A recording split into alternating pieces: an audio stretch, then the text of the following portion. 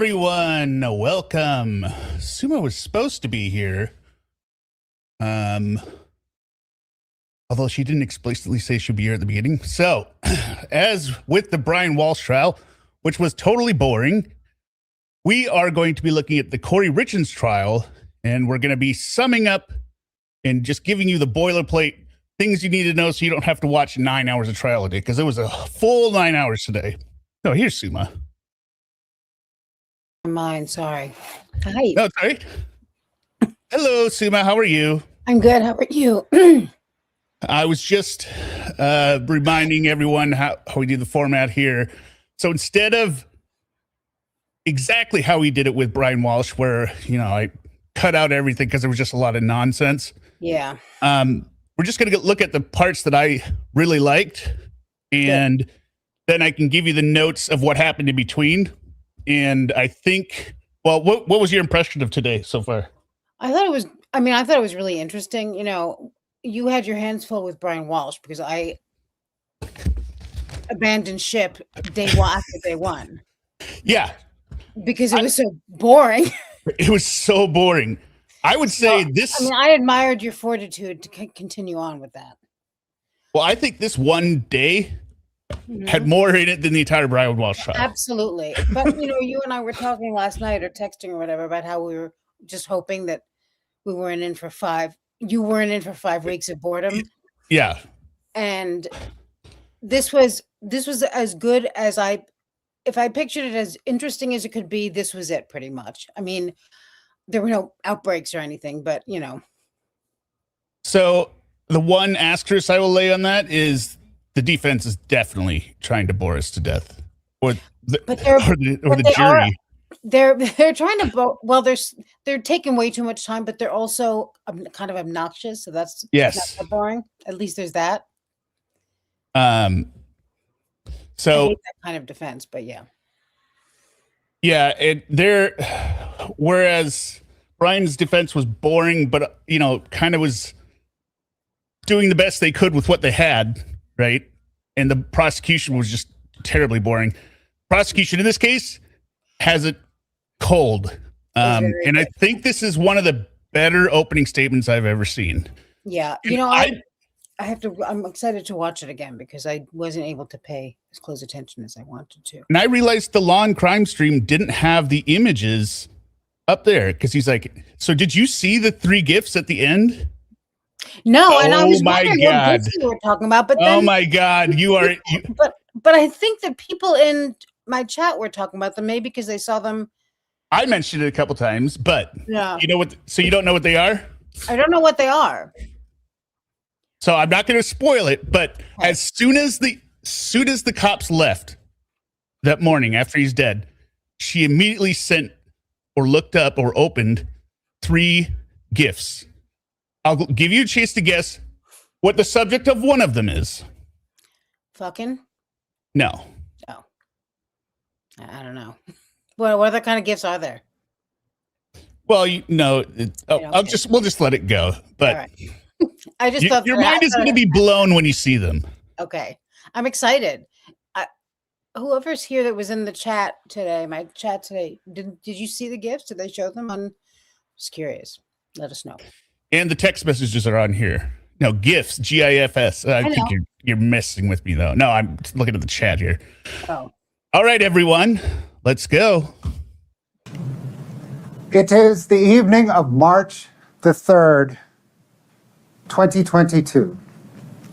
The defendant, Kouri Richins, her husband, Eric Richins, and their 3 children, 9-year-old Carter, 7-year-old Ashton, and 5-year-old Weston, are at their home in Camas.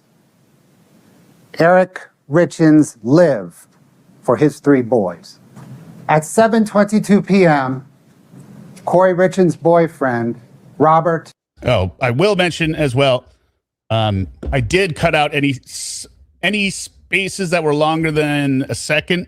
I cut them down to 1 second. So Josh Grossman texts Kouri Richins an image of 2 people romantically kissing. The image is captioned, "Love you." So they didn't show that image there, but two people kissing. I was And- hoping it was captioned, "This could be us, but you plan." At 8:36, Kouri Richins replies, "Love you." The boys go to bed. Kouri Richins makes Eric a drink and takes it to him in their bedroom. He drinks on the bed. She departs the bedroom. Kouri Richins returns to the bedroom at about 3 No, her boyfriend is the affair she was having while her husband was still alive. o'clock. If you don't think this, if my title, if it offended anyone, this woman is a piece of trash. Yeah. You're going to hear all about it. Also, what were you Amos, saying? are you new to true crime? Nobody meets a boyfriend after they're Yeah, the boy. dead. That's how they hear their husbands get dead. Mm-hmm. a.m. Never even heard of that. She feels I believe, if I look at my notes here. So, Eric, I guess I should have started. Kouri Richins murdered her husband, Eric, with an overdose of fentanyl.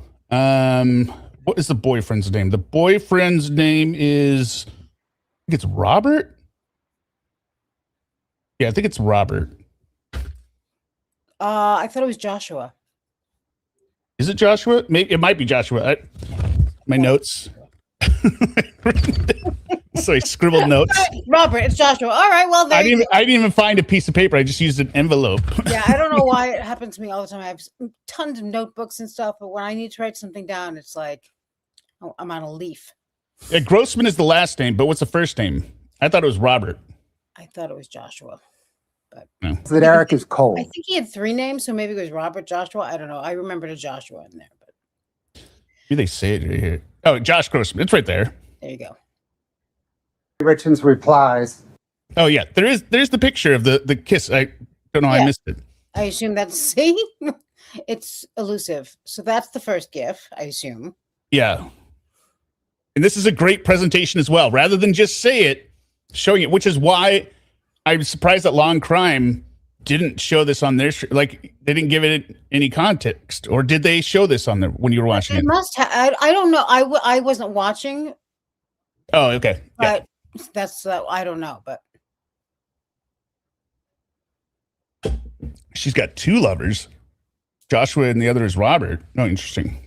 oh, we were both right. You see. Mm-hmm. "Love you." The boys go to bed. Kouri Richins makes Eric a drink and takes it to him in their bedroom. He drinks on the bed. She departs the bedroom. Kouri Richins returns to the bedroom at about 3 o'clock a.m. She feels that Eric is cold.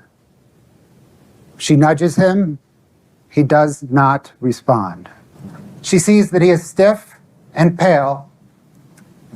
His mouth is wide open. At 3:06 a.m., Kouri Richins unlocks her cell phone. She travels 243 feet beginning at 3:08 a.m. She unlocks her cell phone again at 3:10, 3:15, and twice at 3:19.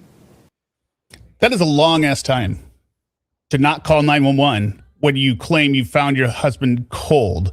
And she says, "Oh, I immediately started CPR," which is a lie. We've Well, only that's- been streaming for 9 minutes. What they just described was 13 minutes before she eventually calls 911. Well, how did she find him cold if it was only 13 minutes? No. What am I Her missing? claim is that since she was in the boys' room without her phone, Mhm. when she went back to the room, she found him and he was cold. So he had died at some point before then. Okay, got it. At 3:21, Kouri Richins unlocks her cell Oh, sorry, 321. So 15 minutes. phone Yeah. and calls 911. Paramedics respond, but they are unable to revive Eric. He has no pulse. He is cold. They pronounce him dead at 3:58 a.m. on March the 4th, but they think he has been dead a while. My name again is Brad Bloodworth. I am one of Summit County's criminal prosecutors. And again, great structure. Lay out what happened before introducing yourself, right? Hook them like the opening to a movie, right? Who, along with Lindsay Shervinack and Fred Burmester, will present to you the state of Utah's aggravated murder case against Kouri Richins for causing the poisoning death of her husband and the father of her 3 children, Eric Richins. The state will also prove to you that 2 weeks before murdering Eric Richins, Kouri Richins attempted to murder him. And 2 weeks before that, by fraud and forgery, she took out an insurance policy on his life. What is with these morons in the life insurance? Just go ahead and sign up for the arrest me now policy. Right? Yeah, not FBI said the defense will argue, but she never messaged him saying, getting ready to poison my husband, wish me luck. So she must be innocent. She might as well have. Yeah. Objection, can we approach? Weeks before Overruled. Sidebar. attempting to murder Eric Richins, Kouri Richins took out an insurance policy by fraud and forgery on Eric's life. Yeah, they didn't like that. Well, you can't say it's fraudulent. And then in their opening statement, they say, wives sign for husbands all the time. I was thinking about this last night. I mean, do you remember back in not even that long ago, but a couple decades ago, you could sign up for life insurance on anyone. That's some of those killer grannies, right? They would sign up for these life insurance policies on these people and kill them and collect it and stuff. Mm-hmm. Why do they not require like it in person or video, like just confirmation for the person being insured? You know, look at this, some policies going on you, right? Yes. Yeah. It would just. They want the money. They don't care, you know. But that's also one of the reasons why, one of the many reasons it's very stupid to kill someone when insurance is at play. Because even if you luck out and get very stupid, very lazy investigators, these insurance companies, they do not play. And if there's any doubt, they will do an investigation that will, all they care about is not having to pay you out for $500,000 or whatever it is, you know? Yeah. It's just so insane. Like, I don't know, but no, okay, it's opening statement. It's not evidence. I got it. But they have all the receipts because I've seen the receipts for all this. Yeah. And 2 weeks after Eric died, she submitted a fraudulent claim on yet another insurance policy. In this opening statement, I will summarize for you some of the evidence that the state will present over the next few days, perhaps weeks. Yeah, something like homeless people, or there was another guy that was doing it over in like Boston or something. Yeah. And there are also, you can take, I don't understand why you can take policies out on children. I got you, Baba Gadoosh. And I spoke to somebody I know who used to like know about this kind of stuff, told me that what they do is because they're trying to upsell, they're like, plus we can give you a policy for your kid for an extra this, or it'll make, you know, like, which is, to me, it's just like, I don't know, it's bad mojo. It's usually like one of those whole life things. Yeah, but represented as an investment opportunity, but whole life of this game. Get term life. People will get it through your work. It's even cheaper. Yeah. Not to mention a double payment clause if any dogs happen to be walked as a consequence of death. Oh, I get it. Walk the dog. Very clever. So that you have a framework to assemble and analyze all of the evidence. The evidence will prove that Kouri Richins murdered Eric for his money and to get a fresh start at life. Oh, yeah, she did. More than anything, she wanted his money to perpetuate her facade of privilege, affluence, and success. Kouri Richins owned a house flipping business. She would purchase, rehab, and resell homes. She presented herself to friends and business associates as remarkably successful. The evidence will prove that on the day that Eric died, Kouri Richins owed over $4.5 million to over 20 different lenders. And she did not have the ability to service that debt because her bank accounts were exhausted and her credit was exhausted. I mean, that's just such an insane number, right? How does she go? I think I made this joke in your chat, right? You're muted, by the way, just reminding you.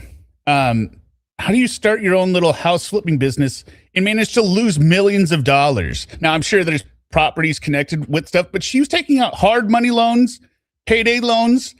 That is so. Payday loans are like 700% or so. Like, Yeah, because she's trifling. That's what I say. That's why I call her Suge Richins, because she is gangsta. She's a criminal. She's not thinking that way. She's like she's like somebody with a gambling problem, you know? but to steal $400,000, not even from like investors, from your own husband. What is you've lost the money. She was charging rent for saying it was going to go toward the ownership of a home at her best friend. She got to $100,000 away from her best friend. I mean, this woman is like, nothing is sacred to her. She is, and I don't know what she needed all that money. She married a millionaire, you know? I think she was using it on self-promotion, or it was just being chewed up by these horrible loans that she was getting. For what? She's already got this wealthy husband. Like, okay, if you're not for her happy with business. marriage, yeah. I'm a house flipper. Well, and her husband did find out in 2020. We will find out. She also got money for I think taxes that she didn't pay, and she did a lot. She took the quarterly tax estimate. You have to pay an estimated taxes to the IRS, so she get a huge penalty, right? If you are self-employed. Yeah. She took the money out of the account. It was like $130,000. Yeah. And then $250,000 on a HELOC and $30,000 more on credit cards. Plus all the loans. She had been taking out new loans to include payday loans to service existing loans, but her new credit was drying up. In the 5 months leading to Eric Richins' death, Kouri Richins overdrafted over 200 transactions, totaling over $300,000. Oh my God. How bad do you have to be with money?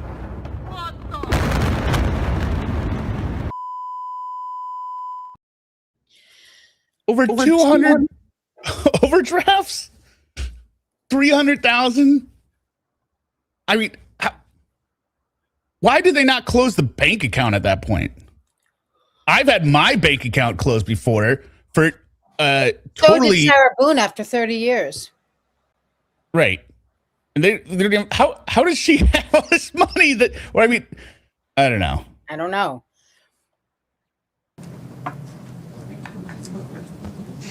And on the day that Eric died, Kouri Richins was scheduled to close on an unfinished and derelict mansion in Midway, and thus take on an additional $3.2 million in debt.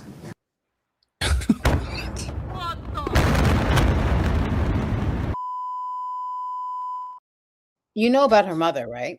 Yeah. Mother killed her romantic partner, who she also benefited from. Allegedly, I guess she's a suspect in that situation. Yeah, she's suspected involvement. Partner died under suspicious circumstances. She died of a overdose or something. oxycodone overdose, but and she was there that night. Yeah. Yeah. But this is this isn't spoiling it for anyone. The defense is saying, oh, they were celebrating with the Moscow Mules because she's going to close on first she hadn't closed, she was going to close the next day. And there's no way in hell that if my wife owed me $500,000 she had stolen from my business, that I would be, and she was celebrating with her. Unable to pay for the millions she had in loans, that I'd be celebrating the fact that she put in a new offer for multi-billions on another house that she isn't doing well on. He probably just needed a drink. And why he was drinking anything she handed to him or eating anything she made him at this point, I don't know. Yeah. because he was already She did not there. So have the financial ability to service that debt, to rehab the mansion, or to hold on to it long enough to resell it. The mansion may appear impressive from a distance, but upon close inspection, It's a piece of shit. it is just a facade. On the other hand, on the day that Eric died, his estate was worth over $4 million. And the evidence will prove that Kouri Richins believed she would inherit it all. Oh, yeah, she did.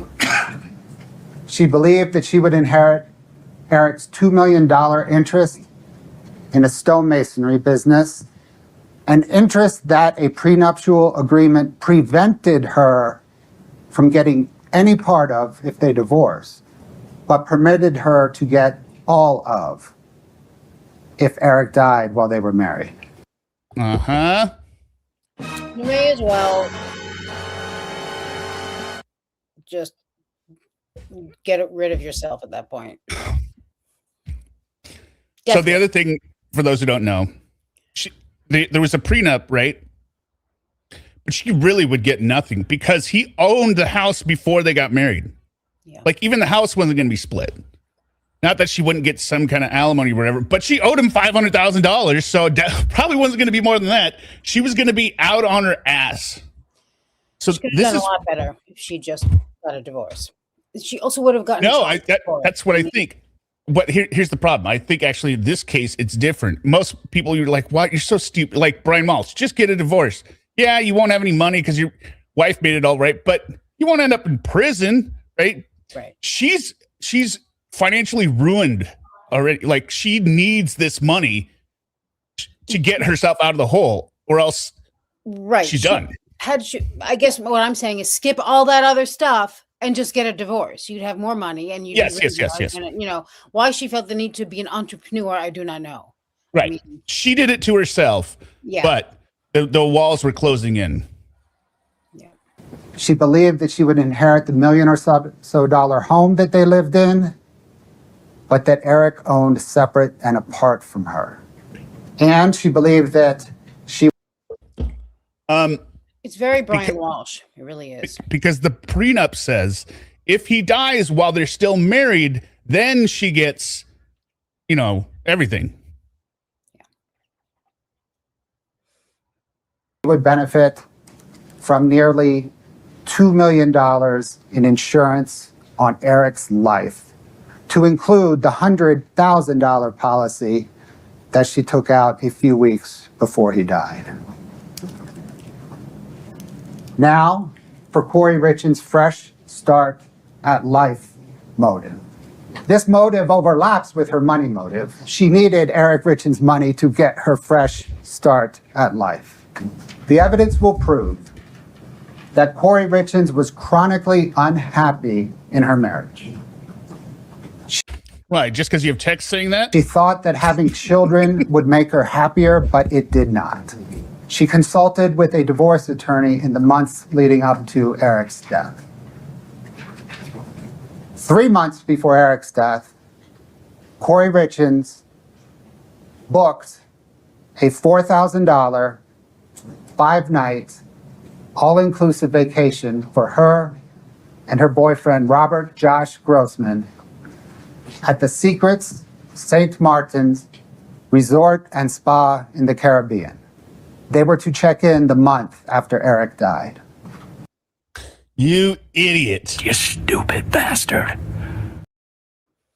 Could you do something even more suspicious on top of the insurance and showing that you had motive? You booked a vacation with your secret affair 3 months before you killed your husband for a month after you killed him? It's like Lori Vallow buying Chad's ring on Charles Vallow's Amazon account. And the thing is, because it's all inclusive, she's got his name on there. Look, see? Kouri Richins is the first name. Second name is RG. Well, I mean, by then he's died of an overdose, totally accidental. So she's allowed to live her life. Wait, is Robert's last name also Grossman? I've got Robert written down, but they did say Joshua Grossman on the first part. So maybe he goes by both names. Well, someone said that she had two boyfriends. Wait. No, the text was Robert Grossman. It's got to be one person. Maybe just Joshua Grossman. Josh Grossman. Well, that was the name they had there. Maybe it's Joshua Robert Grossman. I know there were two names. Yeah. Did we see all the GIFs now? Because I only saw one. No. The GIFs are at the they're the mic drop. Okay. Because after you see him, you don't need to say anything else. We probably should just wrap up the trial right there. Josh Grossman at the Secrets St. Martin's Resort and Spa in the Caribbean. Secret. They were to check in the month after Eric died. 3 weeks before it's Robert Josh Eric's Grossman. death, 15 days before Eric's death, 1 day before the charge attempted murder, Kouri Richins text messaged Josh Grossman, "If I was divorced right now and asked you to marry me tomorrow, you would? I just want to lay on the couch and cuddle you. Watch a murder documentary and snuggle." Come on, Kouri.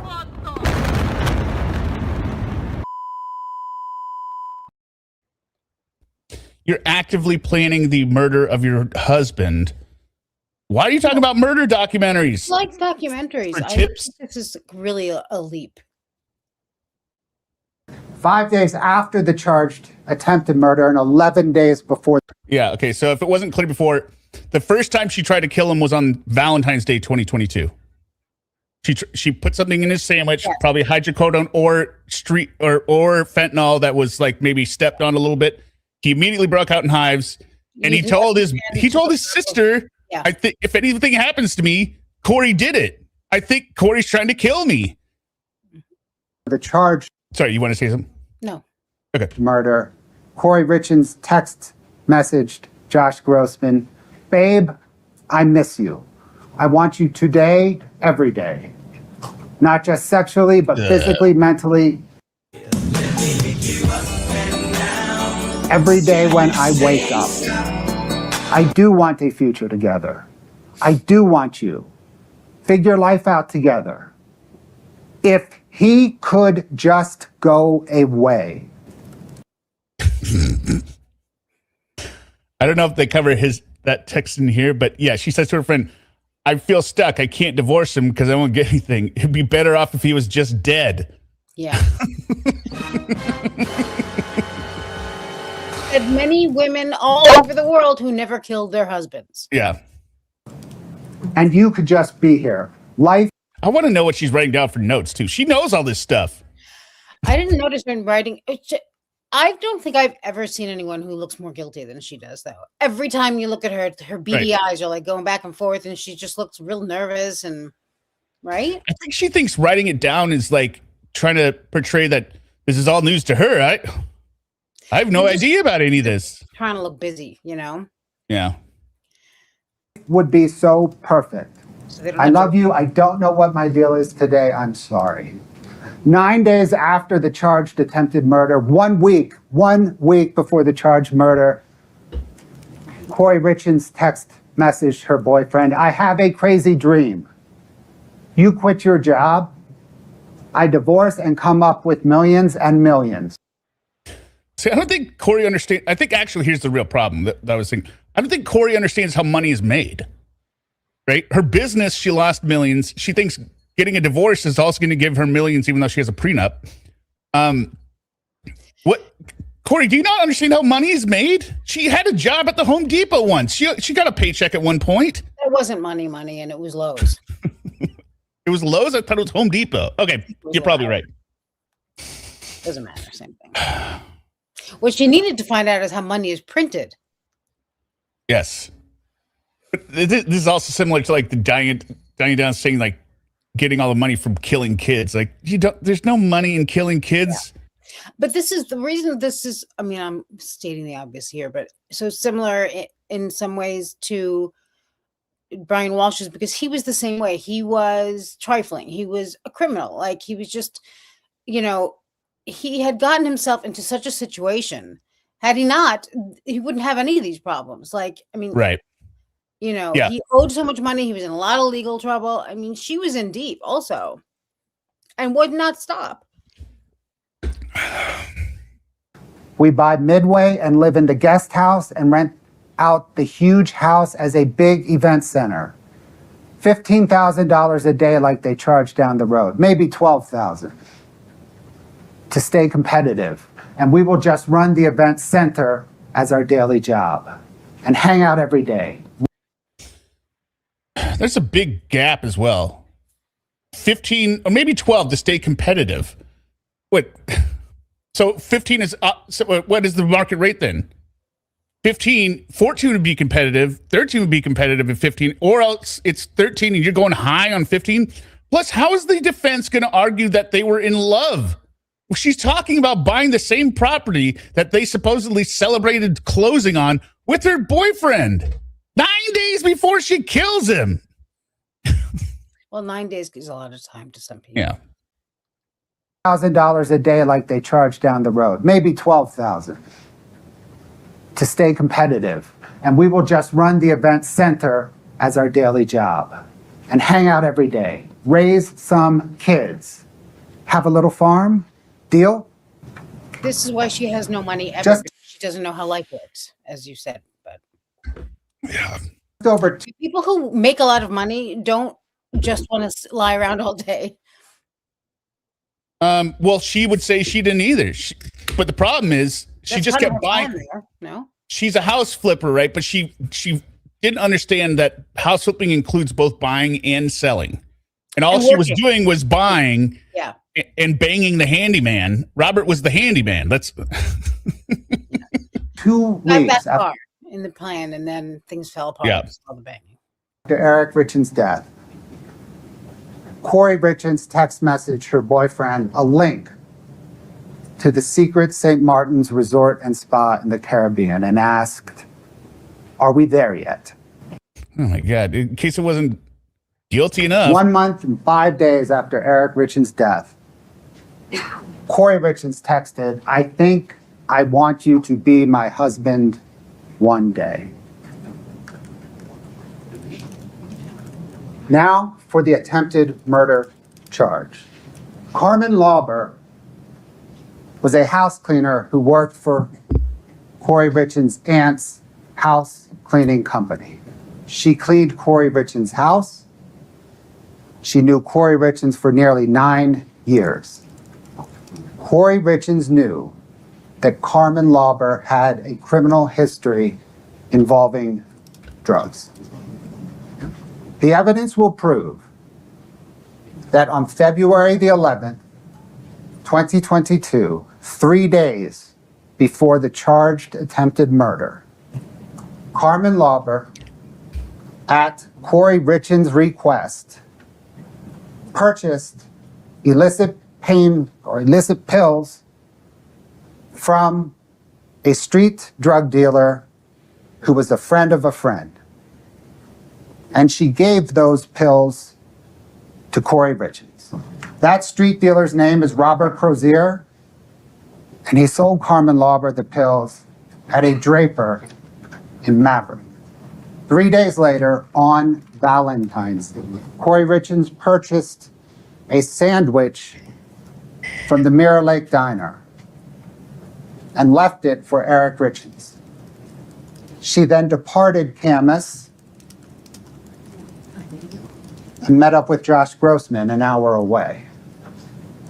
At 11:33 that morning, Eric texted Kouri Richins, "I'm gonna lay down for a bit. If I don't start getting better, I'm gonna head to the hospital soon." Okay, bye. I'll be banging my boyfriend. Shortly Busy thereafter, now.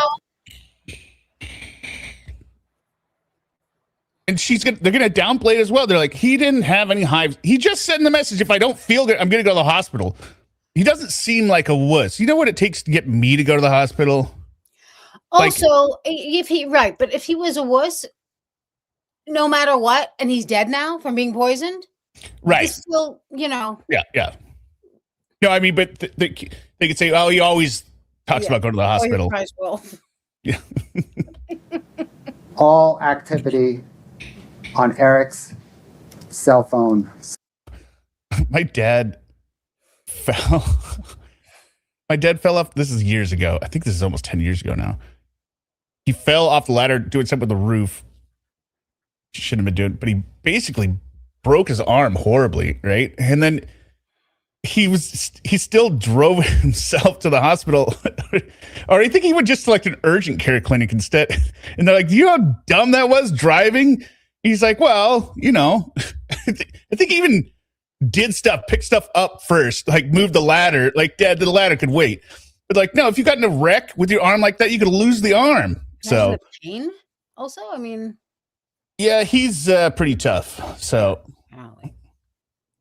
Ceased for nearly 90 minutes in the middle of a busy workday. Once activity resumed, Eric Richins called his two best friends. They sounded to him scared, somber, confused, bewildered. A few days after that, Kouri Richins asked Carmen Lauber if she could get something stronger. not just anything stronger. The evidence will prove that on February the 26th, 5 or 6 days before Eric's death, Carmen Lauber, again at Kouri Richins' request, purchased pills from the same street dealer at the same Maverick in Draper. According to Carmen, I believe Kouri said something like, you know, like the Michael Jackson stuff. Yeah. Who died of an overdose? But that was propofol. Right. Who else? Who else do we know that had a little adventure with propofol? I don't know. What's his name? The guy that's like, I want to make sure they were properly relaxed. Grant Amato.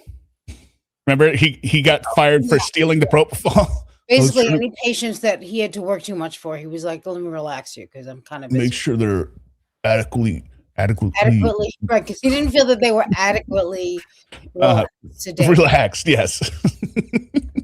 And she left those pills at a home that Kouri Richins was just finishing up a rehab on.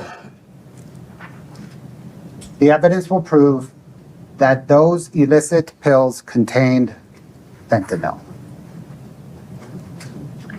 The autopsy and toxicology report shows that Eric Richins died of fentanyl poisoning.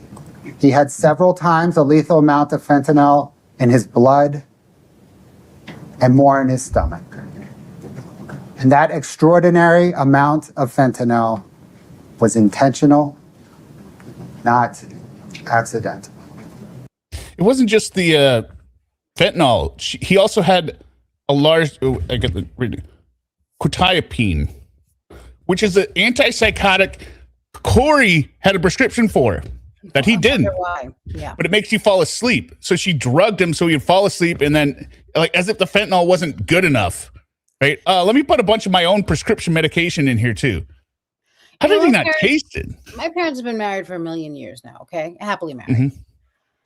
If my mother, I mean, and she, you know, he's not big in the kitchen. Like, you know, it's a very traditional relationship. Anything that woman gives him, he practically sifts through. You know, to make sure there's nothing. Yeah. Not that I don't think he thinks that. I mean, he's also a certain kind of person, but gives it to the dog first. Looks at him for 5 minutes. Yeah, right. See if he drops dead. Like, you know, just. But this guy seems to have no, like, he's just thanks. You know. What? No. I mean, I'm not victim blaming. Obviously, I'm just. No. The other thing about it is the fact that it's Moscow Mule. For some reason, it bothers me. When stories are told, it's so weird when they're so specific, right? Versus we had a drink. Now, maybe it is his favorite drink, but she's like, Moscow Mule. I mean, the only other drink I can think of is like, you'd say we had margaritas, but people, I don't know. Maybe it's Moscow Mule people. They're pretentious. You know, like scotch and soda. Like, just like there's mixing involved. There's a lot of things involved in the Moscow Mule, potentially. The evidence will prove that time and again, Kouri Richins tried to cover up her attempted murder and ultimate murder of Eric Richins. When confronted with Eric's reaction on Valentine's Day, Kouri Richins text messaged her friend. It was Valentine's Day, and Eric and I were both working from home that day, and I ordered lunch from Mirror Lake. He never broke out in hives or used an EpiPen. I was fucking with him. Bailey What? was there too. He said the sandwich hurt his stomach, so he was going to nap. No hives, no EpiPen. You were with your boyfriend. Also, how many exclamation points do you have to use? Exclamation marks do you have to use? Like you're a grown up. Kouri Richins was an hour away from Eric Richins with her boyfriend.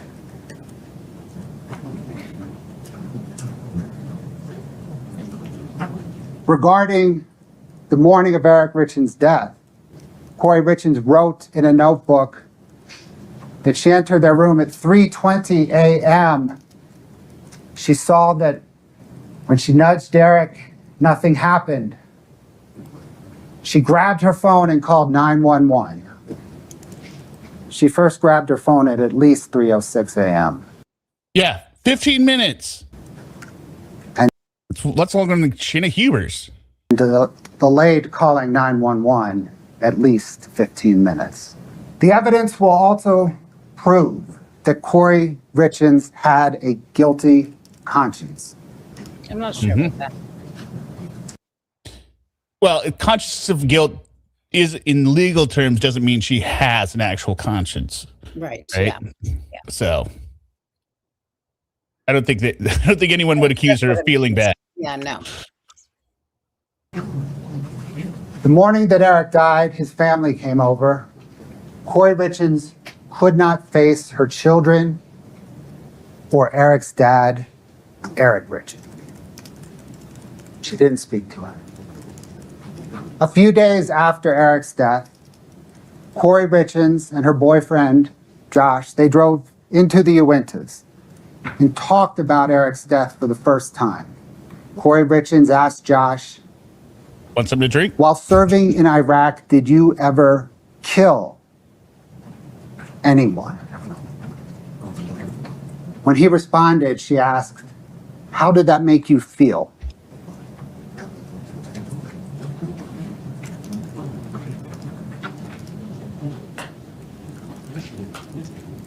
Yeah, not great. Along the lines of both cover up and guilty conscience, Kouri Richins'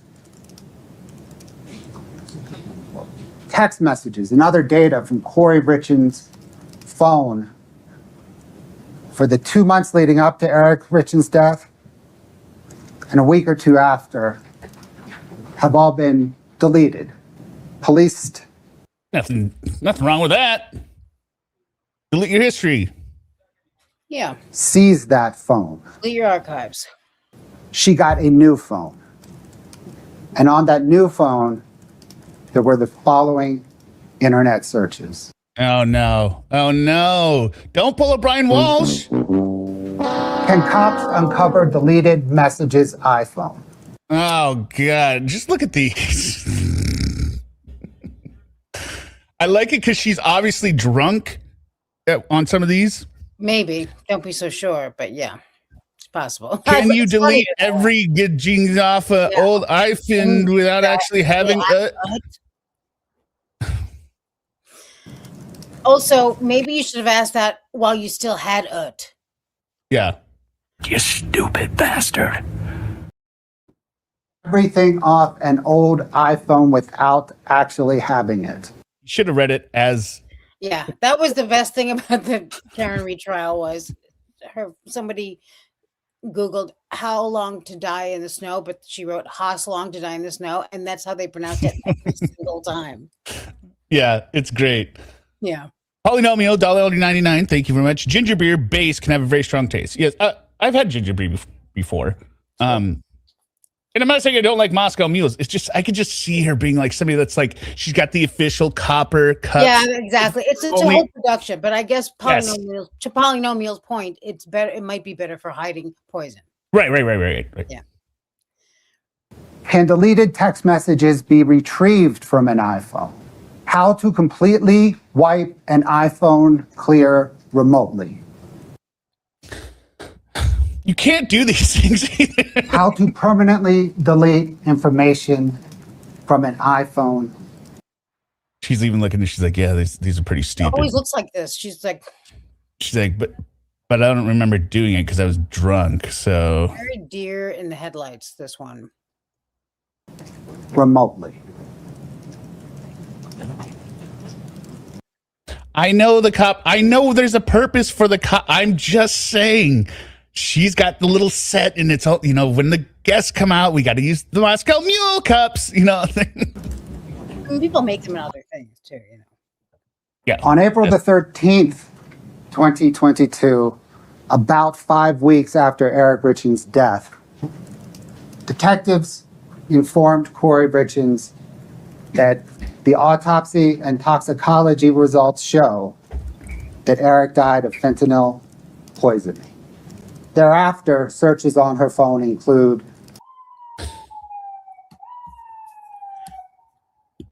so I've got the date written here of the 13th of April is when it was revealed fentanyl. So the investigators were playing it close to the vest here.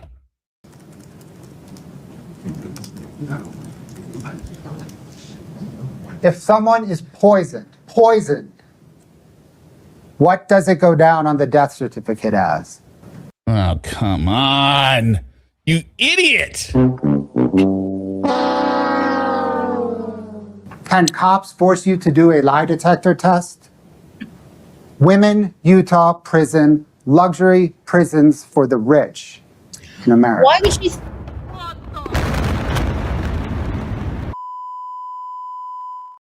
Prisons for the rich. Sorry, that cut you off. Go ahead. Why would she think she'd be in a prison for the rich? She's not rich. On the contrary. And she has all the money from his death benefit.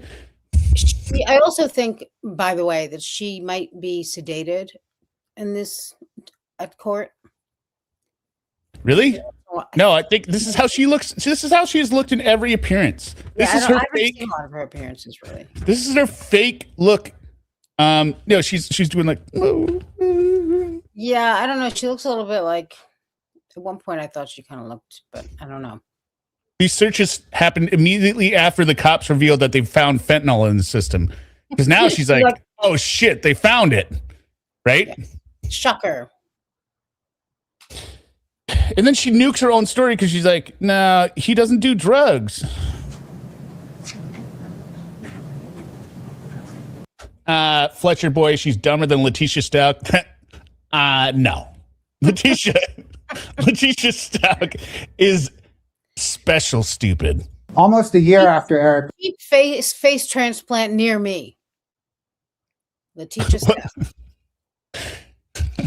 That was one of her searches.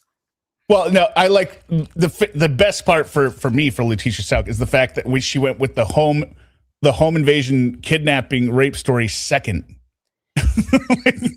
Yeah, and yeah. The friend's house was the first one. Oh, okay. No, actually, I lied. There was actually a home invasion. I forgot. I forgot. You're gonna laugh at this, but I'm very forgetful. And Gordo was his name. Gordo. I picked him up. I went down to found some day laborers on a Sunday and asked, "Hey, does anyone want to get some wax out of carpet?" Totally normal. Richins' death. When Kouri Richins knew the police were investigating her for his death, Kouri Richins published a children's book on how to deal with the loss of a parent. I would say Kouri is probably the most heartless. Because so like Sarah Boone, she acts guilty all the time, but she doesn't even have the awareness to know how guilty she acts, right? Kouri obviously does. understand. Yeah. Understand what she's supposed to do. Like, oh, I'm supposed to be sad. Oh, I'm a grieving widow, and she's acting that way in court right here, right? But she's evil. She's just evil. She's not sad at all. I mean, No. I mean, she's not Sarah Boone. Nobody's going to be Sarah Boone. But what I'm saying is, like, before she even killed him, she stole $500,000 from him, right? Like, that's already. When are you going to get over that? No, what I mean, it's so insane. It is so insane. I think what we came to today is that you can't get a plea deal for first degree, you know what, in Utah. In Utah either, just like Massachusetts, you can't get it over there. Yeah, there are a few different, depending on the state, but so because I'm always like, why would you take this to trial? Plenty of them do by choice, as we know, but that may have been what happened here, you know. She took it to trial because she thinks she's going to get off. Yeah, she's supremely confident in herself with the media stuff that's been released. She's like, just give me a chance. Let me show you the truth. Also, I didn't know that her attorneys apparently did some like interview with the press that they were not supposed to do. Now I'm trying like I might sound vaguely familiar, but I don't think I paid attention to it. It was all amateur hour. I looked at it. I was like, this is so stupid. Like, why are you doing this? Lawyers don't do this. You're out there trying to give some narrative. They're not kids. I don't know why they're such amateurs. It's because they're not very good. But yeah. No, hold on. I'll just find it. And she promoted that children's book on local television and local radio.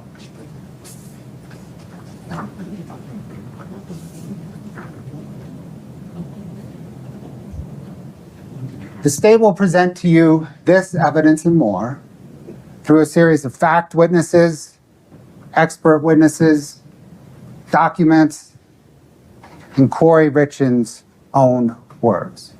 As you evaluate the evidence and you consider it and you weigh it, let me offer 4 recommendations.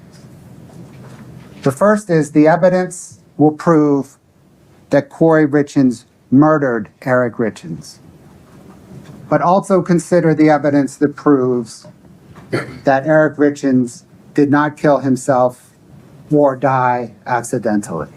The evidence will prove that Kouri Richins had the means, motive, and opportunity to murder Eric Richins, but please consider the evidence that proves no one else did. Consider the evidence leading up to Eric Richins' death that proves that Kouri Richins murdered him, but also consider the evidence after Eric's death that also proves it. As you evaluate Kouri Richins' conduct, consider the evidence that proves that she richly values and trades on her perceived appearance, affluence, privilege, and success. Let me please highlight 2 of the judge's instructions that he just provided. The first is stay focused on the evidence.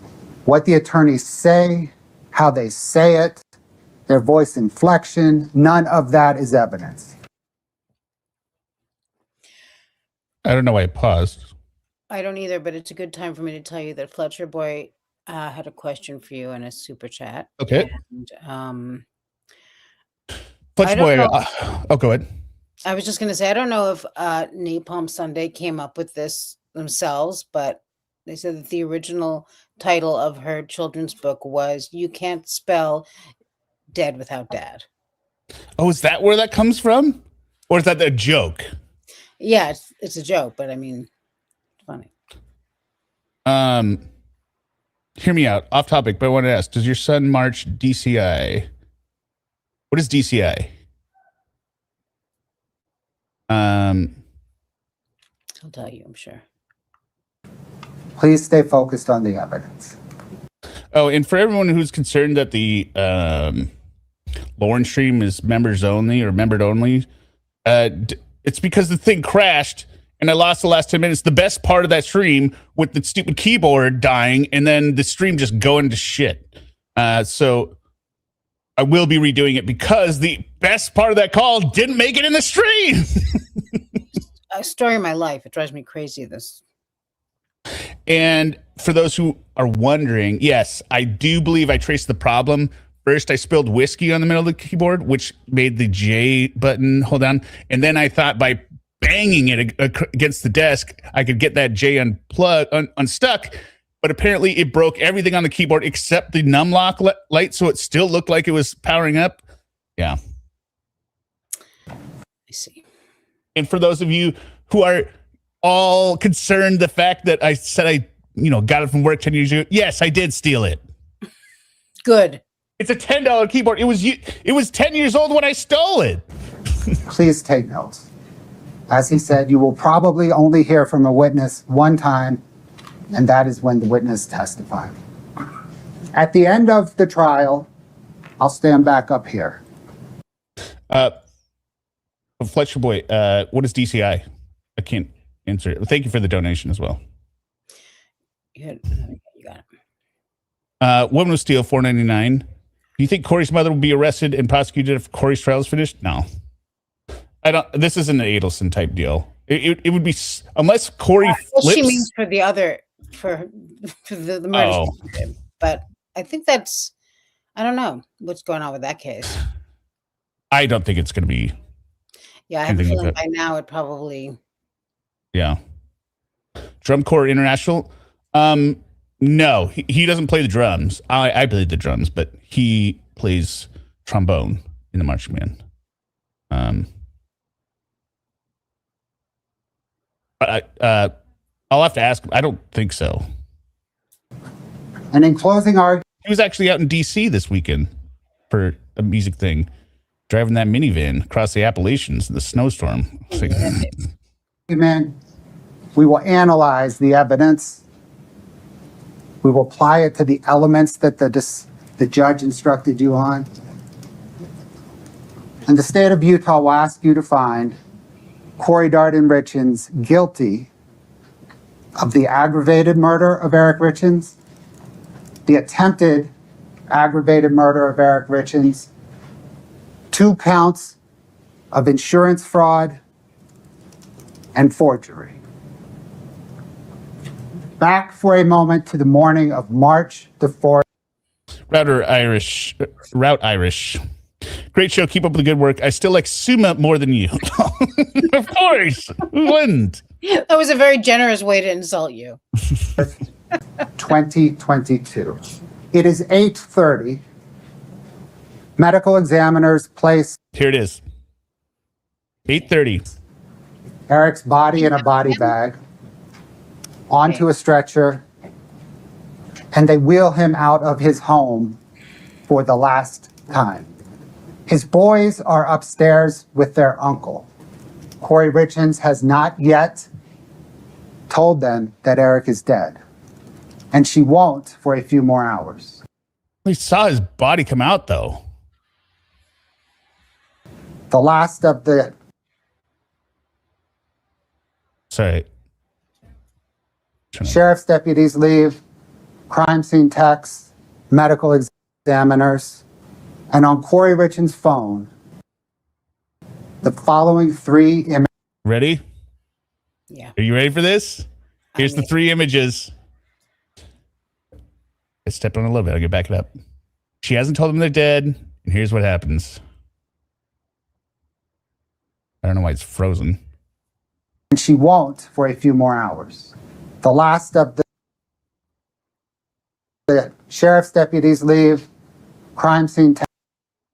What the hell's going on? Let me guess. Is this all pixelated right now? No, not for Okay. me. Techs, medical examiners, and on Kouri Richins' phone, the following 3 images are accessed. Oh, shit. Skipped it because it was silence. Crime scene techs, medical examiners, Be quick here. and on Kouri Richins' phone, the following 3 images are accessed.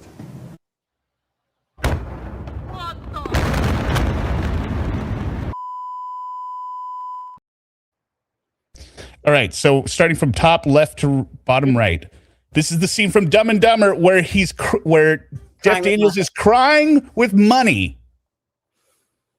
The second image is from House of Cards where idiots everywhere. And then the bottom one says, I'm rich with Trump. You can't see it because it's under the court thing. Yeah, I can see him. Could you think of maybe all of them are bad, but you sent all three. Well, Immediately after they left the you don't want to leave any muddy areas there, just in case there was any doubt. Yeah.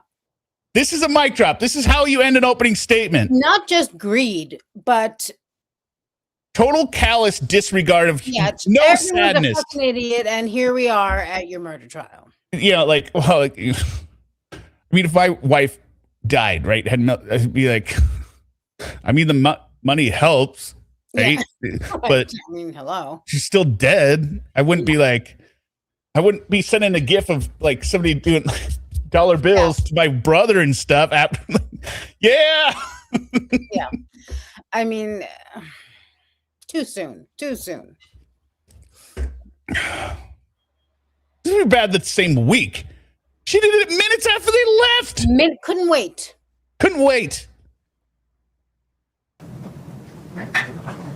That should be the end of the trial. Not concerned about what's on this phone, because why would they be looking at this phone? Yeah, they already got the other one. Idiots. She has to know she's cooked. All right. Now let's get into the opening defense. Now, this lawyer, I was calling her Jabba the Hutt earlier, but actually she's a Gungan. Remember Gungans from Star Wars? Yeah. Not really, but now that I see one, yes. Her neck. Yeah. Okay. My husband's not breathing. He's cold. Okay, what's the address?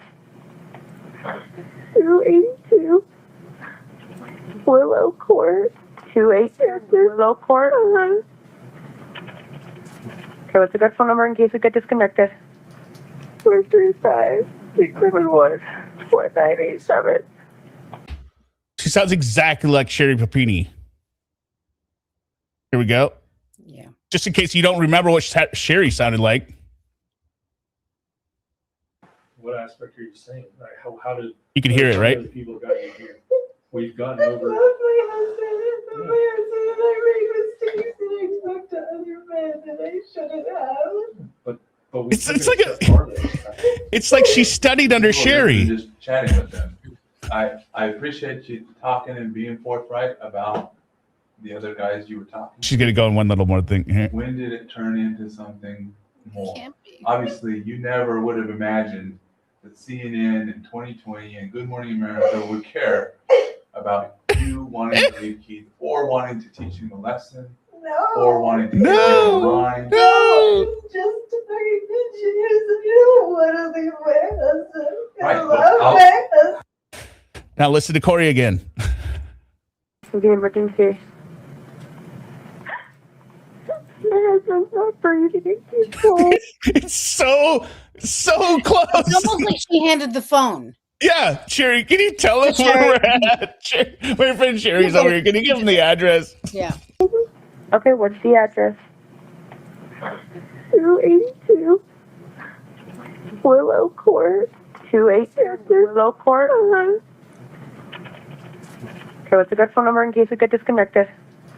435-671-4987. Okay, it's going to be in Francis. Okay, tell me exactly what happened. I don't know. David, I was sleeping with my kids. Even the sentence structure, I don't know. Okay, I can't understand you. I need you to take a deep breath. No, it can't be James. No. What's going on? I don't. It's just you, Compass Realty Hitman. Nobody else is crying with her. No, She isn't even crying. I was sleeping in with my kids. I just came in the bed, in our bed, and I turned over, and he's just cold. He's just cold. Who's cold? My husband, he's a lighthouse. And he's not breathing? He's not breathing? I need you to confirm it for me. Is he not breathing? No. Okay, can you do CPR? She's trying to keep up the voice, right? But the person can't even understand what you're saying. Was that a no, ma'am? It's so irritating. I think even the operator understands that this is because they get the calls all the time. So you got to know all the time how people that are normalist, like they're either like rational, like, hey, we need medical. There's somebody just got hit by the car over here. And then you get these fakers, and yeah. I mean, we've heard a lot of 911 calls. I said earlier, I have a 98% about accuracy rate where I can tell if someone's guilty or not just from the 911 call. Nice. And I'm sure these of course, these people who deal with them all day. I mean, they're not all murders, but. Well, because there's no urgency. She's got the sad part down, but she forgot she's supposed to be freaking out. Wouldn't be that sad, especially when there are men and there are women due to the sobbing and the carrying on. It's like they're not answering questions because they don't have the answers, or they're thinking, or they'd rather just prolong it. She's calling like she's reporting like somebody that was like on end of life care finally died. Right. Like it happened. He's in the hospice nurse. We got the hospice. He's dead. We need somebody. I don't know, take the body or something. Really, I mean, it's not like he would still probably be sad, but she's just like, I don't know. Yeah. Imagine this. It should be so shocking. Your husband that is healthy is suddenly dead. Yeah, you would want to get people there fast, like his sister was. Completely devastated, and then got it together to give them the answers and the information they needed. Now, granted, she did do a little bit better than Brian Walsh. She didn't start cutting up the body. Right? That's right, Brian. That's on you. Idiot. Well, she's dead. Better carve her up. Yeah, he never had to make that call. No. You don't know. I'm going to tell you how to. Are you willing to do CPR? Yeah. Okay. These idiots that don't do the CPR. Just say, 3. No, what? They are so lazy. Or here's the question: are they so lazy that they're not doing it, or is she concerned that he will somehow revive by doing with their body's cold? So she needs to make sure it sticks. Here's my theory. First of all, the body's cold, so I don't think the CPR is going to help. However, maybe desperation. Act desperate, but I think that what happens, and I like to know other people's opinions, but by the time you're killing someone, you really fucking hate them, and you're just so disgusted by them. And the thought of putting your lips on their dead mouth. No. I know that's not what it is. I know, but they don't know that at first. I think a lot of people immediately go to that, and that's why they don't even want to go near them. And then to think of just even, they've already killed someone, and this person, and it's just, they just don't want to, because they know they're dead. They know it. Why they don't just pretend like Sarah Boone did? Yeah, you don't have to breathe. Just push. Yeah. Wait, didn't Derek tell us that they don't even recommend the breathing anymore? It's just the pumping. Yeah. So when the EMTs show up and they do the first pump, and it's like, yeah. It's like, no, I was doing it forever. Yeah. He gurgled. Those were the sounds of a wife becoming a widow. Oh, shut the. That really bothered me. Yeah. That's the sound of a wife becoming a suspect. That's what that sound is. That's the sound of a murderer confessing to a crime poorly. Yeah. All right. Let's go, Gungan. 6.5 hours before that terrible phone call, Eric and Kouri Richins were in that same bedroom, and they were celebrating. I hate the little inflections in her voice too. Like they were celebrating. It's like, it's like the Lori Daybell kind of thing. Like it's just so. They were celebrating because Kouri was about to close on the biggest real estate deal that her company had ever done. She didn't have a company. She had a mountain of debt with a name attached to it. Either. Well, the big deal was buying another $2 million house, right?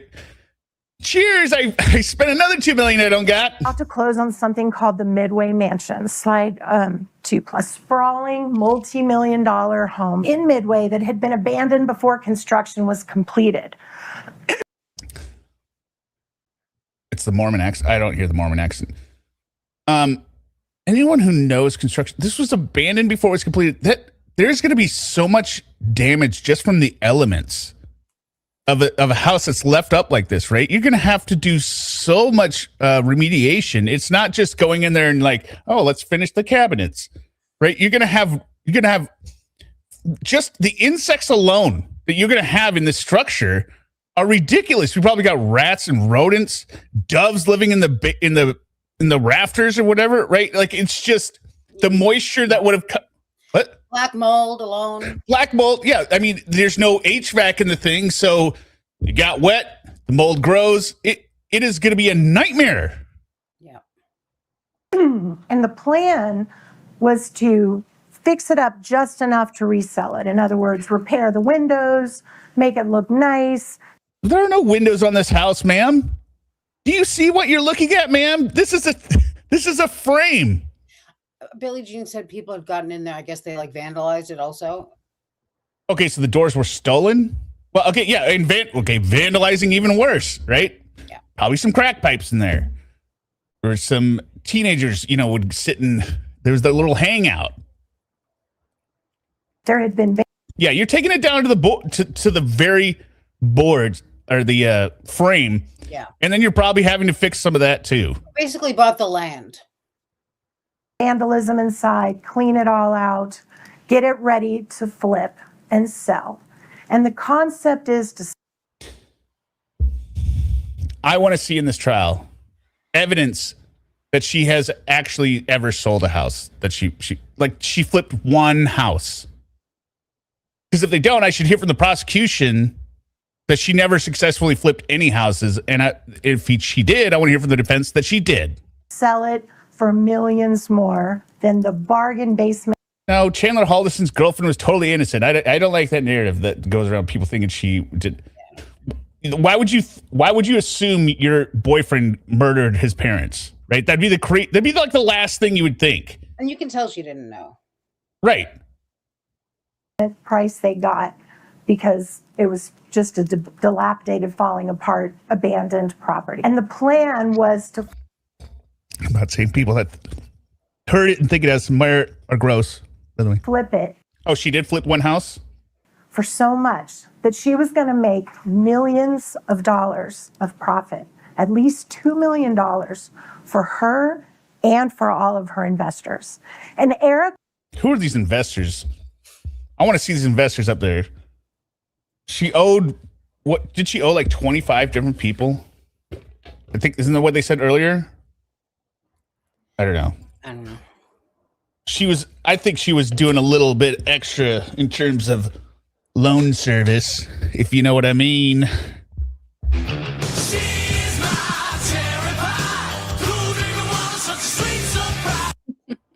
Was a part of this. Eric had been out at the property that very day, the day that he died, spreading gravel to make it look nice for open houses, and so that it'd be ready as soon as they closed. These two had other things to celebrate on March 3rd, besides this big deal that was going to make them a lot of money. He already had a lot of money. There's no reason.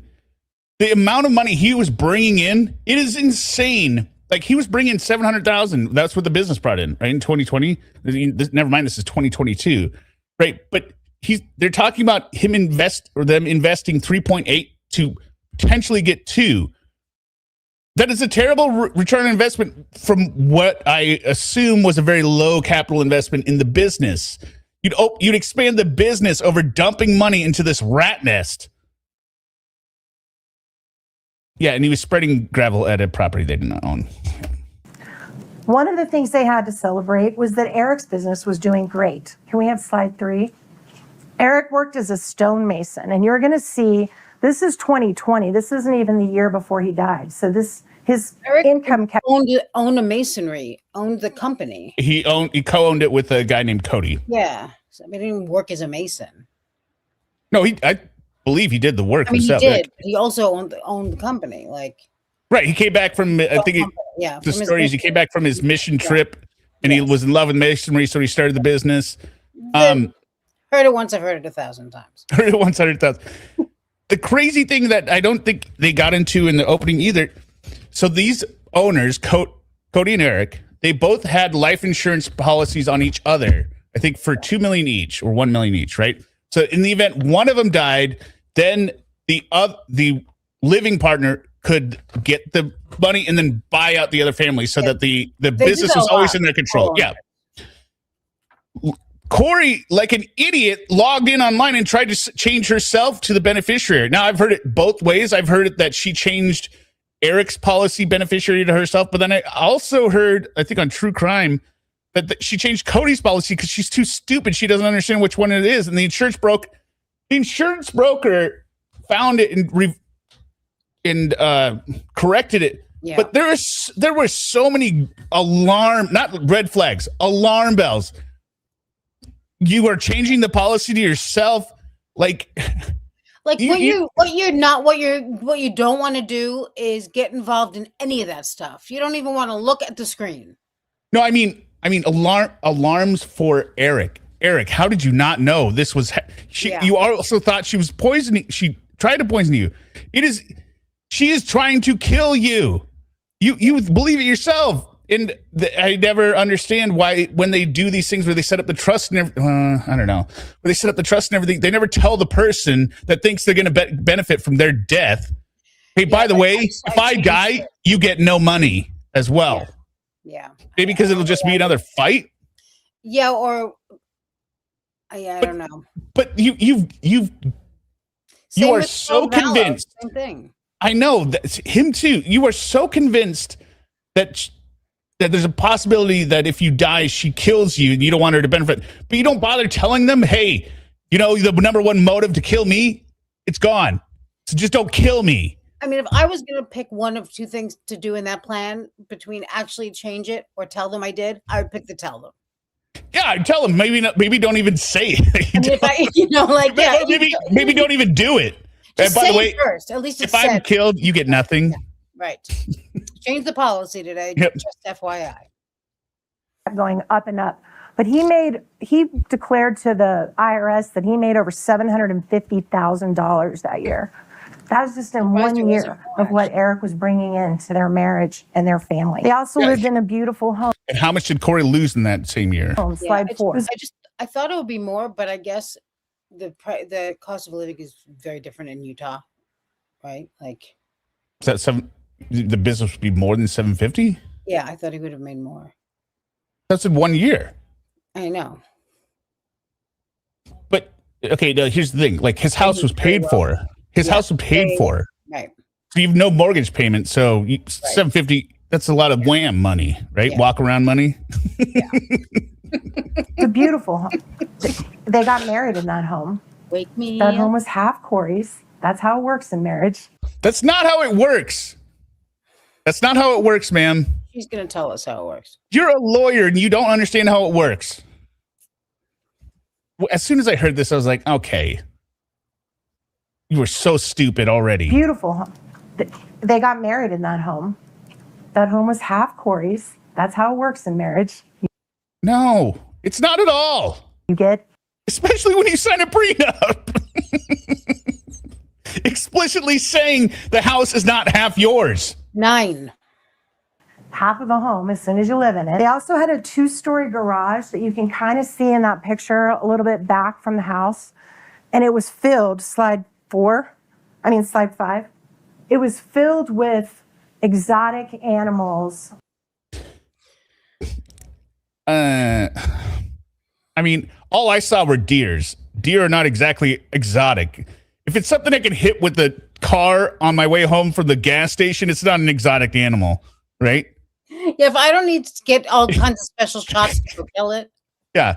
If I don't have to put on my khakis in the safari hat out in the bush to see this thing, it's not an exotic animal. Yeah.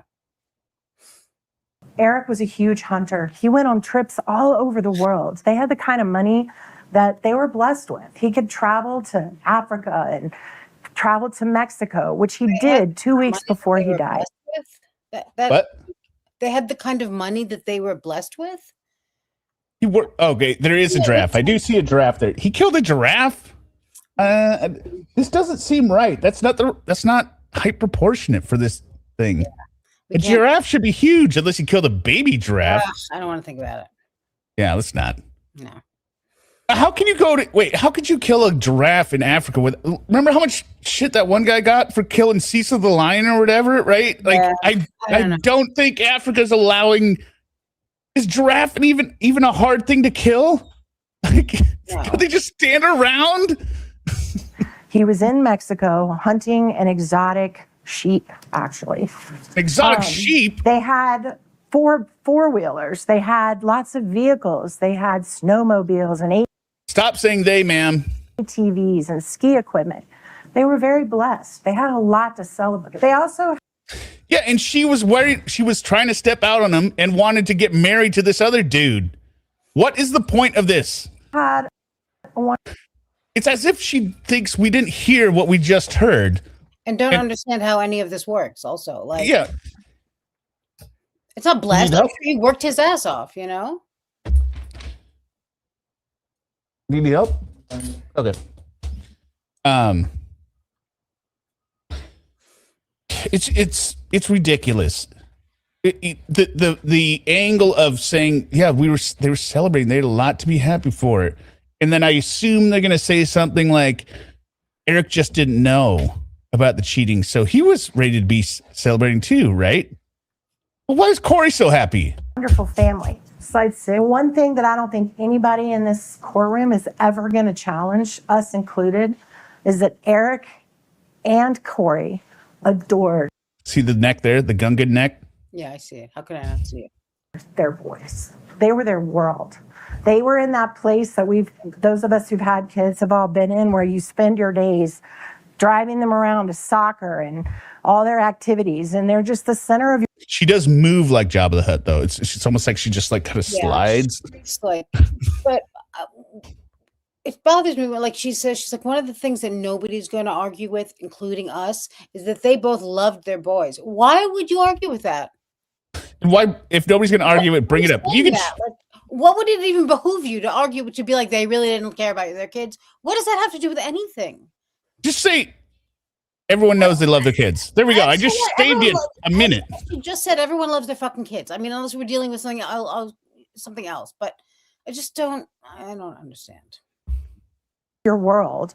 And that's how both of these parents felt about their kids. People could be asking if we're excited for her boyfriend to testify.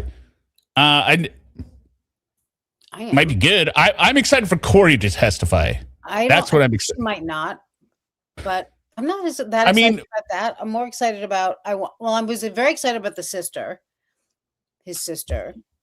who testified. Which one? The one that testified. One testified today, not the one that she got in a fight with, because they can't bring up the fight. I really want to see the other one. They can't bring up the fight. That was a pretrial ruling. I still want to see her up on the stand being like, I see you, Richins. I don't know. The defense indicated she's going to testify. I would say she has to testify because she's got to establish her side of the story, right? The brother can't testify to the drug use anymore because of the walk the dog note that they found. Her mother really isn't going to be good either, because as soon as if her brother got up there and testified to Eric's drug use, right? Guess what's coming out? Walk the dog letter. Hey, isn't this what your sister told you to memorize that she gave to your mother? Right? He's instantly impeached. So Kouri is the only one that can make that established connection. They loved him a lot. But then again, we thought Brian was going to testify. But that's because the prosecution was so weak. This prosecution is hard enough that they might be forced into it, right? Don't you think? I don't know. I mean, I don't understand like I didn't know. I understood it in Sarah Boone's trial, but I don't always understand like the reasons why she might have to testify, and I haven't heard that, but that doesn't mean anything.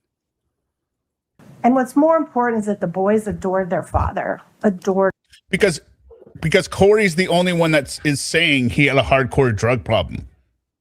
Remember, before the trial, it's blank slate, right? There's no evidence in here unless she gets up there and says, yeah, he was a hardcore drug addict. But even her stories are stupid. Yeah. them, adored. And Kouri knew that about her sons and about her family. Their marriage had survived through some rough times, and you're going to hear about that. Yeah, when she stepped down multiple times, when she stole $500,000. I wouldn't say it survived, would you? Well, they were married when he died. Like any marriage, it wasn't a perfect marriage. They'd gone through a really bad year where they both contemplated divorce. That's such a weird statement. He contemplated divorce because she stole all the money. And she was untrustworthy. And then she had an affair. She wanted a divorce because she wanted his money and wanted to bone some other dude. That's not both contemplating like, oh, you know, we both said something we don't really mean. I was going to say, I think her and Lauren would be a good match. You know what he would have done with that mansion by now?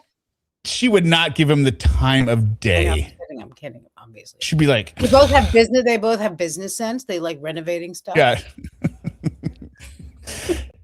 But somehow she's worse at business than he is. At least he doesn't lose millions of dollars. That's because he doesn't have any money to lose. Yeah. He would. Can you flip my trailer house? They did what a lot of couples. No. Right, but then there's no, I get it. I get that it's never a good idea to testify. I get it. But I'm saying without her testimony, there is no connection to drug use.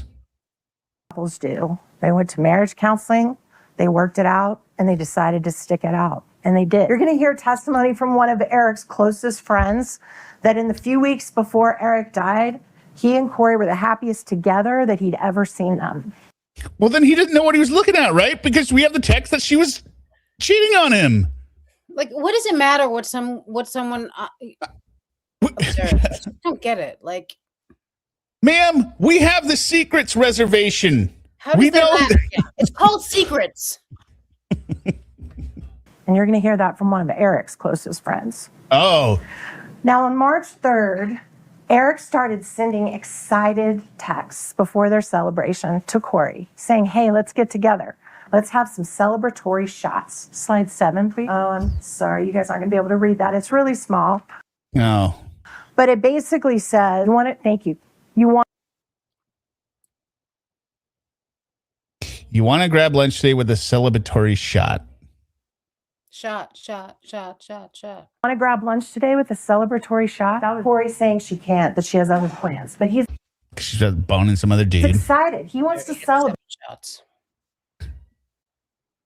This is from Kouri. I can't. Celebratory shot tonight.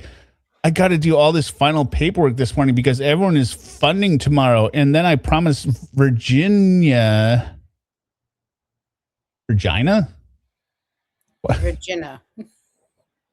Virginia. I would go on a walk with her 1 to 2 because we didn't have time yesterday. I'm sorry. So what this seems to me. Fuck off, I'm busy. No, this is a speculation. Mm. She is saying I got to do all the final paperwork because everyone is funding tomorrow. It does not sound, but if I was reading this, it sounds probably like she told Eric, I've got all these investors. Eric, and if my wife had stolen $500,000 from me and was in the hole massively, but she managed to con some other dudes out of money, yeah, to get her piece of shit property, yeah, let's celebrate. I'm not on the hook for this, right? Why is she talking about all this other funding? Because that's the story she told him, okay? Does it make sense now, everyone? That's why he would be celebrating, because he's not liable for this versus being happy that they're now on the hook for another couple million. There's no way. No way. I just think it's strange that they even have, at this point, have the kind of relation. And it's true. Like, I mean, I get it. It's because we only hear certain things that are very bad. But it's just weird to me that they even had this kind of relationship where he thought that they did where he could even be like, hey, want to grab a lunch with a shot today? And, But in terms of celebrating, absolutely, it would be celebrating if my stupid yeah, but failure wife finally got some more investors to fund her little dream there. I get it, but I'm not talking about the celebrating. Oh. part. I'm saying in general, I would imagine that by now they'd hardly be speaking or texting to each other. I mean, she tried to kill him a couple of times. She stole all his money. Yeah, that is weird. But also at the same time, so I'm sure there was. Think about this. I'm sure there was like fights about the property before, and he was like, "No, we're not investing money. We're not investing the money, right?" Mm-hmm. And then so it came off like him not supporting his wife, and then so now she says, "I've got all these other investors lined up where we're going to move forward in the property," and he's like, "Okay, I gotta be supportive of her. Let's celebrate, right?" Yeah. Versus he, if he was being honest, probably, can we sell some of the other properties so we can get my money back? Yeah. Thank you. About the big close. When Eric got home the evening of March 3rd, after he'd been out at the property spreading the gravel, he got home and they all had dinner together as a family. Kouri's mom dropped by. They visited with her mom. Her mom had actually been out at the property the same day with a carpenter trying to get some bids and get it ready to start getting it fixed up. Kouri's mom left. They tucked their boys into bed. And around 9 o'clock, they decided to have their celebratory shot. So by my math, this is 11 hours before the GIFs. Do you think she's going to mention the GIFs? Probably not. A friend had given them a gift of some of those, I'm sure you guys have seen them, those copper mule. Oh, I knew it. Oh, I am so smart. I wouldn't even say the word gift, but Moscow Mule cups that you make like in breweries and in bars. And they decided to try out their new cups. So Kouri made what's called a Moscow Mule. This is supposedly his favorite drink. Why is it now only that a friend got him the copper? If he's okay, here's the thing. I like whiskey on the rocks, right? But the problem is ice always melts. So I like the big circle ice cubes when I can do them. So I've gone through a couple of the rubber things, right? Yeah, I bought them. I didn't wait for somebody to suddenly buy me one. And they're like, oh, it's so much better, right? Well, not everybody is as dedicated to their alcohol consumption as you are. I mean, the thing that sucks is that ends up just being like a melted sheet of ice on the top thing because they're not exactly, but like the circle. You can't fill the whole thing. That's my problem. Like that's a pain in the ass. Well, the circle ice maker machine was like $3,000. I'm like, okay, I don't like it that much. But also, just the large tubes are pretty good. They don't have to be round, but they're cooler that way. Yeah, $3,000. All it does is make ice. Yeah. They also had a little shot, which is Eric's idea, of a little lemon drop. They had their drinks. They actually didn't finish them. What does it matter? Like, again, the lemon drop, it's supposed to be like Eric's idea. And I think it's somehow meant to like make it seem classier that the fact that they're drinking named drinks. We drink a lemon drop shot, and then we had a Moscow Mule. We weren't just. Well, don't forget also these are largely Mormons, like probably a lot of they were Mormons, they were LDS, and a lot of the jurors are probably Mormons, so they might be trying to work, like, I don't know. Oh yeah, okay, got it. Like it's like a special thing, like right. Oh, right, like they don't want to just be like they were just drinking all day, Well, you drank enough that your friends that got you this gift knew you could use some copper mugs for your Moscow Mules. All right, you're not that sober. They didn't buy them themselves. Fletcher boy, neat is the way. I mean, I will also drink it neat. I just prefer it chilled. Or wait, what's the difference between neat or up? Neat is just. I thought neat is just straight in the cup, and up is just straight in the cup. Is water back adding water to it? I don't know these things. I just drink it. All right, people. I don't know. It sounds like Fletcher Boy just drinks it. Yeah, I just drink it. But what's the difference between neat and up?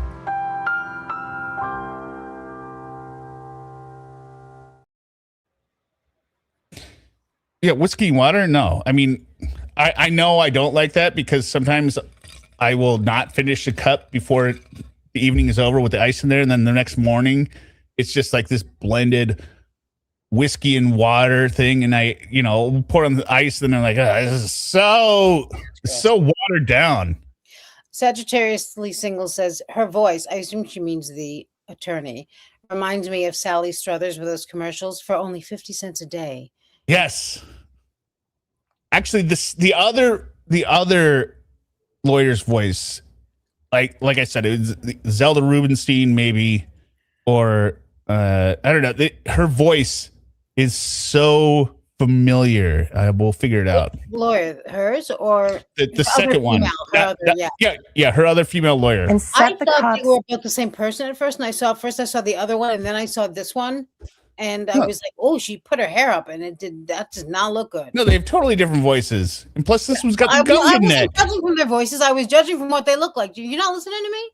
Oh, got it. You're basing on looks. I thought she put her hair up, and I was like, "Wow, that's not flattering." But then I realized, no, it's a different person. I'm basing it on tangible differences that are related to the person. In the sink at the house. Yeah, Wendy Lewis sounds like, at this point, I got to go with Zelda Rubinstein, although there's probably something else that's better. Right there. Around 9:30, they were getting ready to go to bed, and they heard one of the children who suffered from something called night terrors, where they scream out, they have nightmares. One of the children was crying out. So Kouri went to sleep with her son around 9:30. Typical man. No, typical Suma. Suma's judging on looks. I'm not judging on looks. Blue River says, legally blobs. Yes, legally blobs. I mean, they almost look like they could be sisters, or weird, like complexion and hair. I don't know. That night, you're going to hear the police. Kouri also told the police the day that they came to the house that she believed Eric might have had what we call a marijuana gummy. You're going to hear Eric loved marijuana gummies. All right, this is another stupid theory that they are going to try and say that the fentanyl was in the gummy. Do you know how criminally this theory is? Okay. You don't know what's in those gummies. I bet I do. You know why? Because the companies that make them would not put extremely expensive fentanyl in it for free when they could kill somebody. It's not financially, it's not a good idea, just from a budget perspective. In a liability perspective, why would you put fentanyl in your own gummies? You're gonna be on, local news like Channel 7 investigates, but the next day. You're gonna be on it the next day. There's no way they did it. So if there's any fentanyl in those gummies, Kouri put it there. That's right. That's an at-home job. That's an inside job. He used them a lot, and the police found a whole bunch of them in the house. I am not, just to be clear, I don't have a second chin, but if I did, I would not be, the second chin isn't the problem. It's, like I said, with all the other streams, it's the whole thing. It's what if she was on the prosecution, I would not say anything, right? Unless she was, or if she was a good lawyer, I probably wouldn't say anything, but this is bullshit. Yeah. And so I get to point out her physical flaws because they mirror the ugliness on her inside. Yeah. Or the stupidity on her inside or whatever. Yeah, well, it's the third chin that gets me. See, for me, it's the fourth. In his things, in his clothes, in his closet. He was a marijuana gummy. No, I'm lazy. I don't know how many times I have to say this. I'm not growing a beard because, I think it's cool. I want to do it. I'm lazy. My clippers are actually dead, and I don't know where the charging cord is. So I'm gonna have a real problem here in a little. I gotta find that cord.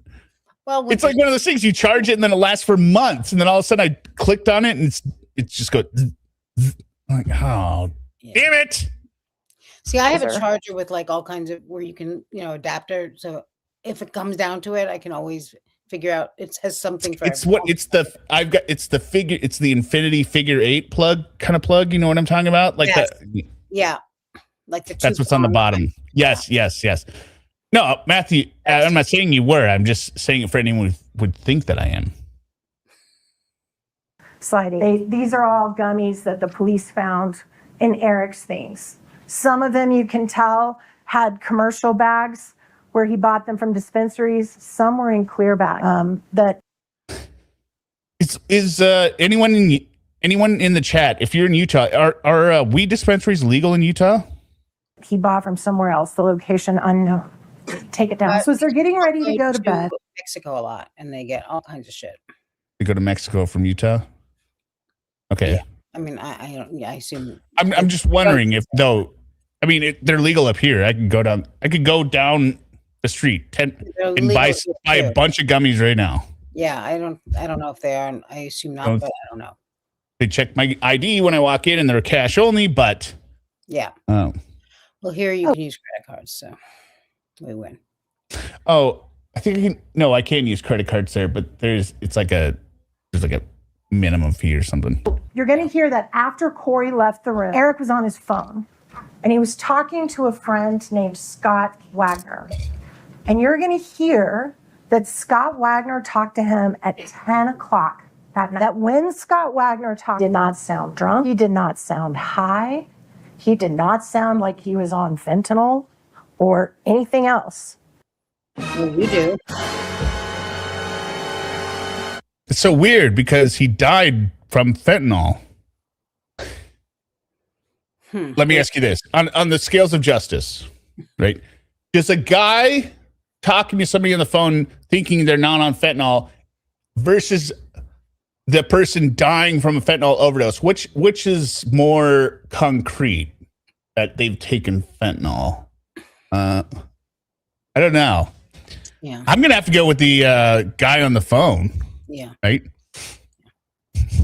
This is so stupid. That there was no sound of the wife or children in the back. Just exercise in futility. Yeah. By the way, so what we're going to watch after this is we're going to watch the body cam video.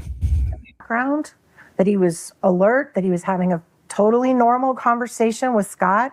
And this was at 10 p.m. Shortly after 10 p.m., you're going to hear, forgot to mention, when Kouri left the bedroom, she has always maintained from beginning to end that she left her phone in the room, in the charger next to her bed, which we all do at night when we're about to go to bed. We charge our phones. So what? Nothing unusual there. After 10 o'clock, around 10:30, so this is an hour after Kouri's left the bedroom and is in with her son. Kouri's phone is unlocked and moves just a few feet. Now you're going to hear Kouri's friends in this trial and some other people. So what are you going to believe? The fact that Kouri didn't go and touch her phone at 10:30 when she was making sure her husband was dead? Or the fact that he tried to unlock her phone, probably to find out that she was cheating again, but... Testify that Eric was always checking Kouri's phone. With good reason! With absolutely valid reason. He's trying to find out, did she spend another $100,000 of my money today? Right? I mean, can you blame him? It's not just spending the money. That's one of the things. The other crazy part is opening up the HELOC on the house. Because if you don't know, but we could lose the house, right? What if I can't pay off that? You've put the asset that we own. We live to fight another day. If you have your home, right? You got your car, your rent, food, right? But when you give the bank access, hey, yeah, if I don't pay this back, you can take this house. It is so insane. That's how you end up living with your whole family in a van down by the river. Mm-hmm. So. And you can kind of see why he probably was doing that. Based on what you've already... This is a bad smile. This is a murder trial, ma'am. It's not...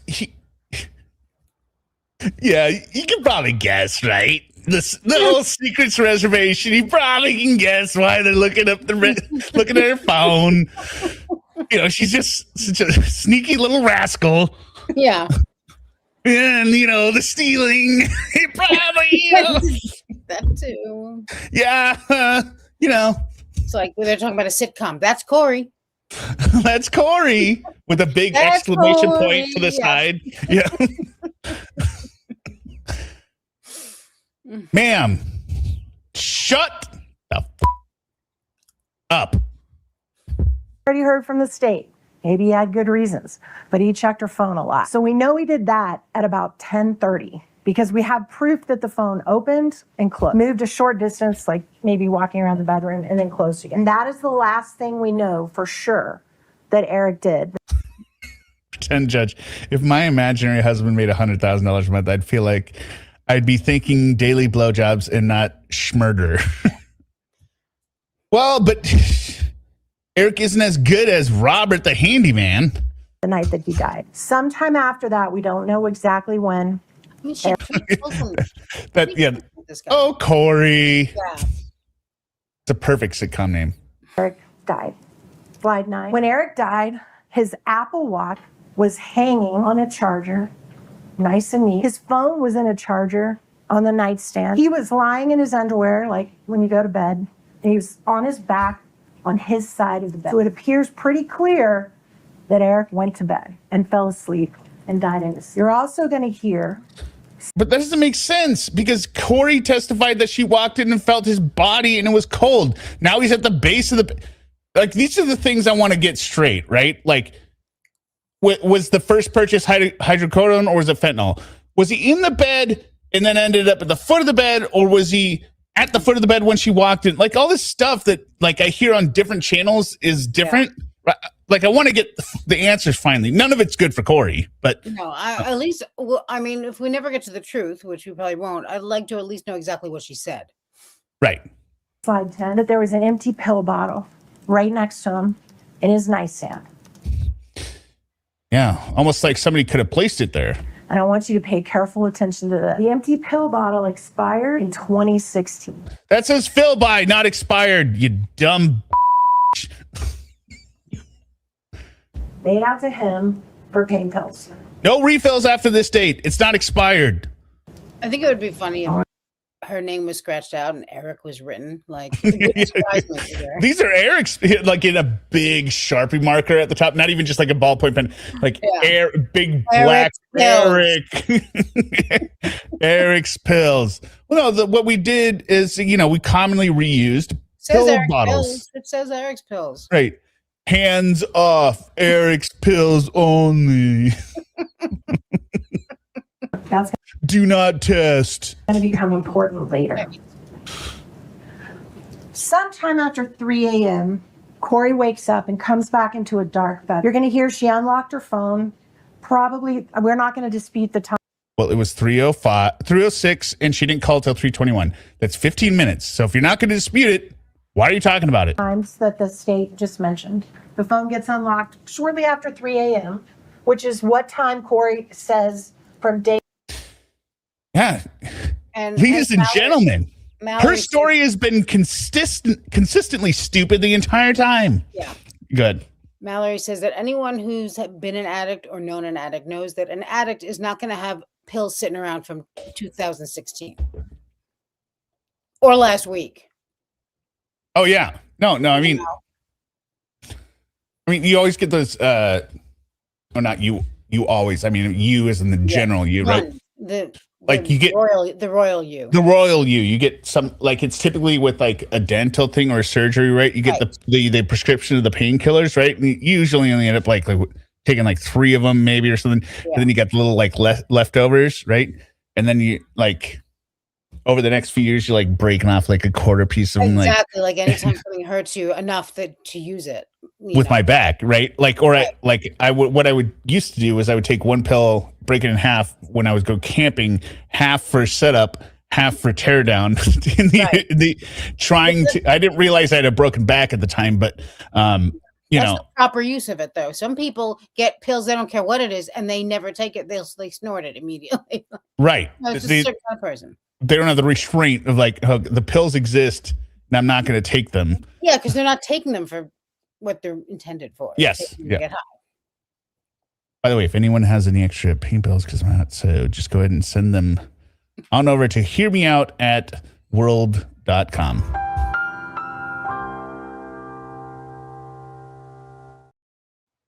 Sorry, that was wrong. Hearmeout@internet.com. Yemen Road. 123 Yemen Road, Yemen. And she got up. She always tells the police, I got up at 3. Phone Yeah, that's your point. Peels. Pills. No. No, see, weed does eliminate the pain, but I can't set up a camp. That's the difference. Something about just limiting. I want to be functional. That. The phone moved around the house a little bit. You're going to hear the distances in the house. There's going to be investigators that are going to tell you how many feet from the master bedroom to the bathroom. In the 15 minutes, she didn't call To the 911. kitchen. They're going to tell you about how many feet are in that house if you're walking around the house. It appears clear she walked around the house just a little bit for a few minutes, and then the phone stops being. That is more than, I mean, chat, am I the only one here? That is more than a few minutes. If you are panicked because your husband is cold, 15 minutes is an insane amount of time. Active, which is indicative of being back in the charger, indicative of not moving anymore. And a few minutes later. Oh yeah, Fletcher boy. There are certain I think it may be the Oxy ones or whatever. I can't take them.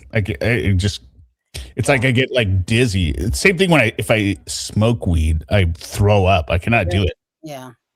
Painkillers make me sick, but if I'm in a lot of pain, which is very rare, thank God. You hear the 911 call that you guys just heard. So that gives her enough time to crawl into the bed, touch her husband, and realize he's cold. Just about. What are you talking about? She supposedly did this beforehand. I thought he was at the foot of the bed. Exactly. Like this just. He was at the foot of the bed. Now she's crawling into bed, finding him cold. 3 minutes. That's all it took. And she picks her phone up, calls. 3 minutes is a very long time to. This is also very Brian Walsh, isn't it? Didn't something like that happen with him? He pushed her or something, and she was. Oh yeah, he said he tried to get her somehow she fell on the floor. Yeah, she wasn't cold, I guess. Though. He tried to do the magic tablecloth, and she just flipped out of the bed. As you do. As you do. And then he's like, "Well, better get my cutting knives." Right, killing knives. Best bone saw near me. Where to find? Is there a 24-hour bone saw store? You're going to see that the phone records prove all. At that time, I believe everyone's going to agree, and I think the state even admitted it in their opening. That's pretty clear he'd been dead for several hours. So if everyone's going to agree, why are you bringing it up? And you're going to actually see a photo when we pass our blood pools in the position that we lay in. It's not circulating anymore because our heart's not working. And you're going to see a picture of his back. And you're going to see that the blood he had been dead long enough for the blood to pool on his back. Okay, so then was he laying down or was he sitting up? Finally, we get the answer of why is he purple. Yeah. He was laying on his back. So that usually. Okay, he was laying on his back, so he wasn't at the foot of the bed. So she moved him. Well, maybe couldn't he be lying at the foot of the bed? No, she just said he was laying on his back. She just. Okay. The foot of the bed thing I took as him like being sat up. Oh like, no! I was picturing it's almost like she kicked him down there, like lying down. I feel like the description was like he was seated. He was sitting his body was seated at the end of the bed. I don't know. Who cares? None of this happened. None of it happened. We must try to keep that focus on that. Yeah. He'd been dead for several hours, and the medical examiner is going to tell you that. So those 6 hours, ladies and gentlemen, between 9 p.m. and look at that stash on that prosecutor or that witness. And 3 a.m. Somewhere in that time. He did extra whack. He's like, his wife is helping him. He's like, I wonder if he's in a Charles, barbershop. make sure to use the Dapper Dan. He's like, I've been rocking this mustache for 30 years, and finally I get to show it off today. And then, he can't find his comb. He's just like tearing the bathroom apart. I'm going to look like an idiot. He's looking for his comb and a railroad track to tie a woman to. Yeah. Kouri Richins died. Somewhere in that time, he ingested a fatal dose of fentanyl. What you will never hear after 4 years of investigation. What is with the smile? Look at this. Look at this smile. Fentanyl. What you will never hear after 4 years. What you'll never hear after 4 years is why is the smiles are bad, Gungan? Of investigation. Where as recently as 2 weeks ago, they were back searching that house. After 4 years of investigation and 5 weeks of this trial, you know what you're never going to hear? Is how that fentanyl got inside, because there is zero evidence of that. Prosecutor's like, Yeah, he's You doing dumb- 1,000-mile stare. you dumb. You're so. I got 4 aces. I got it all. And you're just talking, and he's pissed because he's like, actually, he's like, I had to delay my spring break trip with my daughter to Hawaii because you needed 5 weeks for this shit. I was going to go to Secrets with my girlfriend, but no. Yeah, I was going, he's just like that cold, like relentless. He's just thinking about like, I don't know, the most mundane thing. Yeah. Like, I got to go like, to the gym, and I got to wash my gym stuff because I'm not going to have a chance to do that. or no, I mean, like he's staring at the wood grain on the judge's thing and being like, looking for pet. Oh, is it a repeat over there? Like he's total.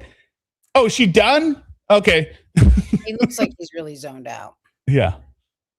This day, slide 11, you're going to see that his death certificate, that's the wrong thing, Kate. Just take it down. Sorry. Second time you've done That's that. the wrong thing. His death certificate reads that the manner of his death is still unknown.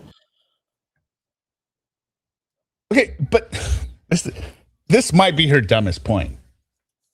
She is saying he died of fentanyl. The state is saying he died of fentanyl because she's trying to say like he didn't have, there was no access to fentanyl and he was a fentanyl addict, right? What does bringing up that it's undetermined have anything to do with what you're doing? You know what I'm saying? Like this is the example that they're going to just. Undetermined? What do you mean? She just said the cause of death is undetermined on the death certificate right now. This is the evidence that they are literally just going to throw everything out there, which we will get to with the last witness with that stupid last attorney, Ramos. Oh, I hate. You've been a police officer since 2012. Yeah, but he's not looking at the police officer. He's looking Correct? At the jury. Correct? Yeah. Yeah, that's Look at correct. the jury, like, And listen before- to this idiot. And as a police officer, you like gathering evidence? Yeah. Also, he looks like he's 12 years old. Like, ugh. I mean, it is. I do like it because the defense is wrong and the defense is imploding and looks like an idiot, right? But I also hate that we have to go through it. But I also just don't understand how they don't understand how they're coming off. I know. I hate this kind of defense. We see it a lot because we see a lot of defenses that have no defense. But we've seen worse than this. I mean, I liked Chandler Halderson's because they weren't good, but they kept their mouth shut through the whole trial. They were like, no objections, no questions. No questions. Exactly. No, thank you.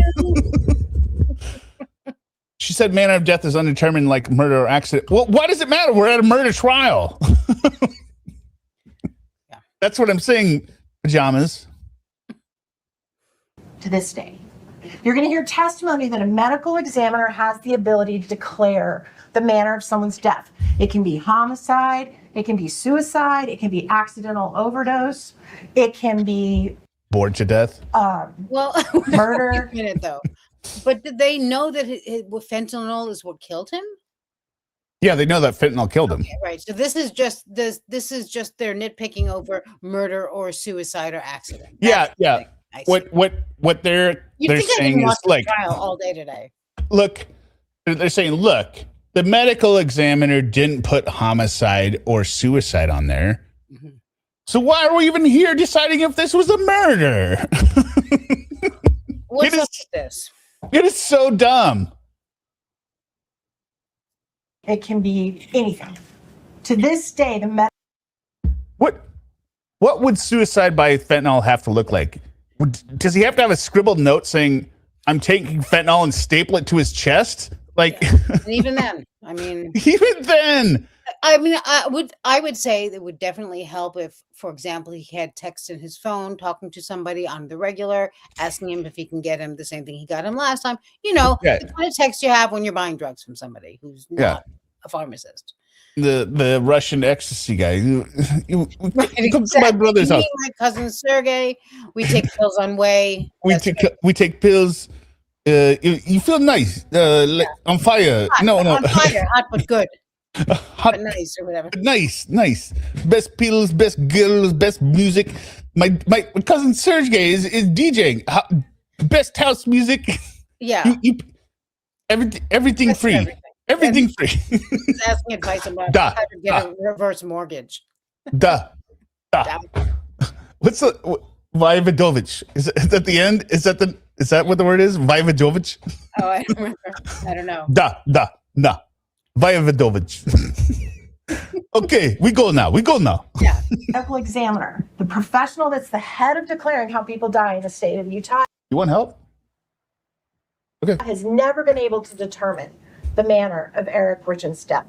Now, you're going to hear first responders and law enforcement tell you that no fentanyl was found in the bedroom the night of his death. You're also going to hear them. Why are you smiling, ma'am?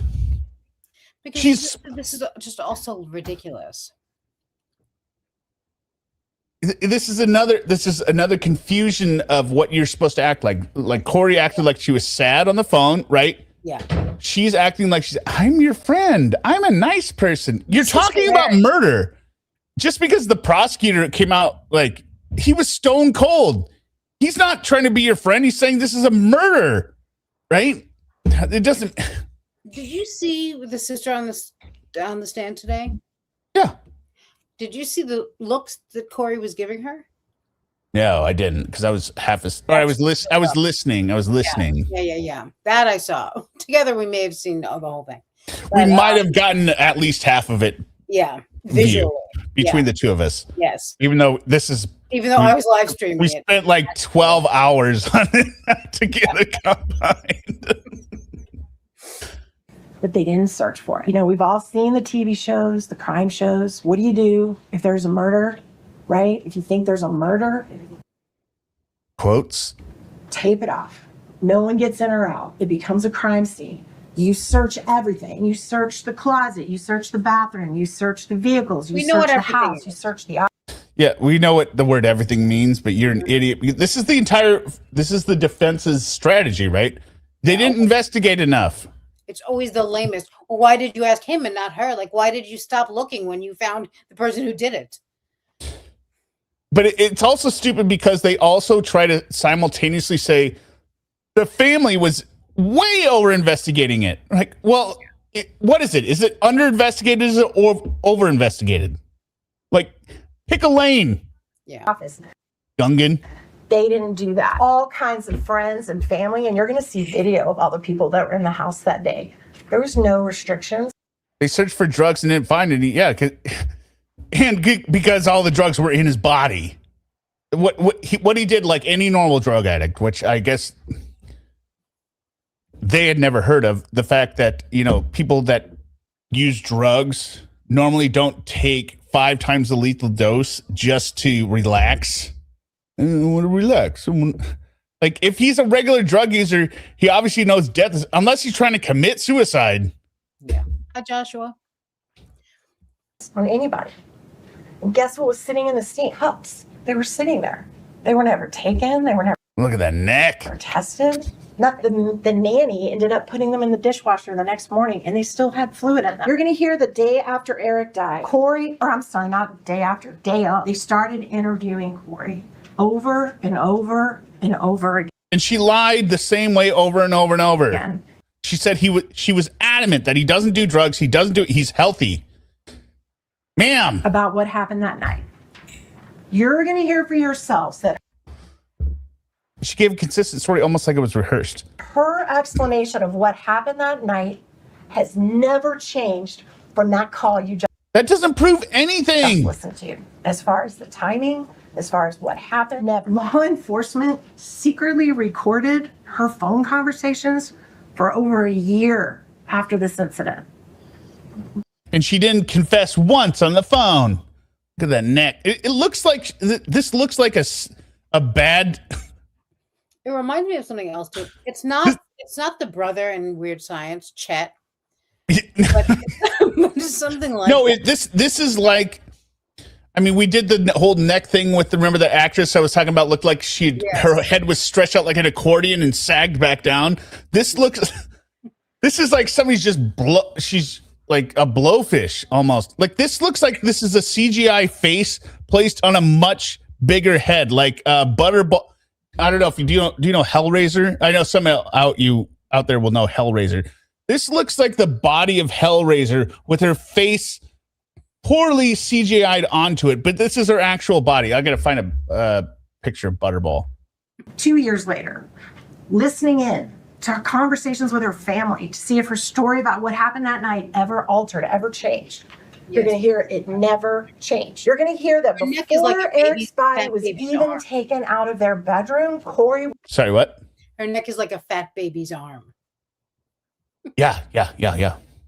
Was told the body was going to a morgue for an autopsy. So within an hour of the cops getting there, she knew there was going to be an autopsy of his body. And what happens when you have an autopsy? You figure out how someone died. That's what doctors do. They test your blood. They test your bodily tissue. So she knew that. But did she? And this is kind of a spoiler. And we also find out, yes, ma'am, I don't know why you're testifying to this, because Eric's dad will testify that Kouri called him up and said, I talked to the medical examiner. He died from this other thing, the same thing that his mom died of.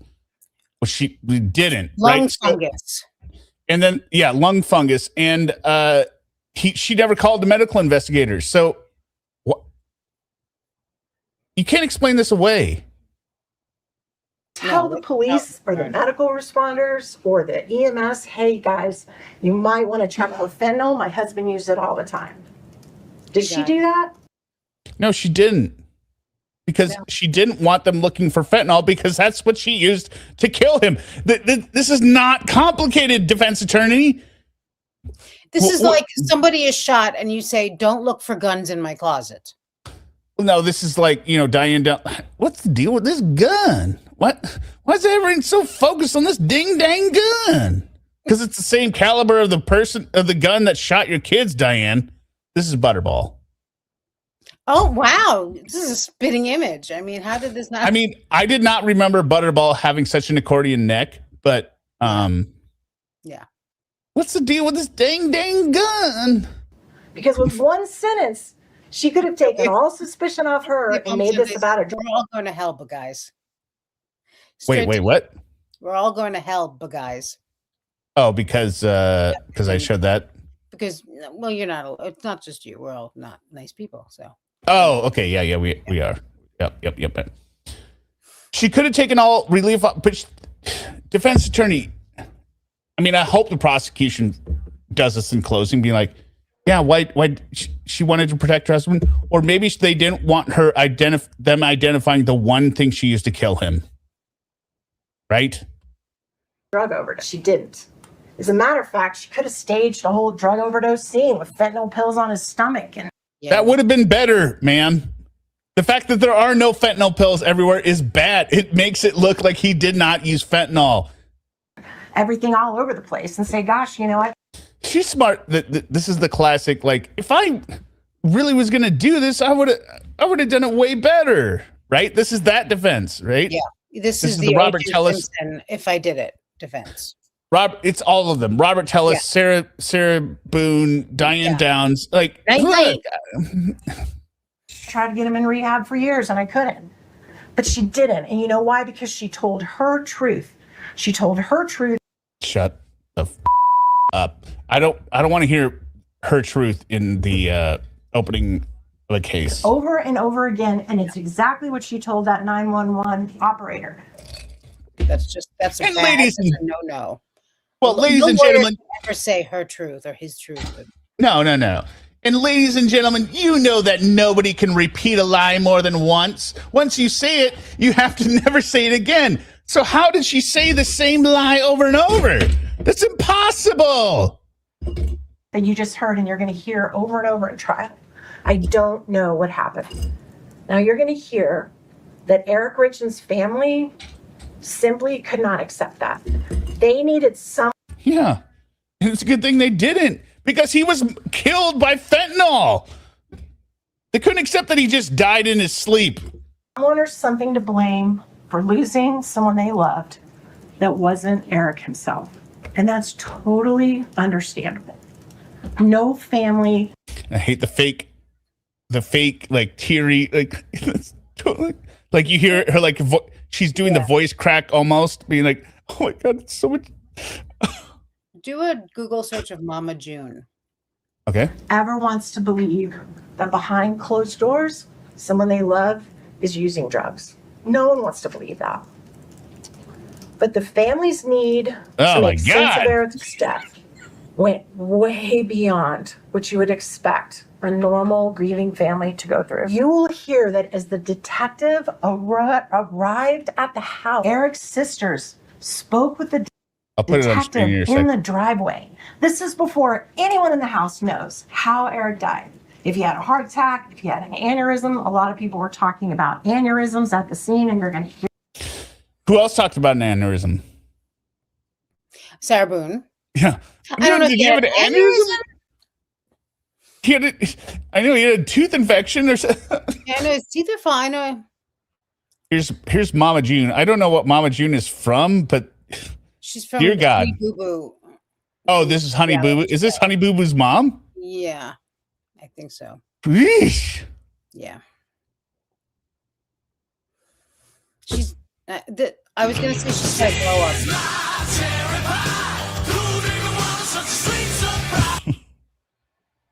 Damn, that is sexy. And again, I am not fat shaming any women. I am an overweight person, right? But I would like to think we all have an understanding here. Yeah, well, but I have to continually disclaim it because I continually get attacked in the comments of being some kind of misogynist pig or whatever. Look, all I'm saying is this was not. You didn't use your thinking cap with this outfit today, ma'am. All right, we got this poorly fit bra, right? We could see it's already spilling over the top, right? There's a lot of mistakes here. You know, the accentuation, because this is skin tight of the belly. Like she should be using. Say that you could, just say you're not body shaming anyone and then move on. No, I'm pointing out how I would expect somebody, Yeah. Number one, go with the moo-moo at this point. It's just. Yeah. Hear that? Nobody knew yet how he died. The sisters we were are telling all the canceled. police Kouri probably did this. Kouri probably did this. Anyone else know this? Peter Bissett says, anyone else notice Third Rail is slowing down releases?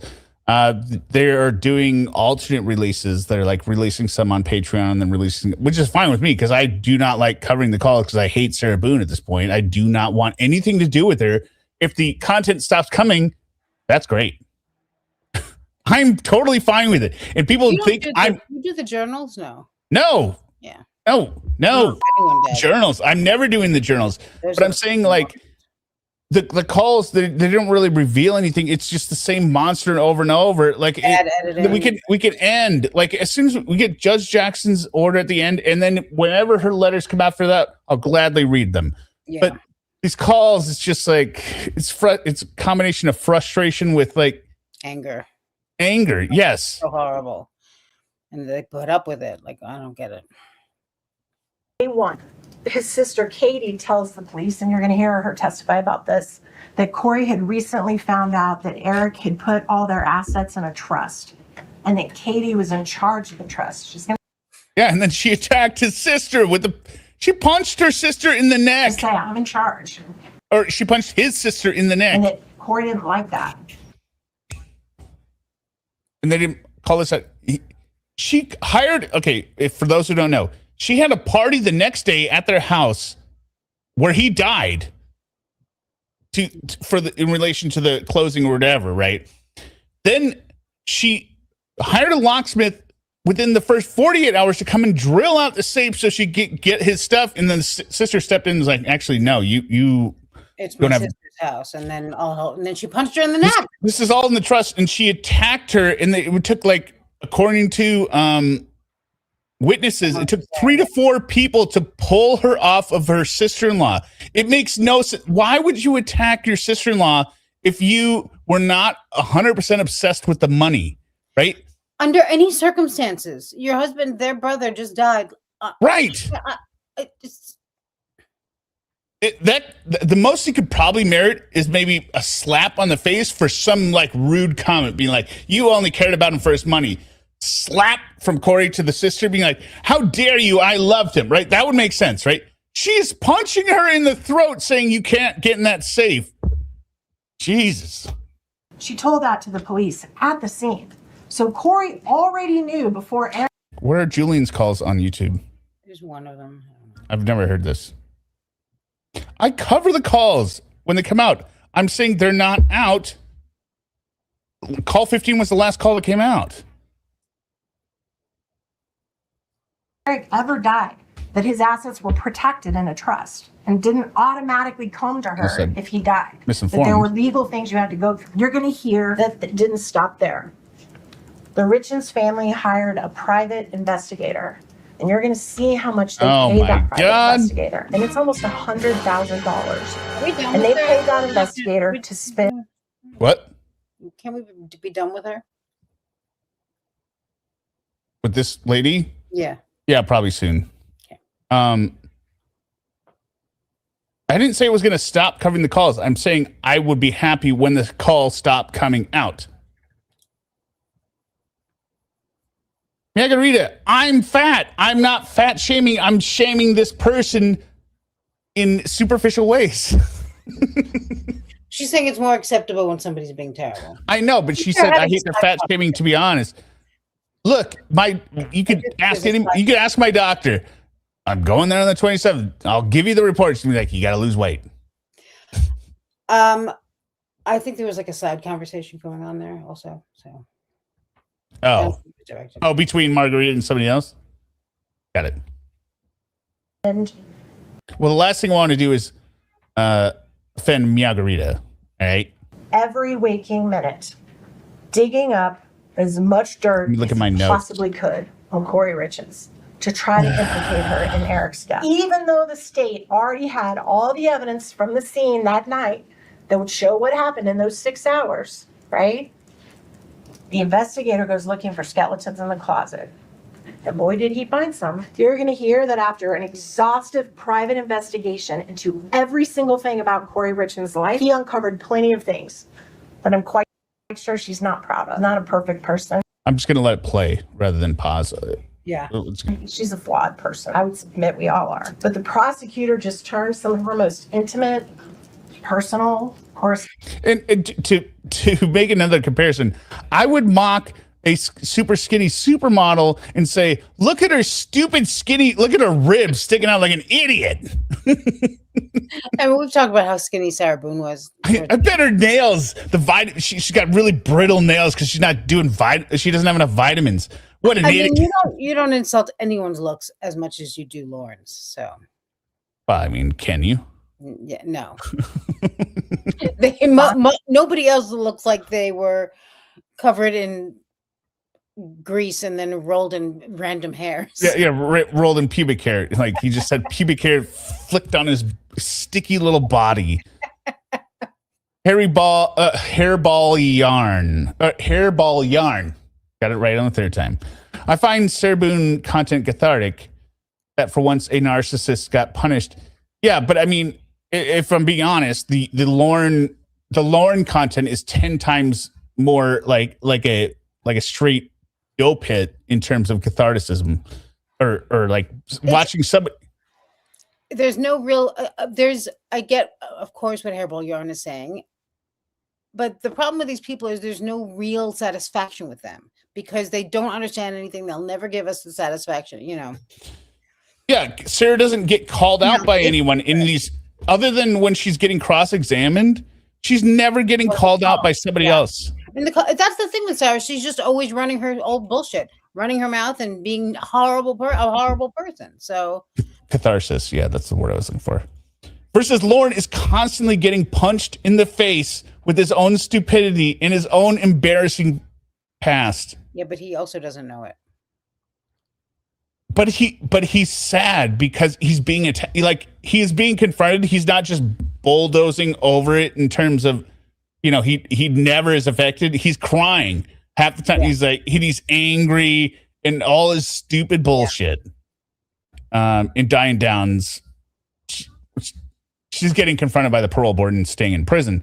But but she's another one. There's not like,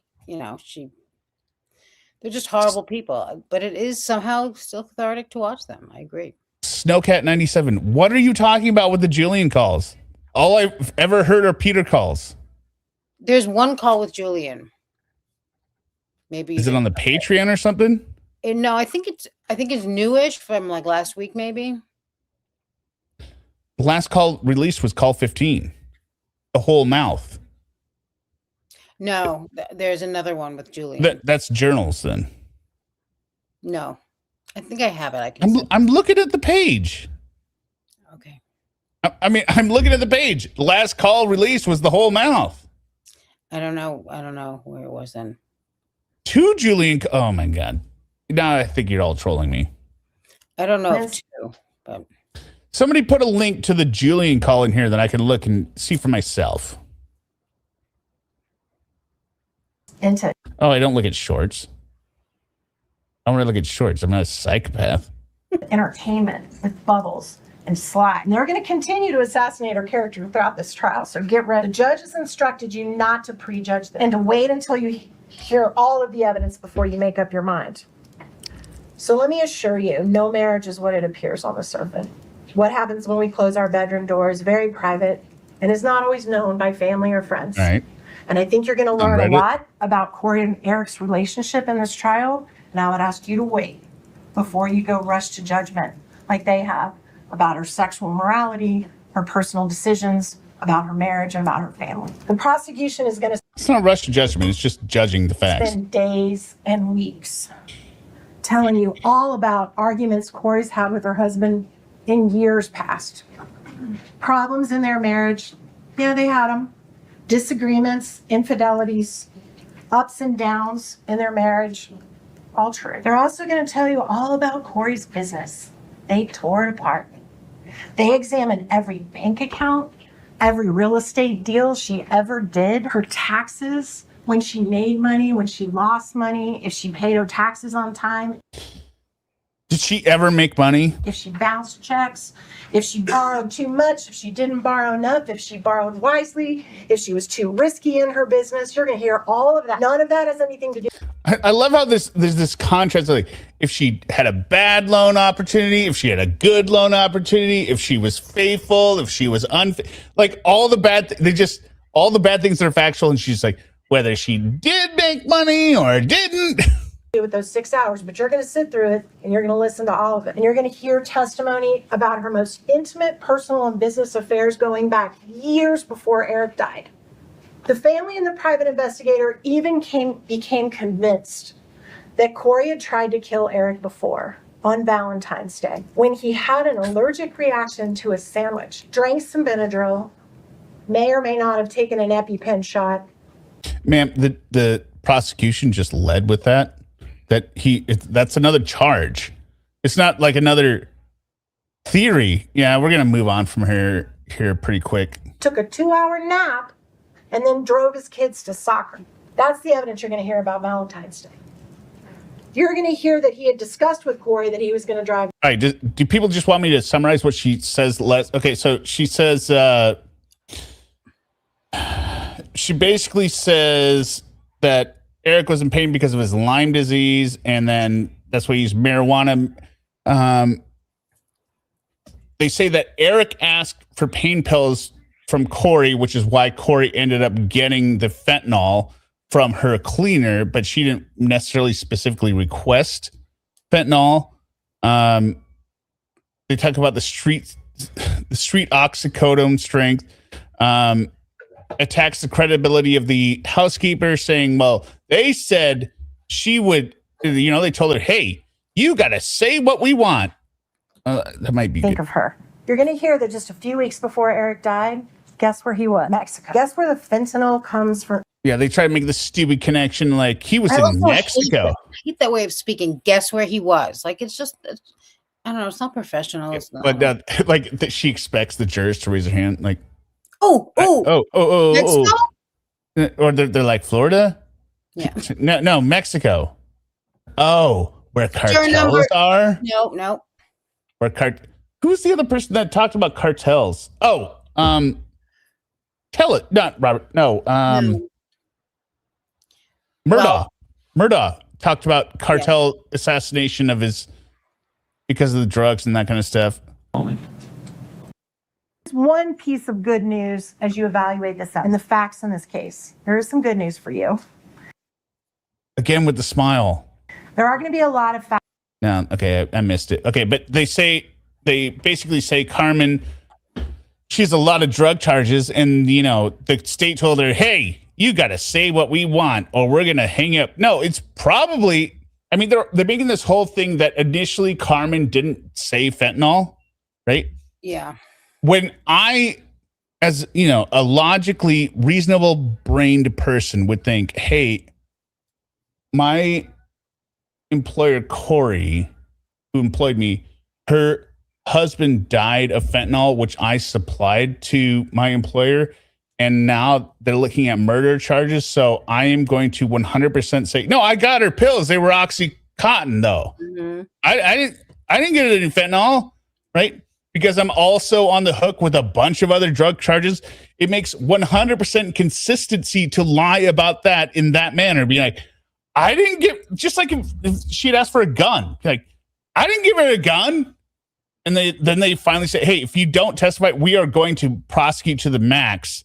Tell us what you did. And she goes, okay, yeah, I did get her the gun.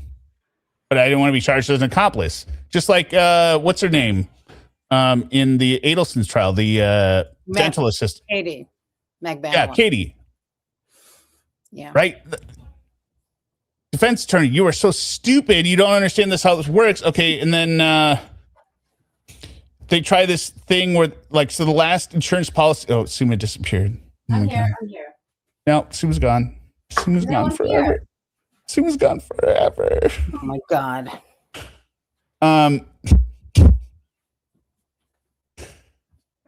They try this thing where they're like, well, the last 100,000, a couple weeks, she got another life insurance policy, but it was like some postcard from the bank saying, hey, if you have an account and just sign your name, we'll give you another $100,000 life insurance policy, which seems highly suspect. But they just try and wave it off and be like, it's nothing. You made it all the time. But then they also at the same time try and make up a big deal of the fact that they spent $100,000 on the investigation. Like, I don't understand how they didn't see like that parallel in their own argument. Be like, hey, we're trying to argue that $100,000 for the investigation of their dead son and family member is ridiculous and vindictive. But then we got the postcard for the $100,000 life insurance. Yeah, that's nothing. That's chump change.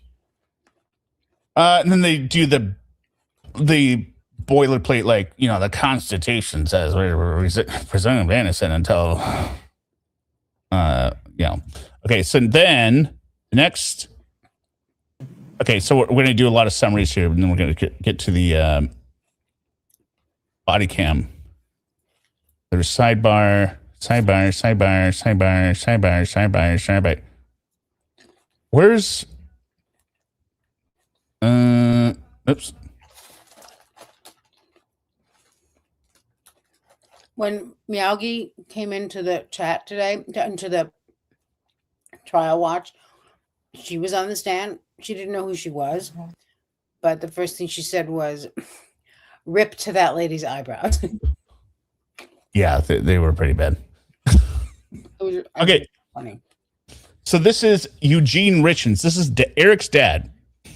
So what he laid out was, laid out family values, Described a close relationship with his son, frequent contact, outdoors, ranch time, and Eric's likable personality.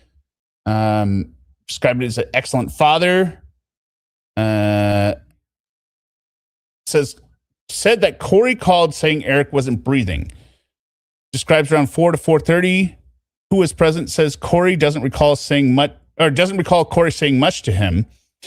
And then later, Kouri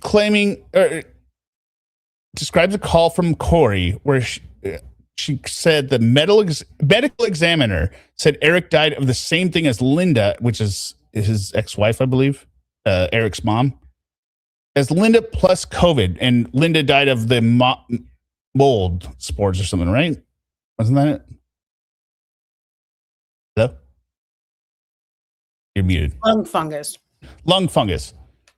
So she's saying that the medical examiner said, oh, it's the lung fungus plus COVID.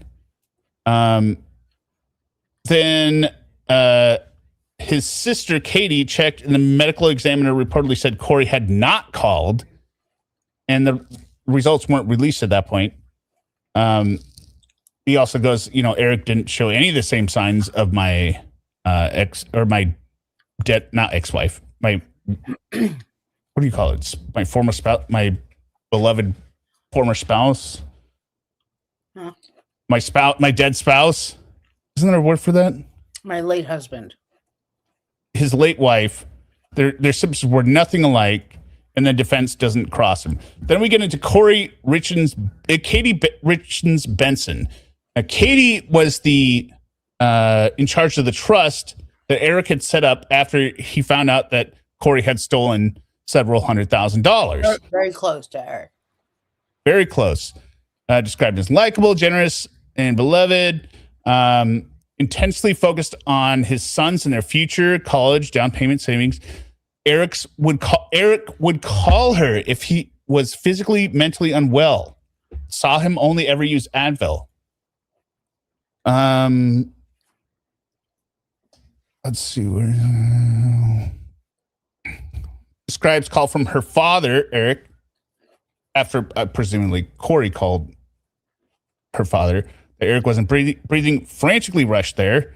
Describes scene arrival and Kouri appearing well put together, matching pajamas, hair up, not crying like Katie. And we'll see that in the body cam. That's 100% accurate, right? Like, it's almost weird that she has this onesie pajamas on, like she knew she was going to be on body camera. And the difference between her and his sister's reaction to him not breathing is so, like, obvious. Like she even said on the stand, she talks about what Kouri looked like and what she was wearing. Like, it struck her. Yeah, well put together. Or like a pajama-esque outfit, matching outfit. Oh, like it was like maybe like a naughty nighty. It was like, a matching set, like loungewear, I guess. Yeah. Like you're gonna have a pajama party. Mm-hmm. Like, this is what we're doing, like the family photo thing where we're all wearing the same pajamas. Is that what you're saying? Yeah. Okay. Pajamas. Yeah, Jamie's. I want to see your ass and your great. That's a Lauren reference for those who don't know. And for those who don't know, watch the Laurenography 2025. Watch the Laurenography playlist. You can go ahead and hit that like button while we're here. She repeatedly asked when the boys would be told. The boys saw their dad being wheeled out despite trying to block it. Describes boys being told, son distressed. Katie repeatedly urges Kouri to console him. While consoling son, they discuss the Midway mansion. Katie says Kouri was businesslike. Then she took his Apple Watch and deleted a bunch of stuff, right? Before giving it to the son. Kouri did that? I don't remember. I think so. She took Eric's Apple Watch, deleted a bunch of stuff, then gave it to the son. She's smarter than Tellus. Yeah, I mean, Tellus couldn't remember to delete that. Looks at some handwritten stuff. Okay, then we have Cross. They talk about the living trust. Confirms she became the trustee if Eric dies. Kouri and boys are the beneficiaries. Explains trust duties. Blah blah blah blah blah blah. Asks about paying the PI and that coming out of the trust. Whatever. They talk about her appearance again. Court handles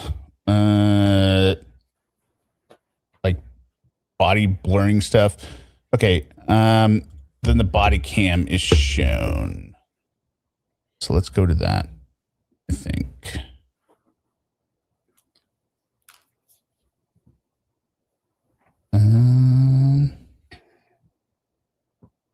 Point I'd made.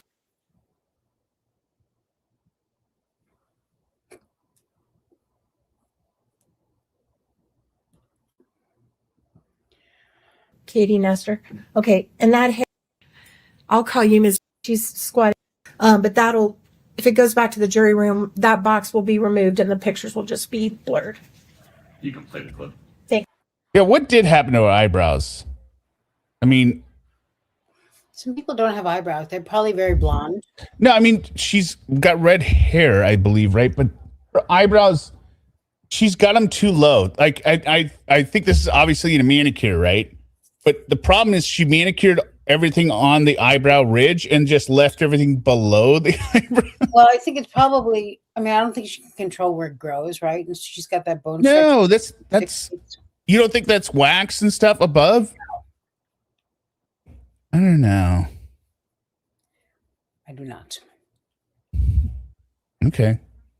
Well, at least put Yeah, some brows are sticky stuff on there and throw some pubic hair on it. Just Yeah, she should do Lauren. The pictures will just be blurred. You can play the clip. Thanks, Katie. All right, so as you're watching this clip, there's an officer there, but that's Kouri right there, right? And she's squatting down. No, I trust all my female audience members. Okay, yeah, okay. I'd never heard of that. Only like to me, like it seems when the eyebrows are like going in a different pattern, right? They're always wilder, right? Not more narrow underneath, right? Does that make sense? Yeah, I just don't think we can see them that well because they're light.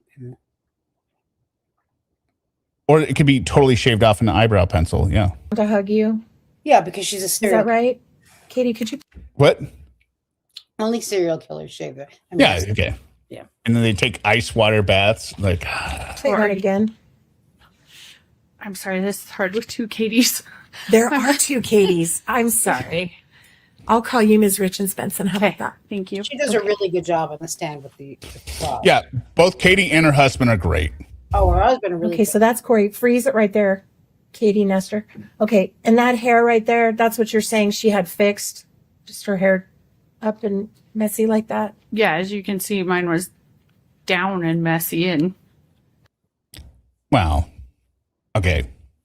In fairness to Kouri, I don't think you can compare your sister-in-law who doesn't mind showing up like a slob to her brother's murder scene versus Kouri having some self-respect, right? A little blush never killed anyone. So I've said it once. I've said it 1,000 times. I think that might be one of her ultimate downfalls, her whole image thing, right? The fact that she got up and was like, oh, well, there's going to be people here. I got to do the matching pajamas and I got to make sure to pull my hair back in this stupid with this side part.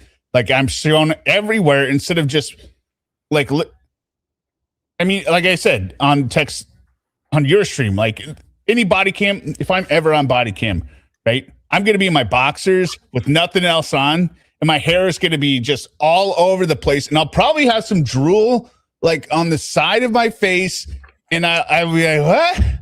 What's going on? Right? I'm not going to be in, a matching pajamas. My hair is not going to be in a ponytail unless the only way it would be is if I put it in a ponytail 2 days earlier. And you could probably tell that it's been in there for 2 days at that point. Or I might have some mascara from the last night's Diane Downstream, right? Like Don't ask, The don't tell. subject was weirdly wearing some poorly removed mascara, Really not sure what's going on there. which she claimed to be impersonating a criminal the night before on a live stream. We'll have to check in on that. And then they see the stream. They're like, oh, yeah, okay. Okay, let's leave them alone. Didn't have contacts in anything. Sure. So both of you had messy hair, and she's also clearly wearing pajamas. Does that refresh your memory that she's not in a sweatsuit? She was in pajamas. I am not a fashionista, so to me, that's a sweatsuit or pajamas. Just to be honest. Okay. And then keep playing, Kate, Miss Nestor. And that's her squatting down to comfort you while you're on the ground, and that's y'all hugging, right? Okay, so we can go beyond this because we're gonna get the full body cam with the officer. Okay, so then after this, her husband comes on because she says a lot of stuff like you'll have to ask my husband. Like, I didn't do that, and they just keep asking the questions, saying, "Oh, but you set this up, didn't you?" And she's like, "No, my husband did. So you will have to ask him."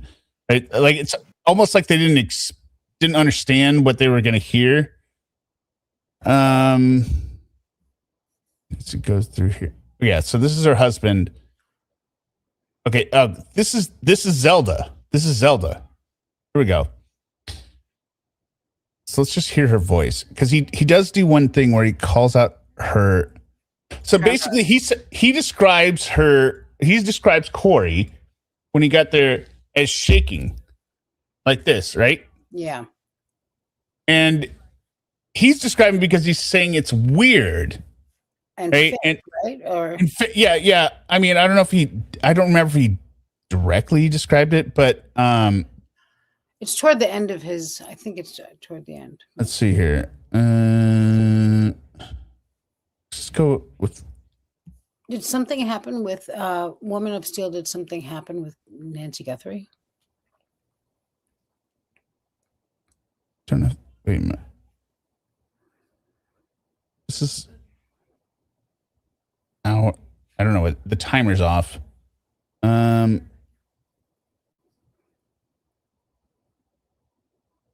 Yes. Okay.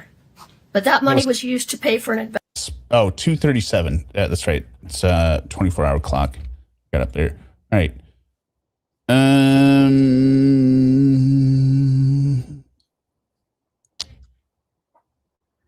Okay, and we want to go to 14:11. Maybe. Thanks, Woman of Steel. So he gets into a lot of the background of the divorce and stuff. Their master bedroom had a large master closet that was attached. Who's they? Kouri and Eric. Okay. So the master bedroom had a large closet that was attached, and I believe it was on the right side of that closet. Okay. This journal was? Yes. Okay. Do you know whether Eric went on a mission? He did go on a mission. Looking at my notes.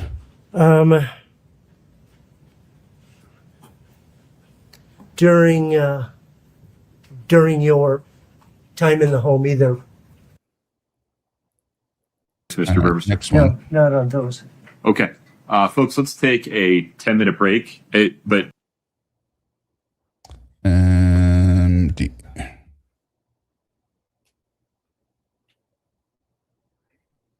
Now, there were times right with him throughout the house.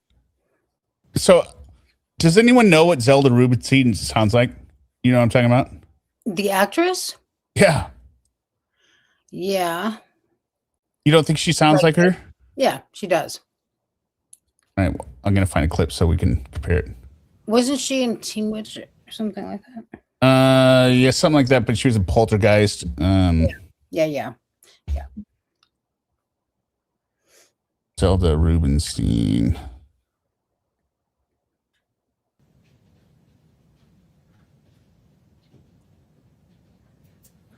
I'm thinking that he may have taken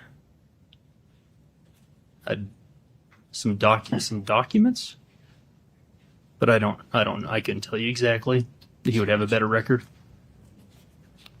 If he took anything out of the home, would he provided that to the detectives or to the prosecution in this case? Yes.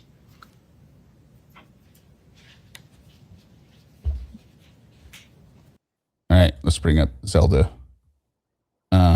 Share screen.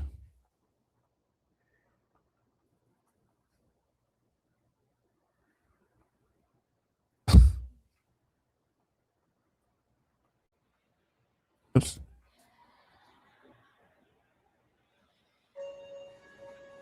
Daddy and I miss you so much. Hold on. I don't want to get banned here, but I don't know. Don't give it any help. It knows too much already.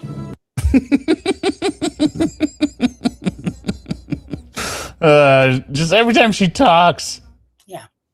So much. We love you so. The arms about her. She thinks it's safe. Quickly, who is she more threatened by, you or your husband? Okay, now we'll go back. When you were in the home with Mr. Gabler, just the two of you, did you stay right with him throughout the house? I wouldn't have thought of it, but yes. I mean, it's not there. I believe there is a better match that I can't focus on, but Zelda Rubinstein right now is the Yeah. I mean, just Neither. Steve decides to punish me. Stephen, make Carol Ann answer you.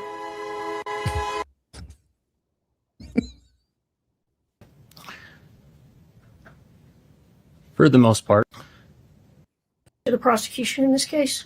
yes. Right. Close enough to be funny.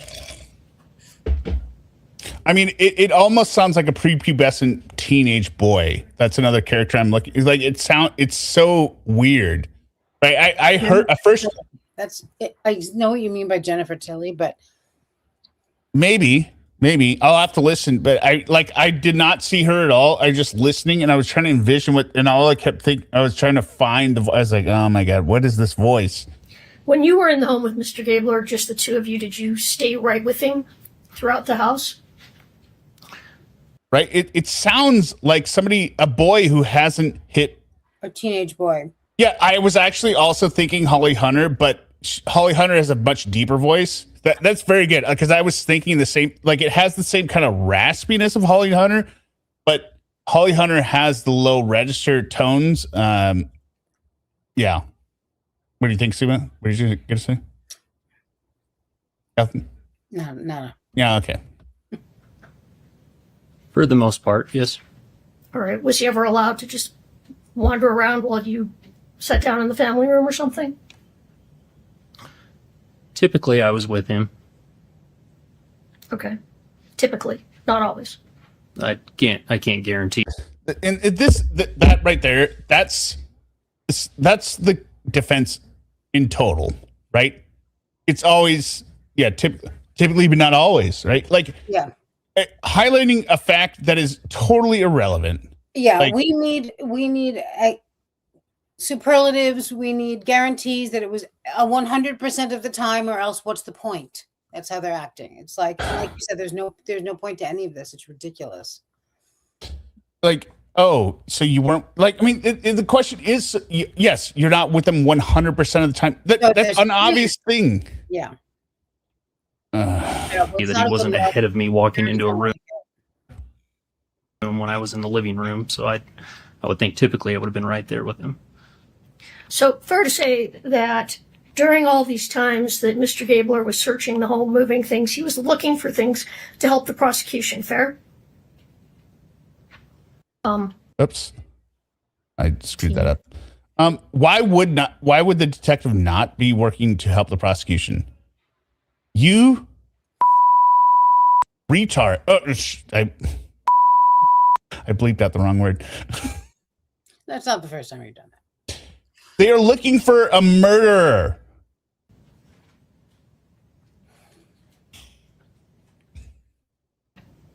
You said that what was unusual was that Kouri was shaking her hands. Yeah, this is the one part I want to see. Then we're gonna get to the Are body you cam. sure it's not the son in King of the Hill? Which is a woman's Oh, voice. he does sound like that as well, but that's not as I know what you're talking about. Yeah. It'll probably be like 20 years, and I'll wake up in bed in the middle of the night and be like, I'll call Suma. Suma, I just realized. I'm up. I'm just waiting for that call still. Yeah. Hello? All right, so this is where the defense gets owned by their own stupidity. Yeah. Three. That's right. And this is where this guy is a boss, as a witness, right? Both of these. He knocks her down. Yeah. 30 and Nicely. 4 o'clock around there. Okay. And you came in carrying your 2 girls, correct? Yes. And you said He almost sounds like a little bit like Casey with Blue Boy, like a little bit like that voice changer, like, you know, like that wobble, the wobbliness of the voice, like, you know what I mean? that you saw something unusual. Yes. And you said that what was unusual was that Kouri was shaking her hands. Mm-hmm. Jazz hands. And you found that someone whose husband had just dropped dead in front of her shaking the hands was an unusual reaction, in your opinion? Oh, defense thinks they got him here. Defense thinks they got him. Just you wait. Probably not the right lawyer to ask this question with her hand issues. I don't know how personal I can get. So when a person, so I've noticed quite honestly, when your hand's trimmer. I do have. Yeah, you notice how your hands are trembling up here because you're representing a liar and your case sucks. A tremor. That's observant. Okay, it's subconscious. You're backing up the fact that the witness is observant. This is the worst. You cannot control this witness. When a person, so I've noticed quite honestly, when your hand's trimmer. I do have a tremor. That's observant. Okay, it's subconscious. Are you flirting with me? Oh my God! I have a tremor. Would you look at you? Excuse me. We're God, both what are you doing after this? Yeah. You just interviewed my wife on the witness. I'm married, ma'am. Oh, that's right. Is this ableism? Isn't it? So that happens. It's subconscious. And you can see it. You obviously notice it. So there's an obvious difference, in my opinion. I'm not a medical professional, but there's a difference between even throwing that in, being like, I'm not an expert, but from what I see here, just like the jury can see, right? Between a subconscious tremor and someone who's doing this. Jazz hands. All right. Let me ask you this. Had you ever... All right, well, that question sucked. Let me back up and get another one. Okay, let me ask you something else. Let me ask you something else that doesn't blow up in my face. Yeah. Seeing Kouri prior to that day, immediately after losing one of the closest people in her life. That she was cheating on and wanted to leave. Very stupid question. Why do they keep framing it like this? I don't know. That's all they have, I guess. So you'd never seen her grieving prior to this? No. Yes, Carolina. Did you know that Kouri grieves with jazz hands? What is this? So you don't know what was typical or not typical for Kouri Richins, right? Nope, that's correct. No, but he does know what's typical for human beings. All right? Thank you, Woman of Steel. This is so stupid. Actually, when he pointed out her shaking hands, he probably thought that's what a co-counsel was like. I knew we shouldn't have let Shaky Hands McGee up there. Okay. All right, you said you took the boys upstairs. Shaky McShakerson, Zelda Rubinstein, your poltergeist ass, weird ass voice. Me and my neck as a Gungan over here. We're not doing anything. And then we got this guy that's going to piss everyone off at the end of the day. As a tech bro, I still got to figure out what actor he looks like. Crazy broads and the biggest asshole in the world they got. So you do investigate things as a police officer, do you not? Are you not supposed to? Well, I can't wait to get to that guy because he's the worst. Into the playroom. Hey, I Ron. guess it's called a playroom, that sort of loft area. Sure. Yes, correct. Oh, no. How is that room set up? How many windows are in that room? One.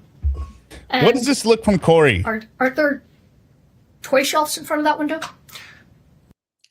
I don't know. I think this might have been the part where I messaged in your chat being like, she's thinking like, my lawyers know I did this shit, right? Like, what are they doing?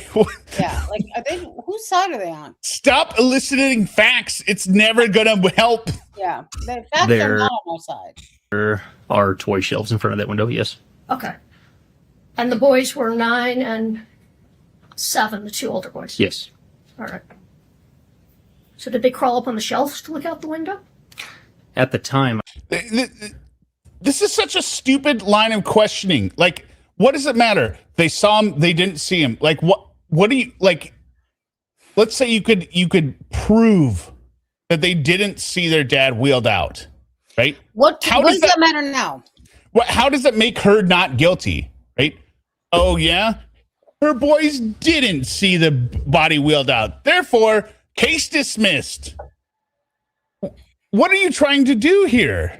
I mean, had she not killed him, they definitely wouldn't have seen him. Well, there's that as well, but I don't believe so. That home's been reorganized. So at the time, there was different furniture up there. So there were couches up there. Currently, there's not couches up there. So I think the toy shelves had been rearranged. So before I believe they could actually access that window.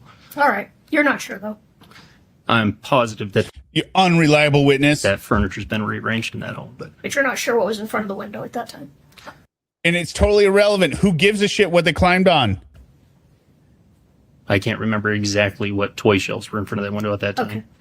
And so Eric was brought out on a stretcher. He was covered, correct? Yes. All right. So what was visible was what we see on TV. A body under a sheet. That's almost more traumatic. That just play the scenario out, right? You see your dad or your parent on a stretcher, right? Okay, they're going to the ambulance, right? Right. Versus a body under a sheet, like a ghost, or like their kids, right? You know, or a dead body. Like, I'm not saying they thought they were ghosts, but I mean, like saying. I don't know I don't know what's worse for the kid. I mean, it's all scary, right? It's all terrifying. And she's talking about midway. She's like, oh my God, I can't believe I closed on this house. Body covered in a sheet. Correct. All right. And then you said that people asked Kouri told Kouri, asked Kouri, I'm not sure, that she needed to tell the boys that their father had passed, correct? Actually, I don't think that's what you said. I'm really sorry. I don't mean to put words in your mouth. I think what you said is you never heard Kouri ask anyone to tell the boys that their father had passed. I believe that's what you actually said. Yeah, Kouri didn't ask somebody else to tell the boys because they don't need to know. It's not their business. All right, so now we're gonna get to the body cam.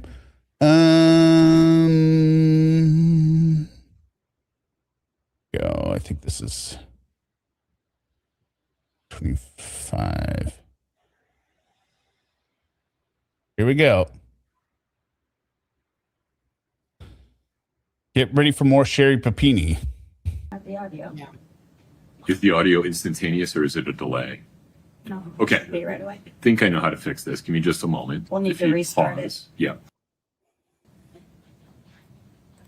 Did you plug back in? Yes. Okay. Will you cue the video again for me?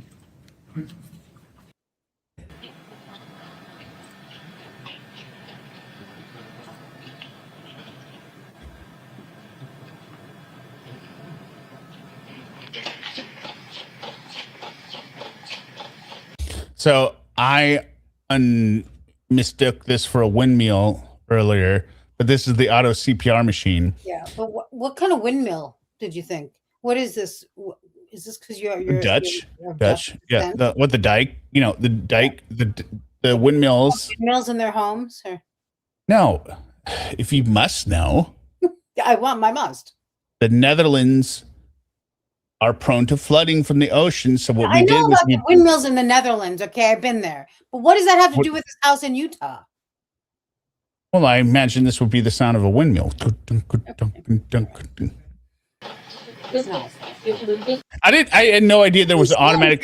More sense. Wait, I had never heard of an auto CPR machine. It sounds so blatantly obvious before this, but this is the first encounter I've had.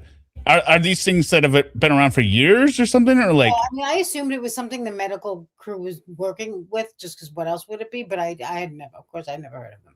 They should be out there like the defibs, like the AEDs, or anti-arrest device, or arrest, whatever. We're not going to figure this out. We're not doctors. All he did was get pregnant by the Bachelor. Fucking Bachelor.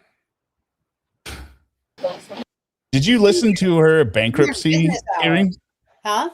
Did you listen to her bankruptcy hearing? I think so, but it was like a million years ago. Out like last week. Yeah. Or the week before. It was so bad. Ma'am, you said you earned $400,000 from this podcast and you got half of it. But yeah, I didn't know like if we cover expenses. Like she's so stupid. Had no idea this day would come. Somehow. Yeah, she had no idea that the flexing that she was doing, like with like, hey, I'm just doing this because I'm a modern woman. Yeah. I don't need a man. I don't need a man. Yeah. And then hearing from the judge, out of any man who makes eye contact with me. Yeah.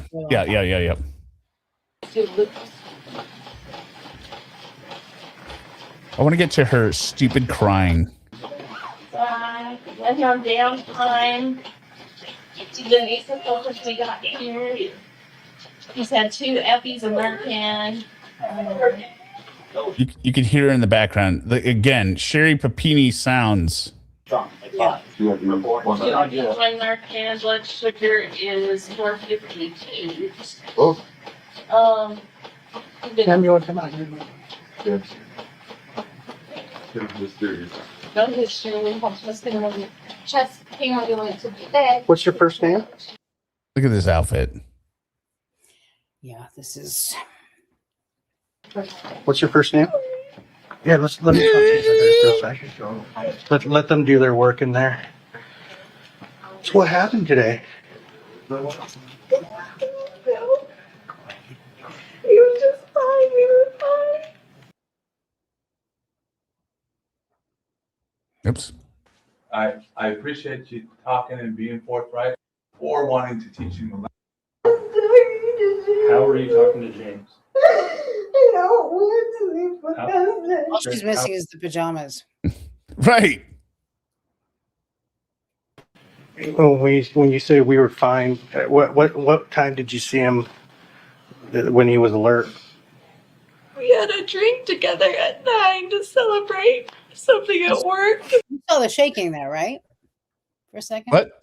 She does the shaking for a second there. Well, I was more focused on the words. I'll back it up in a sec because we'll do both. We're fine. What time did you see him when he was alert? Yeah. We had a drink together at 9 to celebrate something at work. I think that might just be motion blur. Yeah. No, I got you. But she says celebrate something at work. You don't work together. Something at work. It's not. It doesn't. She doesn't get specific. She doesn't specify his work or her work because her husband, with whom she was very much in love, is dead now. So Very much in love. And the similarity. How were you talking to James? On your cell phone or another cell phone? We work so long. We work so long. It is. Said earlier, we need the lie cry. We need the lie cry horn, but this is beyond ridiculous. Okay. And the prosecution should present Sherry Papini's testimony and be like, you know what, this woman also faked her kidnapping. And one lying bitch, two lying bitch. Does this sound like anyone we know? We went to bed. I went to bed with my kids. He went to bed in our bed. What? Yeah, and Wendy Adelson vibes too. But Wendy Adelson's smarter than Wendy Adelson is more of a baritone. She's, I mean, no, she does do that. Like, oh my God. Oh my God. You think you killed him? Oh my God. What time did you guys go to bed? Yeah, it is also Dahlia DiPolito. Maybe it's just females. Maybe it's just females in general, all right? Men, this is the last stream we're ever going to do. We figured it out.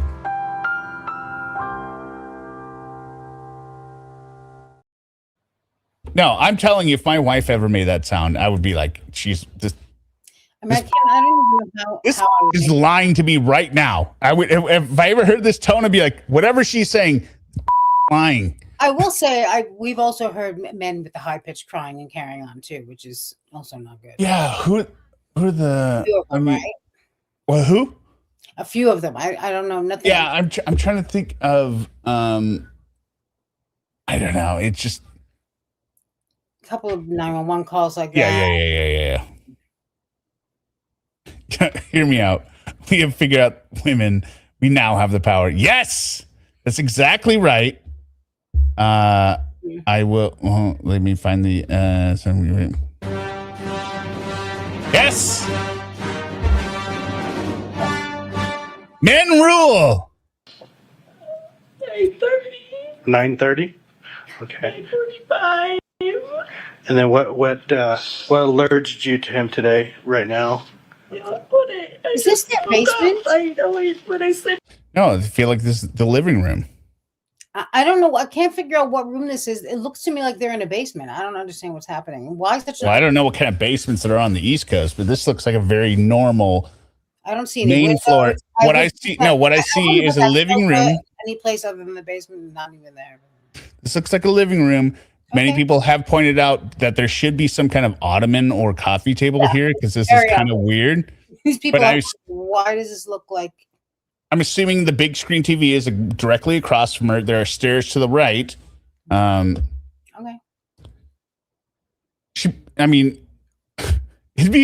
Wouldn't it be even funnier if there were like, carpeting is weird to me. Like, I don't no, wouldn't it be even funnier if we could see like vacuum carpet, like she had cleaned, she cleaned up right before they got there, and then just in the shape of a man.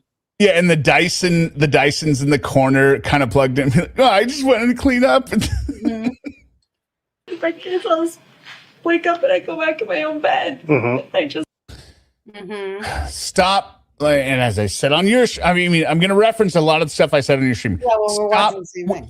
As a society, we need to stop the fake crying, right? The fake crying. Everyone knows what it looks like now. If you are not shedding tears, stop crying like you are shedding tears because you do not sell it. It makes the least amount of sense. It makes more sense to be in shock, right? You can explain that away in a trial. Be like, she was in shock, right? Like, I don't know. I'm white. Like Sarah Boone, I'm white. I have blue eyes and dirty blonde hair. I'm white. They call me the blue-eyed devil. 3. What? That's how she says her apartment number and 911 calls. 3. We're on his side. Stop. When's the last time you? Let me ask you this: when's the last time you covered your face like this? Like for an extent, like I will do it when I'm like, oh my god, like, and it's like a second, right? It's like almost like a pressure relief, but I never bury my head in my hands. No, but I've also never told such a big lie that I can't stand. I don't even know where to look and how to look like and what to do. So this is just immediate. This is just hiding. Basically, this is like when a baby thinks that they can hide by doing this. Yeah, exactly. Or Lauren. And he was laying in bed. Okay. He's on his back on the bed, and I. What was that a sentence, ma'am? You're not breaking down crying. You should be able to talk. Okay. And he was on. You said he was on his back. Okay. Where are your children now? What are you sniffling for? Just sleep in that room. 2 are awake with their ear to the door. And you know what's even probably dumber? She probably has makeup on and it's not runny either, which makes it even more obvious. I mean, it's just. Please don't make them out. Where are the other two at? There. She painted her stupid little toenails before they came over. Like, I want to make sure it matches the pajama. I think it was This Is Forever Wonder who pointed out that she has like flip-flop tan lines. Well, she also has like wide feet, right? Yeah, like she's like it's almost like it makes sense if they were webbed. Like I was just gonna say her hands like a frog. Like a frog. Like a frog, yes. They're like frog feet. And again, not to shame anyone who has these type of feet. No. It's because she's a murderer. I think it's really also because she's very skinny, so her hands and feet look bigger. Like, yeah, I guess. I mean, if you want to know something weird about me, I have the most freakishly bulbous, round, big toe. Like I don't call it freakish. I believe it's normal, right? But it looks like just like like a trailer hitch, like on the back of a car. Like it's round like that, and then everyone who sees it be like, "What is with that big toe?" That they say like, "I'm gonna stomp around like Godzilla." Like that is the biggest big toe ever. Yeah. So it's not normal. So, but you're awake. It's genetic because my dad and my brother also have it. The hallway bedroom. And where's that at? Right there, first one to your left. Okay. How can not FBI's foot shaming now? No, but she's like 3 bedrooms down to the left. Yeah. Like you are acting like you were inconsolable and then also giving very specific directions. Is there any family members we can call right now? Yeah, I need to call my mom. I need to call my mom so bad. Okay. I think I don't know. 911's on the phone. They have me sign it. Okay. Ma'am, we didn't hear anything you just said. I need to call my mom so bad. Your mom was there earlier. She helped you plan this. Yeah, and then she was like, I'm gonna go. I'm gonna leave because. No, I'm not saying that anyone has to hear about my feet. I'm saying when I make fun of other physical features of other people, I have no way exclude myself. But then again, I didn't murder anyone. Yeah. I called my mom. Yep. I'll give you a phone right now, okay? I need to call his dad. He's gonna be okay, right? Like I would. Yeah, Sophie, that is weird. I need to call my He's mom. gonna be okay, right? He's cold. And you refused to do CPR on him. Why is he purple? And he was 15 minutes after you found him and you called CPR and you said he's dead. I mean, he's cold. How is he going to be okay? Don't do that now. He's going to be okay, right? You were the one telling everyone he's dead. What? Somebody call Brian. Yeah. I got in bed and then I just got they're doing their best, okay, ma'am? Here, you can use my phone. Fletcher Boy says, I'm not sending you $20 to see your feet. Nor should you. No one should pay anything to see my feet. What happened to the tears, Kouri?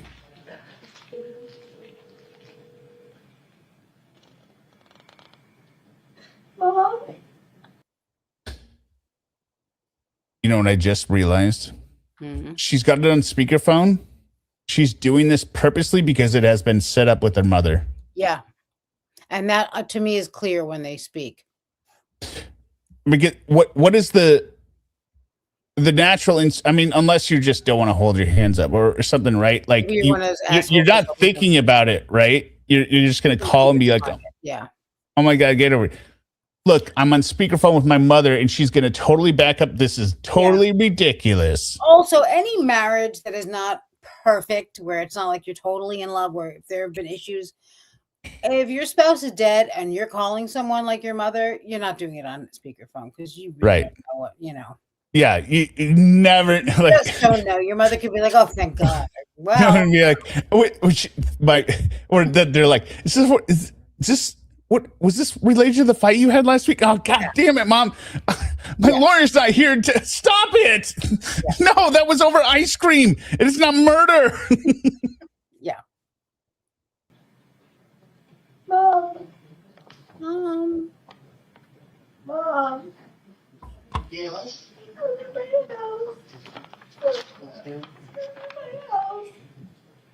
What's going on? You know, that being said, I do also use the speakerphone, but I would not do it. I don't know anyone who uses. I wouldn't do it in front of the police. I'd be like on the phone, be like, unless I was just like, Mom, I'm with the first thing out of my mouth would be like, Mom, the police are here.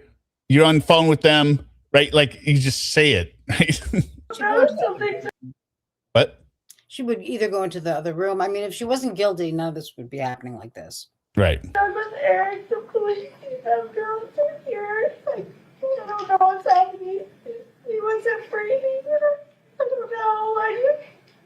can't understand a word you're saying, Kouri. But I don't want to leave my husband. I don't want to leave my husband. This is one of the clerk.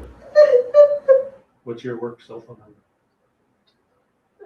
They're the exact same. Or Yeah. another cell phone? My work cell phone. My work cell phone. I don't want to leave my husband. I don't. All right, now we'll go back to Kouri. Hello. Eric. Where's he at? My phone.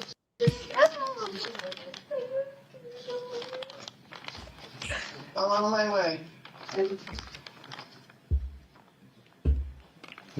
I also believe this is kind of the response for people that have never really cried before because they're psychopaths, right? They just kind of see it on TV and they're like,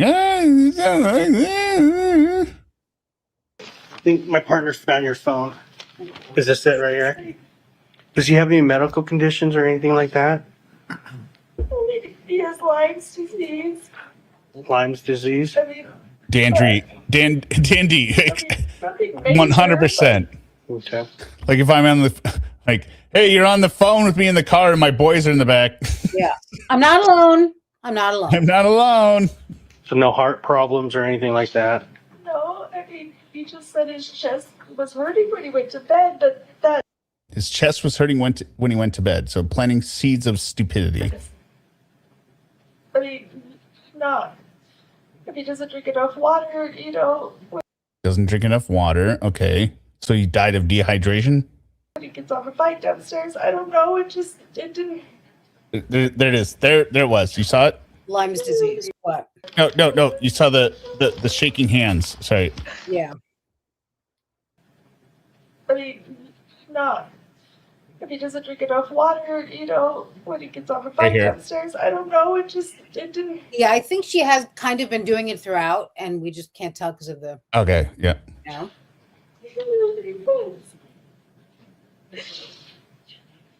Did she say Lyme's disease? Yeah. Okay. Yeah.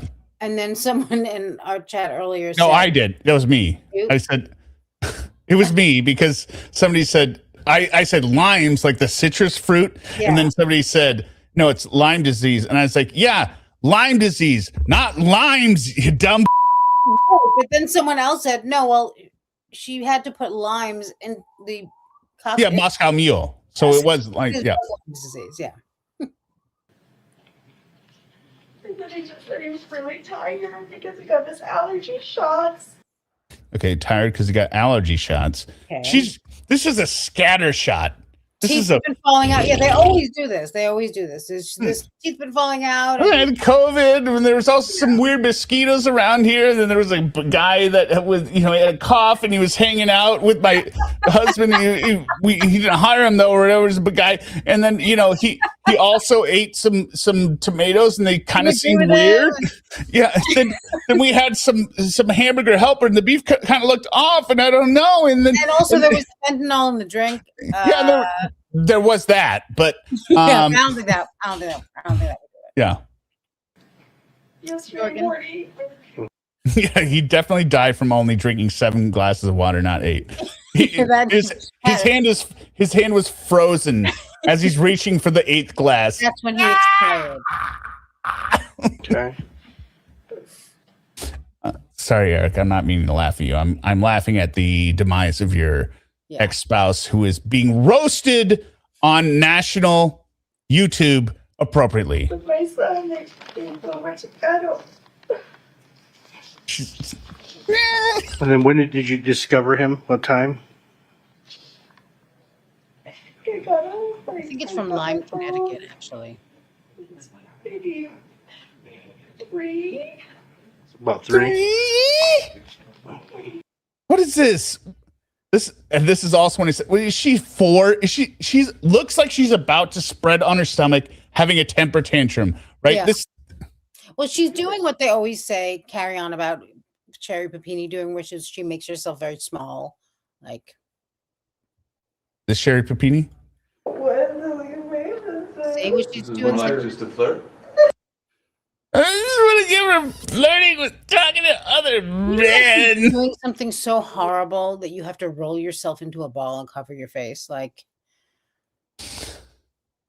what's clear is she didn't practice this. Or actually, no, I think she did practice this and she thought this, well, yeah, so it's Lyme, Connecticut, right? I think that's what Lyme disease is. Sorry. Go on. I thought it was the guy who found it or something. Yeah, but, someone else said that too. Yeah, the guy was named Lyme, I think. But the problem here for Kouri really is you're facing the option of life in prison with murder or not getting your refund back for your secrets reservation. I mean, yeah, you're not going to cancel a secrets reservation. She's got a lot on her mind. So let's just roll the dice. Like Meow says, she thought it would go better than this. They always think it will go better than I this. know, she didn't see the questions coming somehow. You're like, what do you mean he just died? And they're like, Be like, I gotta go to the mall. He felt cold. He felt cold. Yeah. We went to Taco Bell. He said it tasted funny. And did you immediately? Then we had the Jimmy John's. He also said that tasted funny. And there was the tomatoes on there. I thought the tomatoes looked weird. And then I threw them out and I incinerated them so you can't test them. They call the 911. Yeah, well, I got up and as soon as I turned over and he was cold, Mm-hmm. I just felt like something was wrong. It is so weird she's sitting Indian style on the floor. This is... Even if she pulled it off, the acting, right? It is weird that you're on the floor instead of just like talking to the officer. Yeah, or I don't know, on the couch right next to you. Or how about this? Standing at the doorway where your husband is being worked on that you think he's going to be all right, right? She says he's going to be all right, right? You think he's still alive. You are going to stand there and say, no, I want to see. I put the blanket on it because I just thought it was room cold. So I just... And then I sat there for a minute and I just didn't feel like it's like freaking or anything. And so Yeah, crisscross applesauce. Mm-hmm.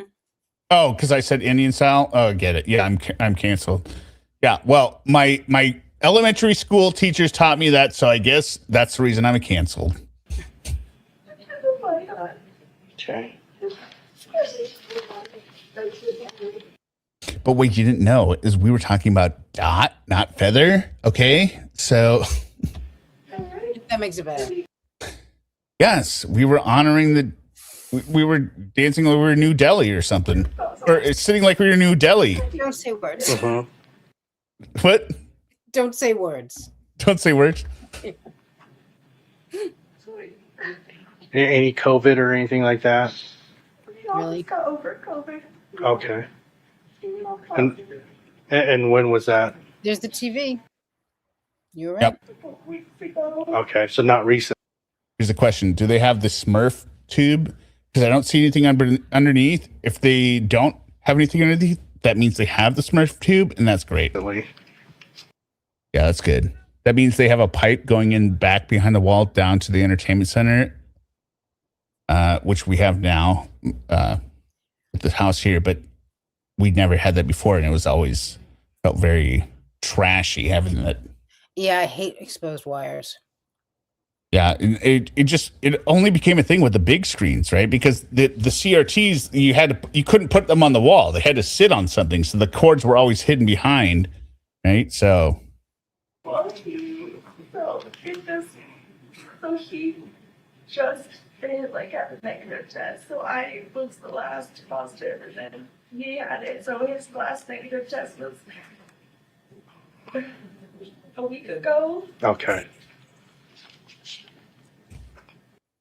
I think this is the officer that asshole in cross. No, it is. It is.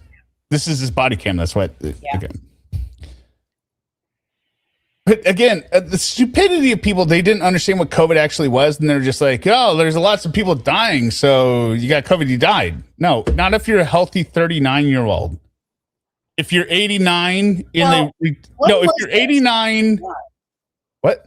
This is 2022. This is early 2022. So this is still, I think this is Omicron. Criminals, when COVID was, thing. They use COVID for everything. My wife is missing COVID. I can't pay my bills. COVID. And that's on the media, right? Because they just reported like all thousands of people are dying, right? They didn't report that they're okay. Well, they were stage 4 cancer, and then with no immune system, and people who or they were 500 pounds, and they died. No, I'm not saying everyone that was like that, but I'm saying like a majority of them. So then they're like, oh, everyone just dies. When they get it, they die. It's normal. Well, they did say that it mostly compromised people, but the point is that nobody knew really what it could do, so it was up for grabs. No, they didn't know it because the media didn't report it. It was always like, I don't want to get into conspiracy theories here, right? But what I'm saying is like, one of the first, I think even the first place that showed up in the U.S. was right in Kirkland, right by where we used to live, right? They showed up in a retirement home there. Like that was the first confirmed U.S. case reported in early March, right? And then it was like, oh my God, it's in Washington, it's here.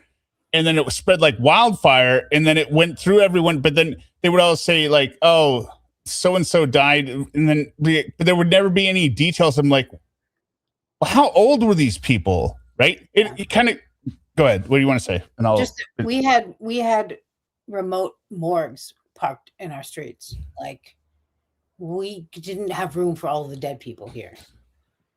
No, I'm not saying there weren't dead people. What I'm saying is the lack. A lot of them were already not well, but a lot of them were fine.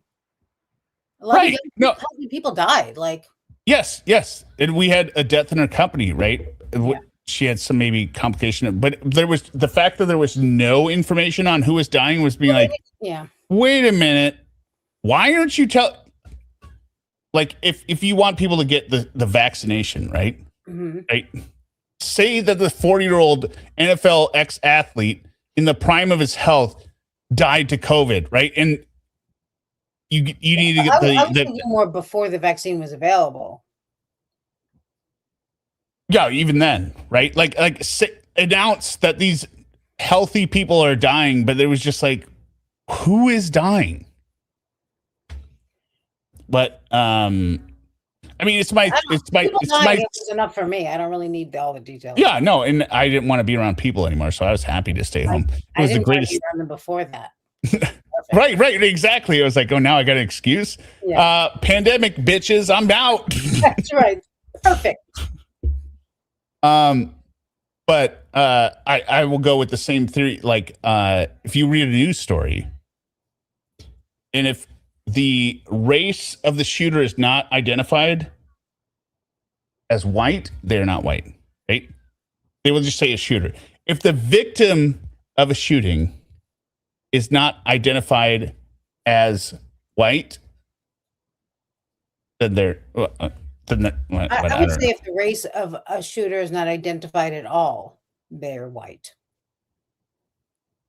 No. They're not white if they don't identify it. Right? You can find this back when, like, with the early, like the Black Lives Matter, there was like police shootings, right? And they're like, an officer shot a man, right? Like, well, he's not white. You didn't say he was a white officer, so what? And then he'd be Asian or something, right? Like, the news media is so easy to read when you don't include the facts. So, yeah. Anyway, that's just how I read everything. Hey, ma'am, what's your name? Sorry, what was that?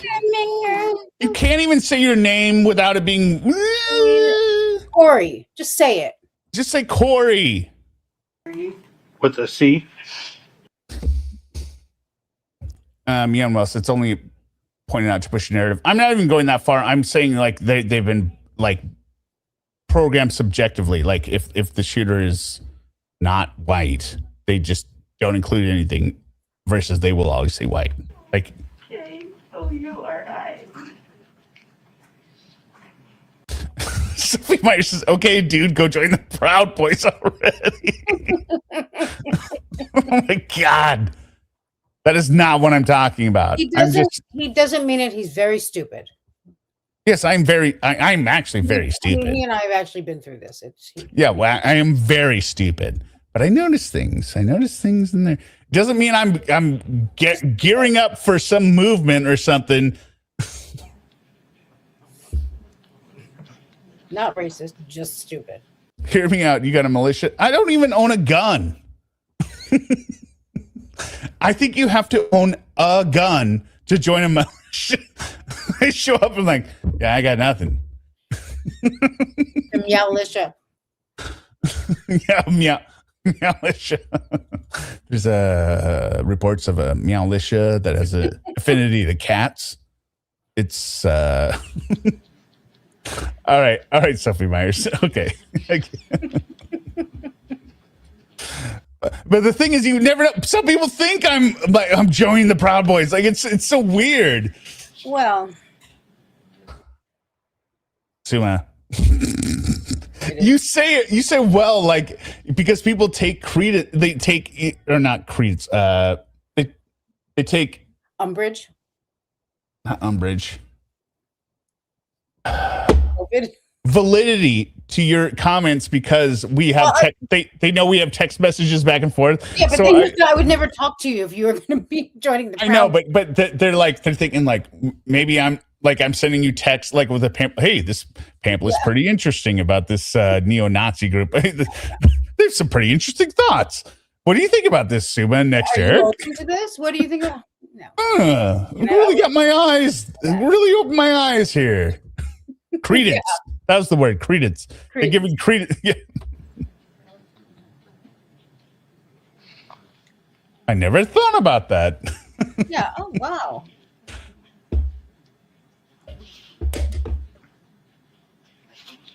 What hetero white American doesn't own a gun? One who's married to a wife that refuses to allow guns in the house. You wouldn't want a gun, though, would you? Shotgun. I would go with the shotgun. You had a chance there. You had a chance. For the zombies. Okay, yeah.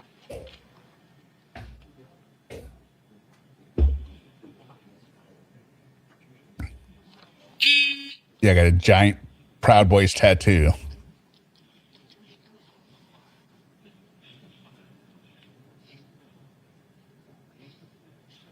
No, I'm not backing down. I clarified. When the shooter's not white, they will not include race. You didn't seem like you did, though. Oh. So I got two guns right here. Like a THC gummy. Welcome to the gun show. Okay. See? Also, the way the news is where I am and where you are is very different. So I don't. Yeah, I'm mostly talking about like online news articles. I also don't listen to the news or try to. No, I get like pop-ups from Como 4. That's where most of my news comes up, and then most of it's garbage. It's like,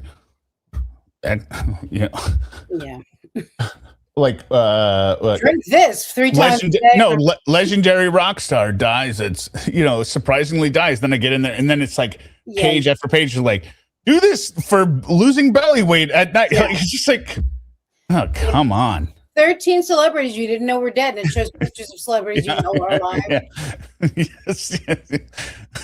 Yes, exactly. Yeah.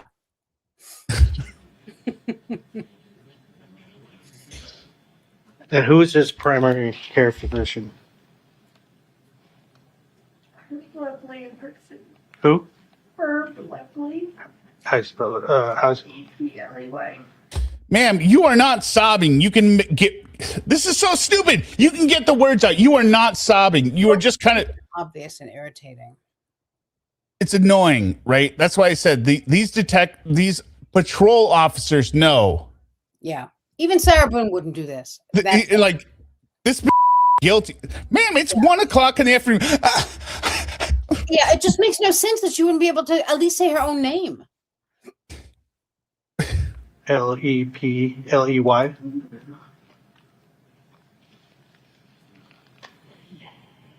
When was he last seen? Physical, like, and everything was fine. When was that? It was Wednesday. Why are you sing-songy?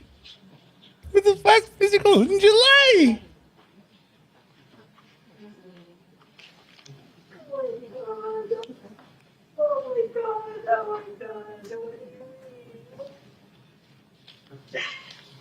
two murderers right there.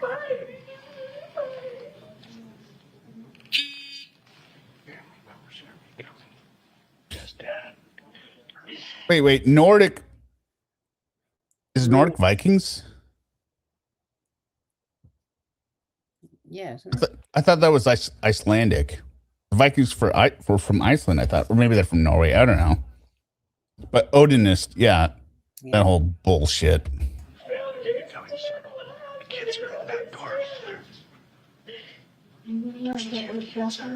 She might be singing. It would make more sense if she was singing versus talking. I think she's saying Nothing Compares to You, written by Prince, performed by Sinead O'Connor. No, she's saying, "Oh my god," just like Sherry Papini. Oh my god.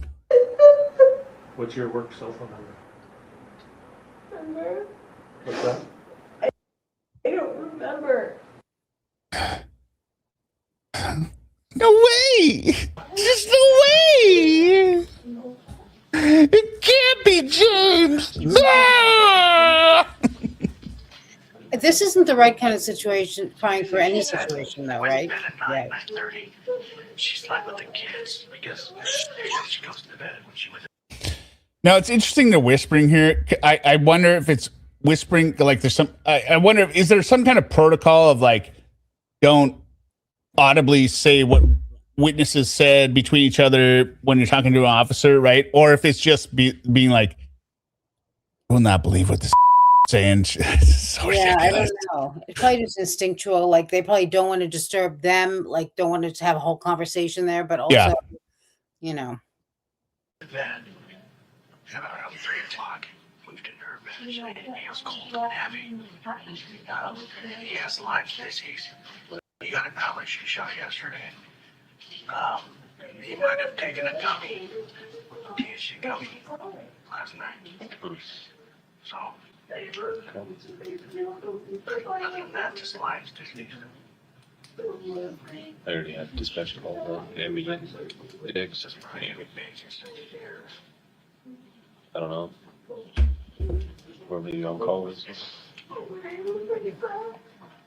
And also, there's a lack of comfort from the officers, right? Like you've seen all the body cams where like somebody is genuinely like, They started out for a second nice with her, but then they were like, "Oh, right. But I mean, like the bawling mother that's at the scene or whatever. They're like, ma'am, yeah." I can't let you in the scene. I'm sorry, I can't let you in. They're usually nice. They usually are nicer for longer than this. Yeah, right. But Corey's not trying to get to the dead body. She's just out there like bawling on her own couch, balled up and like an idiot. Not answering questions and not saying anything that makes any sense. The rookie's first day on the job is like, oh, this is like the easiest death notification I've ever done. I thought they were calling me for a death notification. What? Until the sister gets there. Yeah, I was talking about Nancy Brophy. Oh, Nancy Brophy. Yeah. Yeah. I thought Well, I they gotta were figure. calling me for a death notification, not that they were investigating the one person who didn't kill Dan.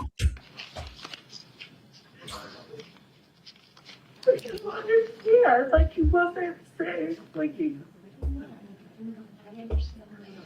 As if all people could kill Dan. So it's ironic that the only person that didn't kill Dan is end up convicted. Yeah.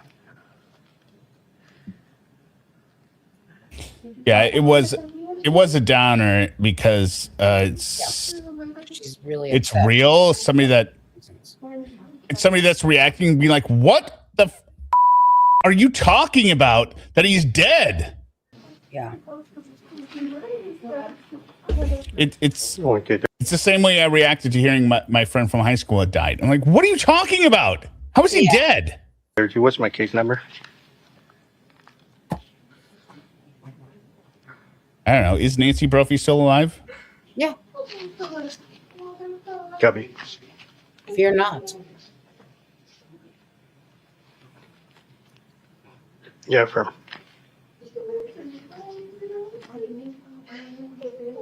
And the complaint's going to be the wife, first name of Kouri.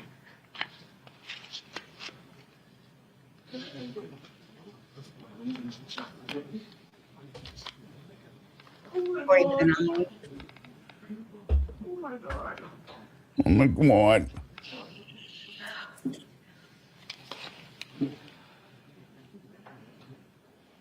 All right, well, while there's a pause here, just look at the Gungan again.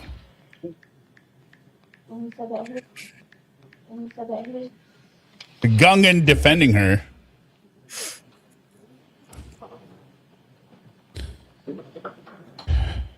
Just Scott, don't change anything for a minute, please. move up here. A little bit coming out as soon as we start doing compressions with the. What were we saying? It always looks up like. I mean, she just is so No, guilty. no, that she think. But I keep saying this in chat. I know. She thinks that is her sad face. She thinks this is the sad face. Yeah. But she's not displaying nerve. She's acting. She believes like it's worse than being nervous. It's worse than being nervous. Yeah. She thinks this is a sympathetic look. Wow. Just some questions real quick, okay? Has you ever been in the military?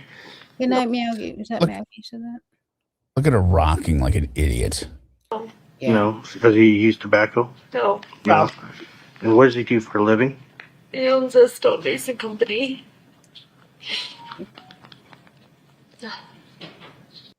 What is this weird gyration? It's so weird. Like, is she on the spectrum? I don't think so. No, I mean, it's just, now she's bouncing her legs. When you discovered him, was he thinking about that cool life insurance? Yeah. Officer, like I said in your chat as well, officer, somebody can escort me to the bank. Did you find his debit card on him? on the bed? Yes. He's just laying on his side like normal. Okay.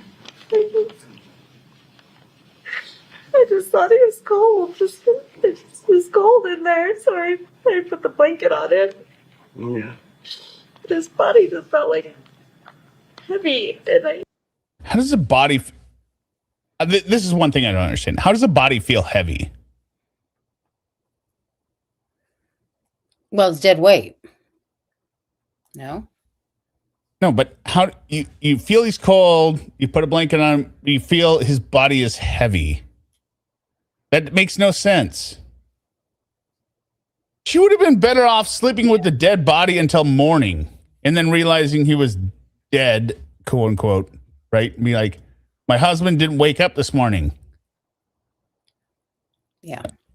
Versus her stupid bullshit of going to the son's bedroom and then walking around for 280 feet and 15 minutes before calling the 911. And which way was he facing? Was he facing towards? She meant he seemed dead. That's what she meant by, I think. Oh, okay. Got it. I mean, it's he was stupid, but up, just facing up. Oh, so he's laying on his back. Lifeless. Okay. Yeah. And then did you pull him to the ground?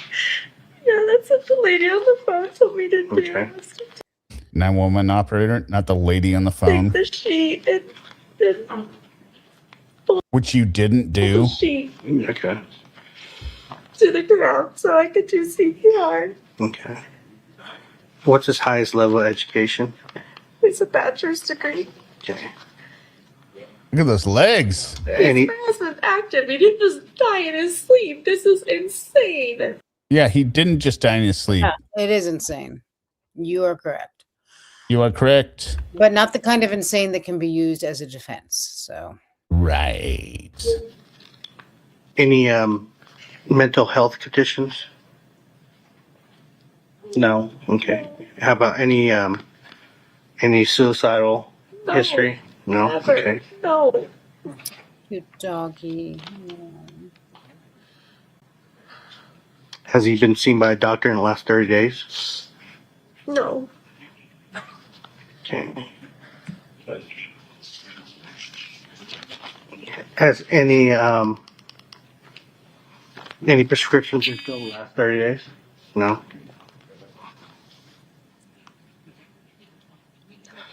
Has he had a history of falling or anything? No. Any history of prescription abuse? No. Uh-oh. I mean, no, but he was in high school and stuff, yeah. Okay. What else I need? Oh shit. This would have been the point to say he was a rabid fentanyl user, right, Kouri? Yeah. Or maybe a reaction to his shots yesterday. Is that her mom? Yes. Not suspicious at all. No, not at all. Seems. Feel Right on. good from that. I'm setting up the stream for tomorrow. I kept the same. Does everyone like the thumbnail? By the way, put a poll in the chat here. If some people feel it's offensive, then you can just not watch. You're starting a fight that nobody else is starting now. Do you like how I like let's say get behind her because I feel like my main concern isn't like people being offended. It's YouTube seeing like the scanning the word bitch and then being like, you know what? No. I did that with I did a video on Daisy Link, and I called it Daisy's Got a Gun, but I had daisies covering the, so it was, you could tell the word was gun, but it wasn't, you know. Yeah. I do want to change it at some point to starts with a C, ends with a because she's the worst. She's the worst. And anyone who takes offense from me using these words, realize I don't view you as them. These are the worst people. Just like when people say, like, oh, that guy's an asshole or he's a dick. And I don't go like, what are you calling a man asshole for or a dick? No, they probably are a dick. But has anyone gotten offended? No, I'm saying in general, like people do, like they're like, well, I like everything, People get but not offended by that. everything. What? There are people who get offended by I know, but I'm saying like people don't understand. They think they like it up until a point, and then across some line, they're like, no. Yeah, it's like people who are like, that's not funny. That's not like they can joke about anything that's funny to them, but Right. we decide Right. what's funny. And Exactly. That's what I'm saying. I mean, if Like- something's not funny because it's not funny, that's one thing, but you don't get to decide what's offensive and what isn't. Well, no, like my pro se client disappeared. Like I have no idea what I said that offended him, that it made him think that I was pro Trump. Well, either way, like and he was just Audi 5000. He was like, "You're just a." Him in a while either, but yeah. No. He left the message saying, like this. I'm unsubbing. You're clearly pro Trump, and I don't even know what he was talking about. The video I showed had nothing to do with Trump, so he's just gone. I'm like, what are you talking about, bro? Like, He didn't look good last night. he looked pale last night, and he just. Thank you, lady. I asked if you were okay, and he said, yeah. By the way, I do think Trump has gone off the deep end. Yeah. Based on what you showed me, I'm like, I can't believe he shared that video. What are you doing, bro? But he was saying his chest was hurting, but Does he have any history of illicit drug use or anything in the past year? no, never. Right. I'm very non-political. I would. Suma, am I? Mm-hmm. Yeah. I feel like that was a lie. What was? You were just pacifying me with like, No. like, You're not. You don't. You say things that could be mistaken as offense, but people don't realize how stupid you are in that regard. Yes, exactly. I'm an idiot. You don't know what's you. Why won't people just really realize I'm an idiot? I don't know how many times I have to tell them, but I mean, this is a little inside baseball. We had this whole big discussion about the halftime show, and it took hours before Suma informed me that people were upset about the fact that Bad Bunny was from Puerto Rico, and that was the reason they were. And I was No clue. I was light years. I was light years away from the with like a little nitpicking, being like, why were there sometimes like? And I was just as pissed as probably all the racists, right? But yeah, hence the confusion. It's the confusion. Then I was like, wait a minute, people are saying that. No. Mine's much more. I thought you were just like taking the piss, as they say. Like, I was like, don't you understand? Like, you can't be this stupid. No, I am that stupid. Like, now I know that. Now I really. And then people you're not realizing, like, I would take something so like ticky tack and elevate it to be like, go. Yeah. That. I mean, I know that you don't have those. Right, but I had never heard it, and I was just like, what are you talking about? Oh no, that's not good. I don't want to be like them. Horrified. It'd be like me choosing a side of like remember the black and blue versus white and gold dress, right? And no, which you don't remember that whole white, gold, black, blue dress when you saw it and it would be different colors. You don't remember this? I don't even know. I don't know what you're talking about. Okay, well, chat will remember this, okay, right? But imagine that I was firmly on the fact that it was black and blue, right? Factually, it was black and blue, and I understood that some people were seeing it different because of the rods and cones. But I was out there saying no, but it's fascinating, right? You know, some people see white, gold, other people see black and blue. And I got attacked so much, me like, no, it is white. I'm like, no, but it is objectively white. It is objectively black and blue. So can we not talk about that? He's asleep. Eric is sleepy time. Including my wife sees white and gold. I saw white and gold one time. This is how I know it's true. I saw it one time, and I thought my wife was tricking me with a second, like an altered image. I was like, okay, yeah, okay, whatever. You're just sending me. And then I looked at it again. It was black and blue. I was like, oh my God. I think what you're talking about is called color theory. Not color theory. It was like a huge thing. It's not 2017. It was I want to say, well, maybe it was 2017.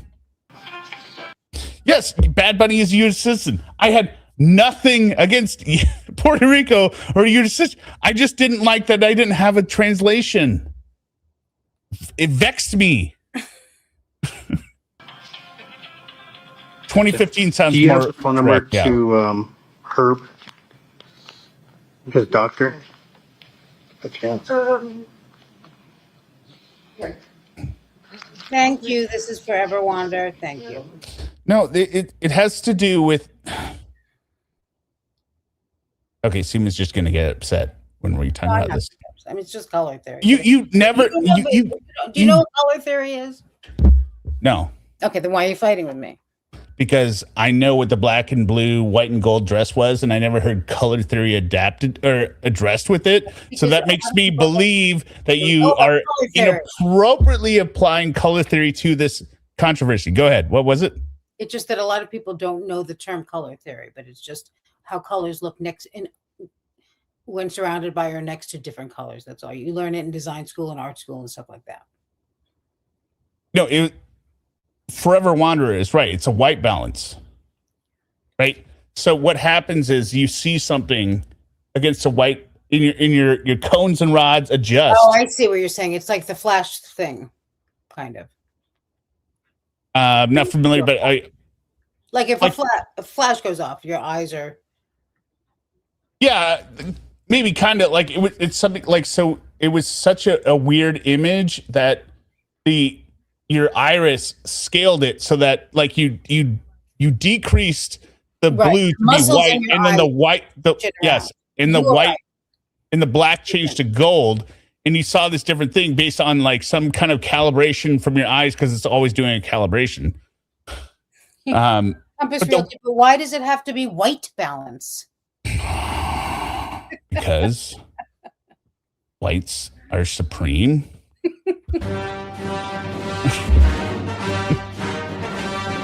Hello.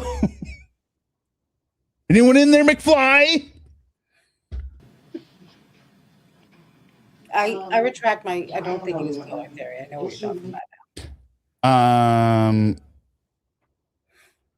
Miss Savage Geese. Miss Savage Geese. I have a question. How did you guys meet? Ashley Madison. I knew I was smarter to let you take that one.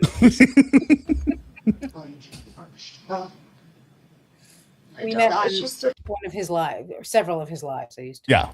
The Park City Family Clinic. Right. No, it is white balance. And that's why it fascinated me, because I did see both images and I wanted to talk about like how this is fascinating. But the white and gold people are relentless. They refuse to accept that it is black and white or black and blue. Objectively. Like, are you sure you're not the one starting these fights? No. Go search 10 years ago. Well, 20 years ago or whatever, 10 years ago. Okay. The white and gold community was ridiculous. They would not accept the fact that it was not white and gold when like it was clinically proven. Yeah, exactly. I do remember the white and gold people being crazy. They were crazy. That's not you to say it. Yes, they were unhinged. Many black and white or black and blue observers, I feel like oh, it's such a weird phenomenon, right? It's so weird. The white and gold people, no. Yeah, I can look it up. Sorry. No, that's right. It was white and gold. Thank you. Or you were dead to them at all family gatherings after. They were. Who told the boys? Carter said a cop told them. Why would you tell a child? Well, they shouldn't have told him. I asked him. Oh. They all know. They told me. How do they know? Carter told me and God told me. And Forever Wanderer, it was so weird when I saw it and it was white and gold. I was like, what is this? Well, they told him? No, I wouldn't be. We were in there, so we were maybe a fire department. Maybe they're the other one. Oh my God. I might be one of the only people that saw both. I don't know. It did not seem a lot of responses of people that saw both, but I definitely did.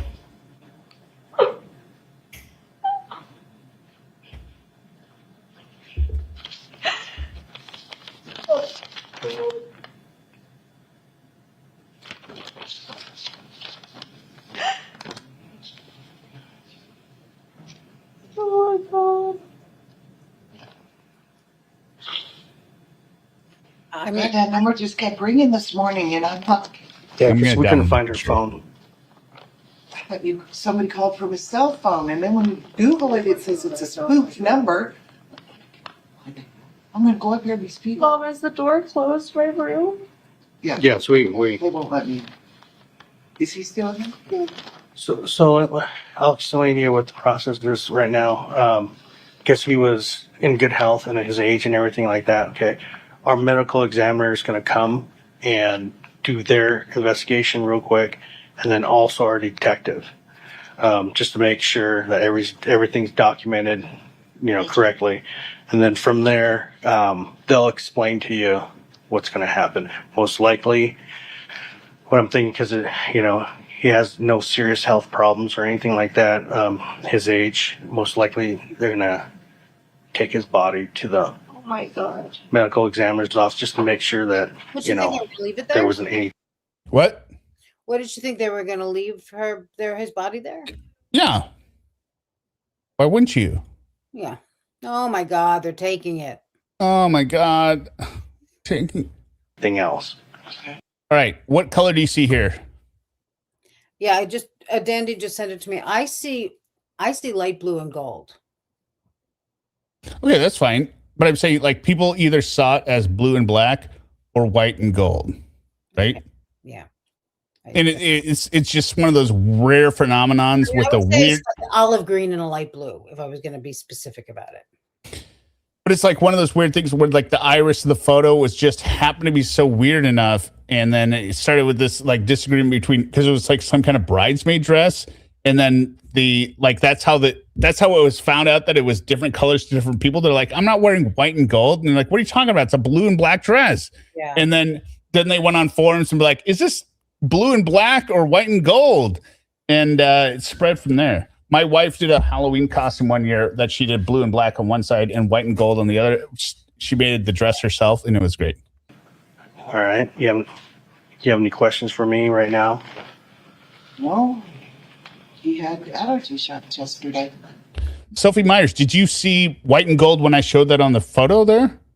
Yeah, and that's what she was saying. Last night when I was here. What kind of allergy shots? You know? He gets weekly shots. Him and his boy get weekly shots. And she looks like one of the trolls from Lord of the Rings, like one of those the bridge trolls. Yeah. Like seasonal allergies. Yeah. She looks like she should be under a bridge eating a goat. Yeah. Okay. And where was that at? It's so crazy. She sings white and gold. Park City. Family Medical. No. Jeremy Ranch, Granger Medical. Granger. Okay. Oh my God.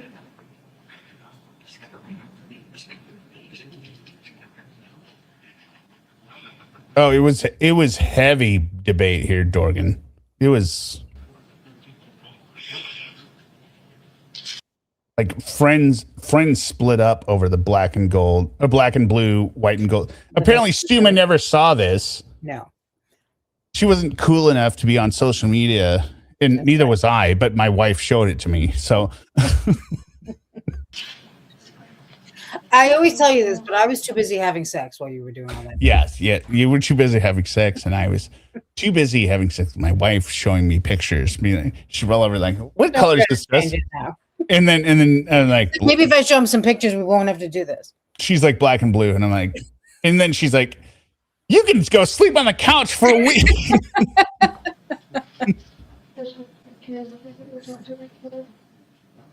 I did. They're all watching TV. I said, you guys got to go back to sleep. It's 4 o'clock in the morning.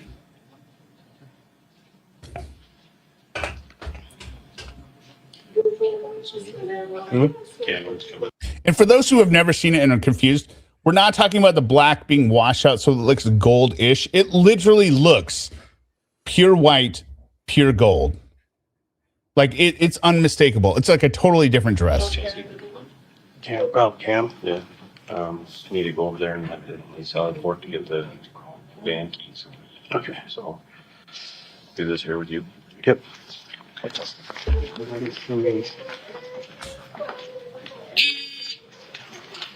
get to his sister showing up. Could have heard anything. I just. Yeah, I.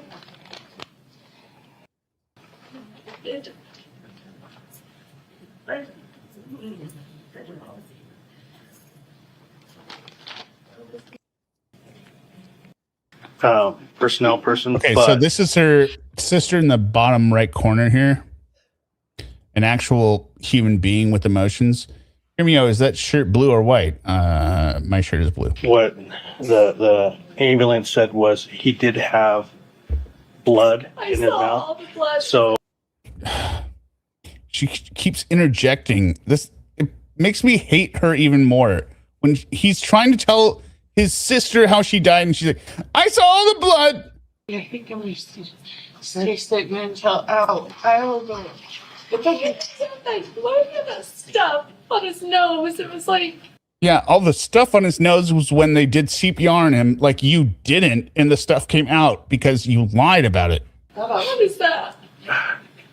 So, like I said, I'm not a medical personnel person, but what the ambulance said was he did have blood in his all mouth. the blood. So, they don't know. It might have been an aneurysm. They don't know. Eric's sister. His dad has blood clots. I mean. Yeah, Eric's sister. His blood in the stuff. It was like. Okay, so the old witch walking around is Kouri's mom, the troll, and then there's Eric's sister down here. look like snot or something. Yeah, because when they do the CPR, it gets the blood flowing and it gets moving. And if it's not pumping, it'll. Oh my god. Wait, well, when I was trying to just do the chest compressions and just. No, you didn't do any of those.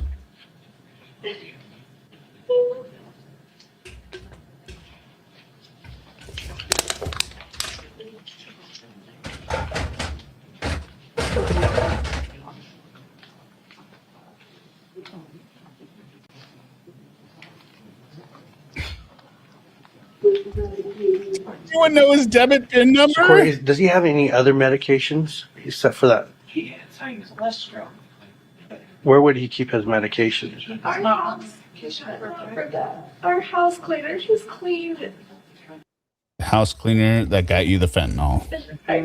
I can't find where she put anything. But he doesn't take his Lyme's disease doctor just is. There it is. That was it. Lyme's disease right there. Lyme's disease, the citrus fruit. No, it's Lyme disease. It's dumb. Taking him off of his Lyme's disease medication, so he's just I don't know why I bleeped out cow. taking vitamins for that. It gave him something like for the pain because it causes him to. It just burns. Okay, for those who are confused, the one sitting on the stairs right now is Kouri Richins. The person immediately to her left, I believe, is Eric's sister. But what do you think? That's his sister, right? To the left, that's not her mom. Maybe it's not high def enough to tell. Burns his body, so he has pain medicine. I think it is Eric's sister. Is it that green bottle? Might be. She doesn't understand. I honestly, I don't know. Yeah, okay, yeah. It's Eric's sister to the left because the troll mom is in the middle with her stupid coat. And like we were doing lemon drop shots. Yeah. I don't know. I don't know. She's measuring the living room for so when she's remodeling, right? Like, when I'm going to move into this house, because I'm this, it's going to be becoming the mother-in-law. What? This wall's got to come down for the. Yeah. Well, you can't take this wall down. These are load-bearing walls. In his bag that he just took to St. George because we just went to St. George. No, she doesn't whine like Wendy. She whines like Sherry Papini. I'm going to show it again because it still hasn't gotten through. Well, I don't know why Poltergeist is still back there. Oh my God, this is so terrible.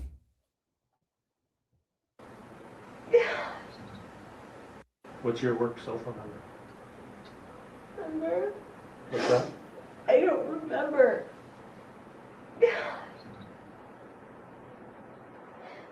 I haven't talked to men. I don't know. We're talking to other guys.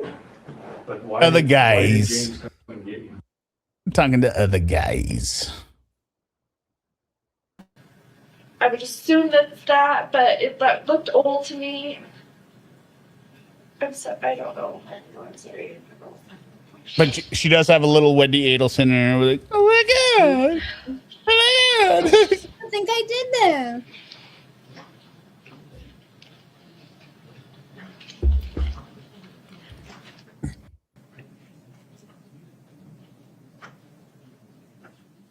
Covering her face gives it away, or I'd say the lack of tears So gives it Deputy away. Wynn, I want to show you a couple other. Okay, Do you recognize what kind? so we're gonna go ahead and fast forward to this dipshit. He's an actor that I cannot. If somebody knows which actor this reminds you of, please tell me, because he definitely And how to upload. I think I might know who. He was in a lot of Quentin Tarantino movies.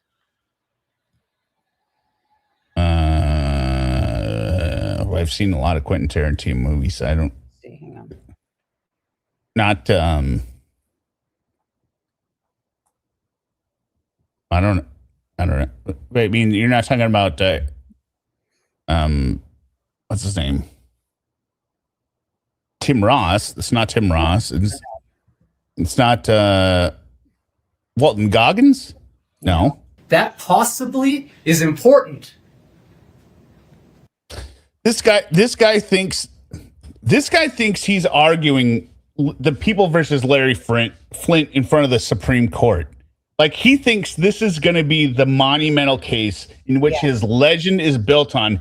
And all he is doing is asking, did you check the pill bottle? It's not Harvey Keitel. He's way too young to be Harvey Keitel. Right? No, it wasn't. Yes. It was not Quentin Tarantino I was thinking of. It was Coen Brothers. Steve Buscemi?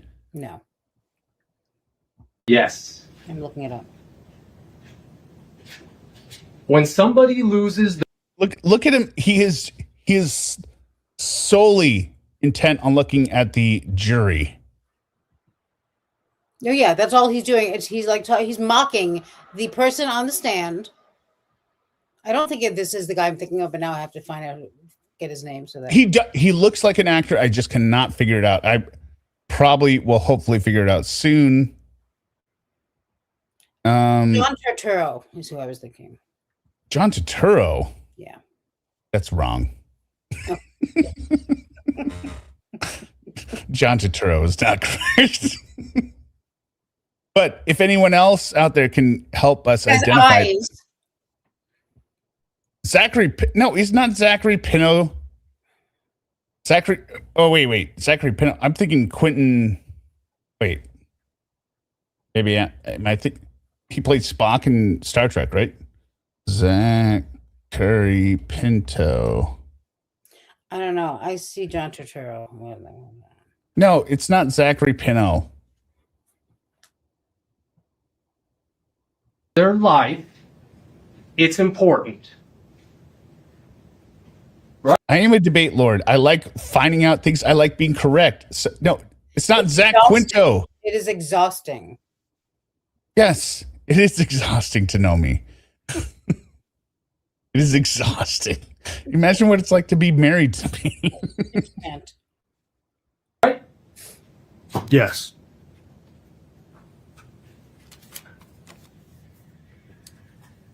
It's not David Schwimmer. You asked, and we all heard. But here's the thing, Suma, and this is the last thing, it's a side comment. Mm-hmm. People often say that I never admit when I'm wrong. That's not true. You have seen me multiple times. Like, oh wait, it's just the fact that I don't acquiesce based on somebody else saying something.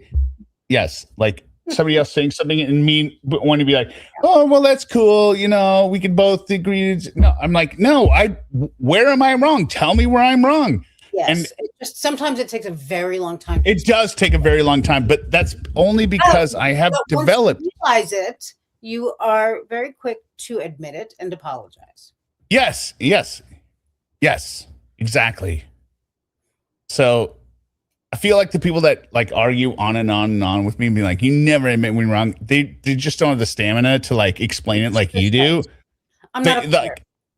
You're not a quitter and you're smart and you know, like, no. I also know that you're not, that you. I'm not doing it out of some. I know I'm not. So. I'm not just being stubborn, right? Like, right. You know. Yeah. You know that there's like the crest of the hill, right? Like I just got to get over that, and he'll get it at that point. We'll get there. I don't know how. Exactly, right? But these other people that just have bad arguments, and they just, John Bernthal. That is a good guess. You know who that is?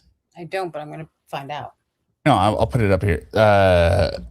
That's actually probably who I was thinking of. All right, we'll keep it going, and I'll bring up John Bernthal here. You asked Miss Richins countless of questions. John Bernthal right? is who I was thinking of. Yes. I think. All right. Hello, baby. And she I gotta say, answered hello, all- baby. She knows her shit. Yeah, and one that looks For a minute, similar when enough. he came on, I thought it was a picture of this John Bernthal. You asked her questions that were on your sheet. Wait, it's not John. The cop. Oh, the cop. It's John Bernthal. Right? Yes.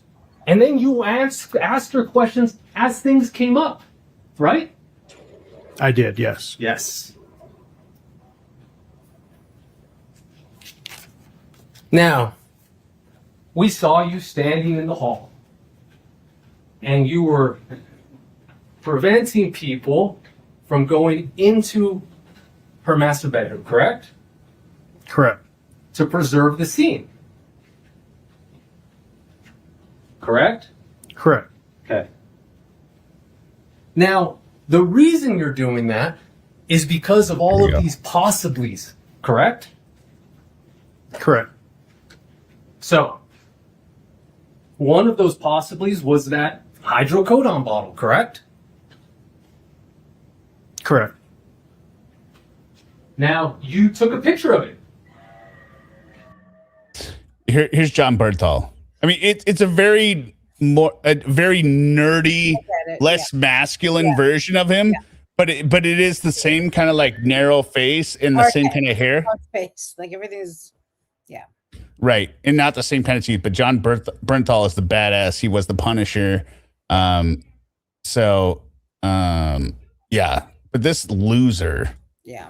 I don't recall taking a picture. Do you recall somebody taking a picture of it? Yeah, his face is more structured, and maybe there is even some subconscious thing I'll think of later. But this guy views himself as John Bernthal. Yes. Yeah. John Bernthal is who they would get.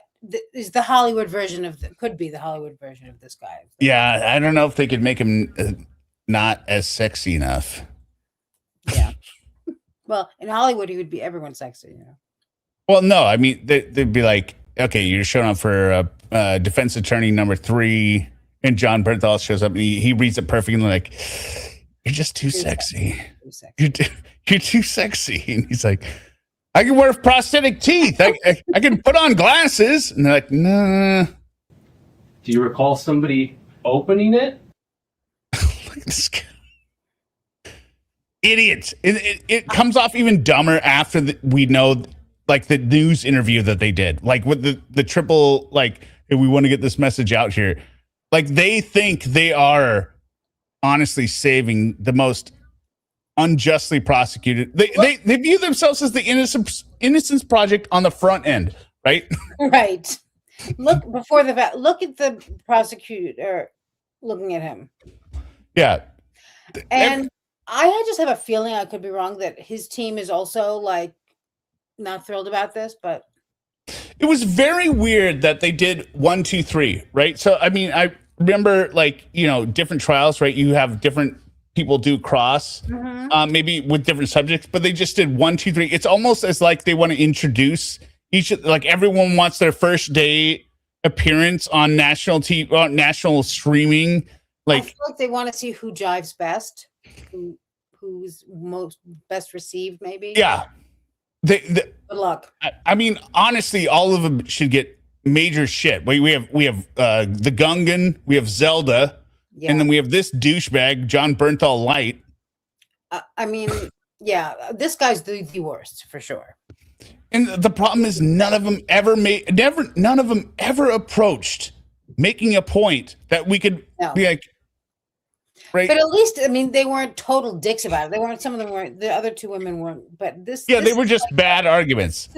They're like, don't you see that they were in love? Okay, well, but we saw the text messages, so this is kind of irrelevant here. But this guy is like, he is just attacking this poor man. Like, this guy is acting like he's in the Karen retrial, and he's got, what's his name on the stand? What's Proctor. The cop? Like he's got Proctor on the stand. Yeah. Don't and you? Alex, and it doesn't work when you don't have the material. Like when you don't have the. I mean, they continued it to tomorrow. And when the jury doesn't get anything out of all this, they're going to hate you, defense. You understand, if you just waste time with bullshit, you don't have a point? No, it's their job to win the case. They are actively tanking themselves by doing this because they have no point. Hairball yarn. Well, they can't win the case, but but you have to see the full thing of him doing it, and yeah. You could find it anywhere, right? But he literally goes on for like an hour and never approaches anything that resembles anything that's bad. He talks about the Wi-Fi upload to the body camera. He's like, oh, was it at your home? Was the office? And he's like, I don't know. It's uploaded. I don't recall. Look at him. Look at him shaking his head. It's just amazing. Look at him shaking his head. Asked her questions as things came up, right? I did, yes. Yes.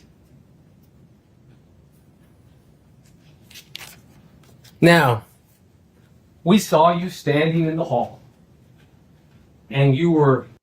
Actually, you know what reminded me of this? Remember the Amber Heard trial, right? And the one guy that cross-examined the experts, right? And like with the one guy that's like, you realize this test, you're just doing a pamphlet and you're not supposed to do this retroactively, right? You realize you're supposed to follow instructions, right? Like, and just tore those witnesses apart. He views himself as that, right? He's missing the fact that there needs to be some meat on that phone. Yeah, there needs to be something that we can follow and care about. You have to have something real to hang on to. You can't just show up and act like an asshole. Like that's not. You can't just shake your head at every answer like it's a bad answer. Preventing people from going into her master bedroom, correct? Correct. To preserve the scene. Correct? Correct. Okay. Correct. Now, the reason you're doing that is because of all of these possiblies, correct? Correct. So, one of those possiblies was that hydrocodone bottle, correct? Mervina. Correct. Now, you took a picture of it. Yeah. Yeah, but I don't recall taking a picture. Too many Do you recall? theatrics for a trial, but I bet he'd be great in Cats, though. I think actually the idea, the thought process of this is a theory that just popped in my head. I think they think that the more you hear a witness agree with the defense, then therefore the defense has some. It's all they've got. Yeah. So it's Monday, isn't it? Correct? Yeah, correct. It is Monday. Yeah. And you are a police officer, aren't you? Correct? Correct. And you're testifying right now, are you not? Correct. It never goes well, these kinds of. Somebody taking a picture of it? Yes. Do you recall somebody opening it? I don't recall. Look at him. Nobody opened it. Ashamed of yourself. Do you recall somebody You should probably just retire and kill yourself. taking a picture of the Yeah. inside of it? I don't recall. Do you recall getting that hydrocodone bottle and putting it in an evidence bag? I did not do that. You did not. Yeah, Blue River. So we can both agree we agree that we are both wearing glasses, correct? Yeah. But the officer's glasses look much better. The officer's glasses fit his face much better than this douche. This defense attorney should go to contacts. I know he's going for like Might not be good either, but well, I think he's going for like I'm intelligent because I'm wearing glasses, but the glasses they're too thick. The eye for good reason, but he needs glasses that make his eyes look not so close together. The officer's glasses look, what's the word? Not clinical, like prescription, like necessary. Like, hey, I took the gun test and they said I had a 20/10 vision or something. So these are corrective lenses so that when I shoot at people, it's on target, right? Like these look very, very specific and functional. They look pretty sharp to me, actually. Well, no, they look good, but they look functional. That's the thing. He's not wearing them for being a douchebag like this guy. Did anybody do that? Look how high. Here's what bothers me. Look at his ear. Look. Yeah, I know the ears. I know because he's got a weird shaped head, and nothing here is good. Well, but the arch of the glasses doesn't even curve behind the ears, so he's wearing it like glasses. It's like Lorne wearing his hat when he just sets it on the top of his head. right? Like you couldn't find Glasses him. don't fit him. No, they don't fit him. But you're a lawyer. You should be able to afford glasses. Yeah, maybe they're play glasses. No, but this is the way he likes it. He likes it like this kind of. I don't recall. Dexter look? I don't know. He just got the weird shaped ears and head. Yeah. And this is coming from somebody that can't wear glasses at all because my ears are offside and my nose is like they look funny when I wear them. Yeah. Now, having a celebratory drink, you found out. And get a different haircut for court. You look. What do you do? So ugly. Just comb it down. It's Look like professional. it's 1985 and he went and asked for the number 6. at the Right. bottom. This is literally the haircut I think that I wore to the 80s party at my house. I just blew up the top and hairsprayed it and then combed everything down on the sides. I was like, oh.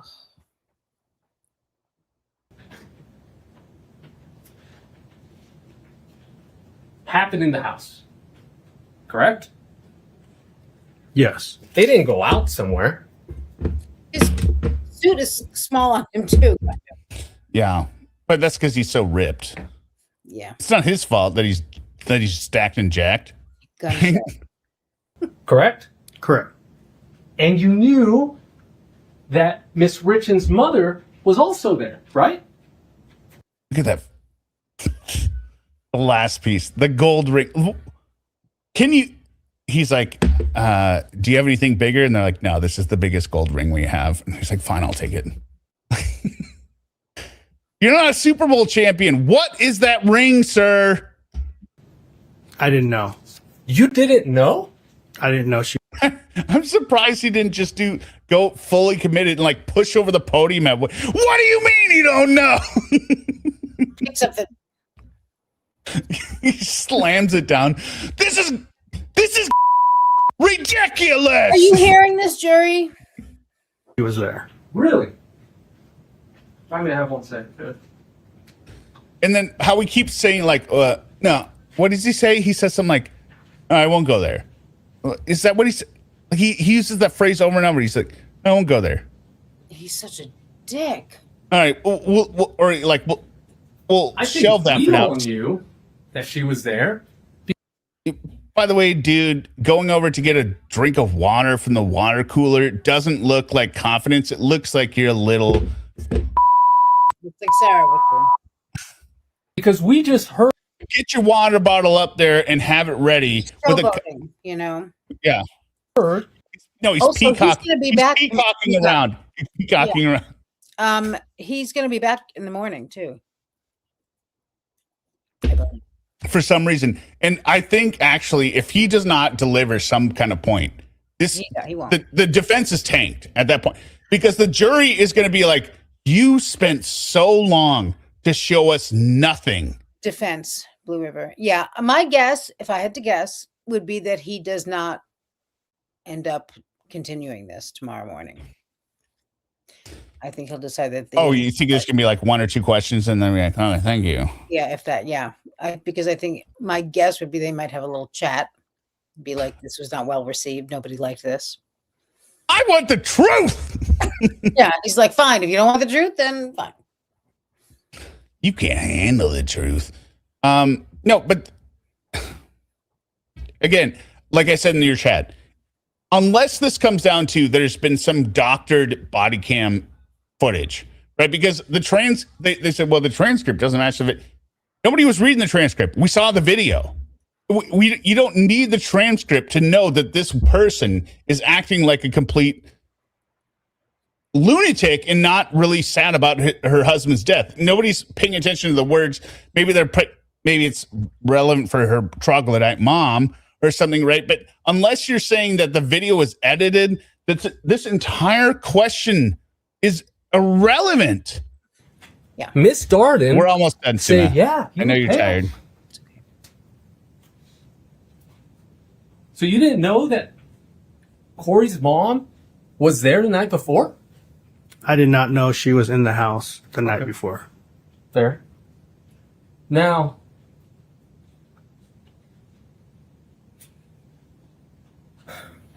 Looking at her little beady eyes. You were told, and you do know, that Kouri I've been said saying this. I say this all the time. and I'll maybe, say it again, but maybe he took some.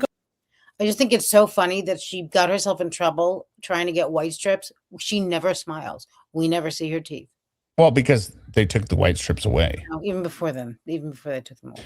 We will. Well, I'm sure they're going to cover it in the trial, but I mean, actually, I think it was limited. We need to cover the walk the dog letter. Yeah, Some, I think, like, I think the walk the dog is the 2 first pages only, I believe, but I'm sure it'll be enough. I don't know why. That doesn't make well, any sense to me. she said it was part of a 65-page script, Oh, which didn't make any sense because it was written in third person, and then also said, "Get me Chris White strips," which she got, and then were confiscated. Dummies? You remember that, right? Yes. She's not Compass Realty. And That was another weird thing with it. Like this is the second cell phone interruption. It is so like I don't know that I've seen that. You can't hear it? I didn't hear it the last time or this time. Like during So the first time was a vibrating phone, like yeah. This one was let me find if I can find the sound.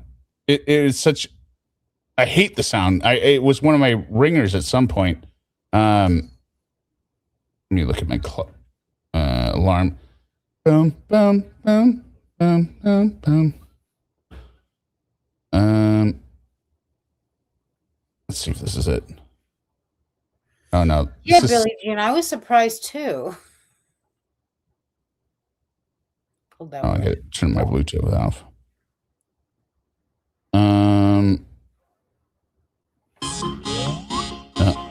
I'll find it.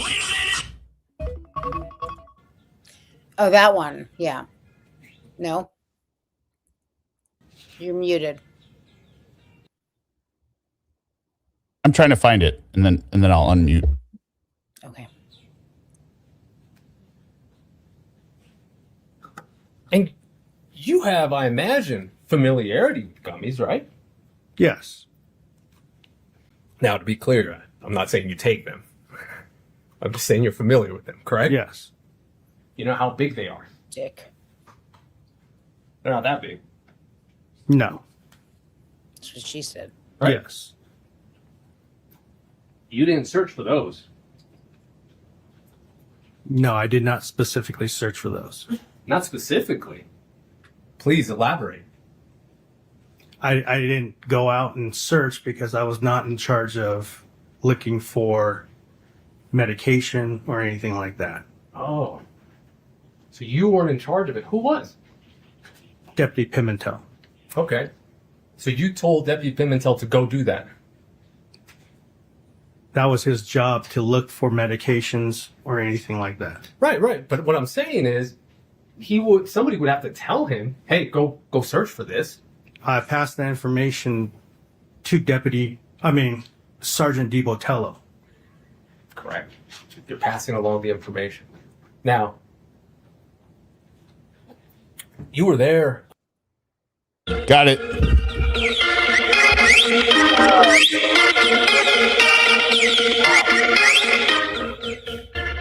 I guess I heard the whistling. For an unknown time. And you indicated Pimentel was the one who's in charge of looking for that, correct? Yes, he was assigned for that I have duty. to change back to Now, at one point, you relieve him. Oh, correct? Deputy Pimentel? Correct. I don't recall. You just indicated a little bit ago that you relieved him so he can leave. Oh, when he left, yes. For him to leave. Correct. You relieved him, right? Yeah, not the medical checklist duty, but to relieve him to leave. Correct. Yes. On his way home. Correct? Correct. Okay. So who did you assign to take over his responsibility? It's so disrespectful to like not look at the person you're talking to. It's so weird. It's so performative. Performative and yeah. It's Well, people keep saying, like, how do I put the twin song on iTunes? Tell me how to put stuff on iTunes. I'll do it. I got a couple songs. Put it on there. I don't recall. Could you please look at your report?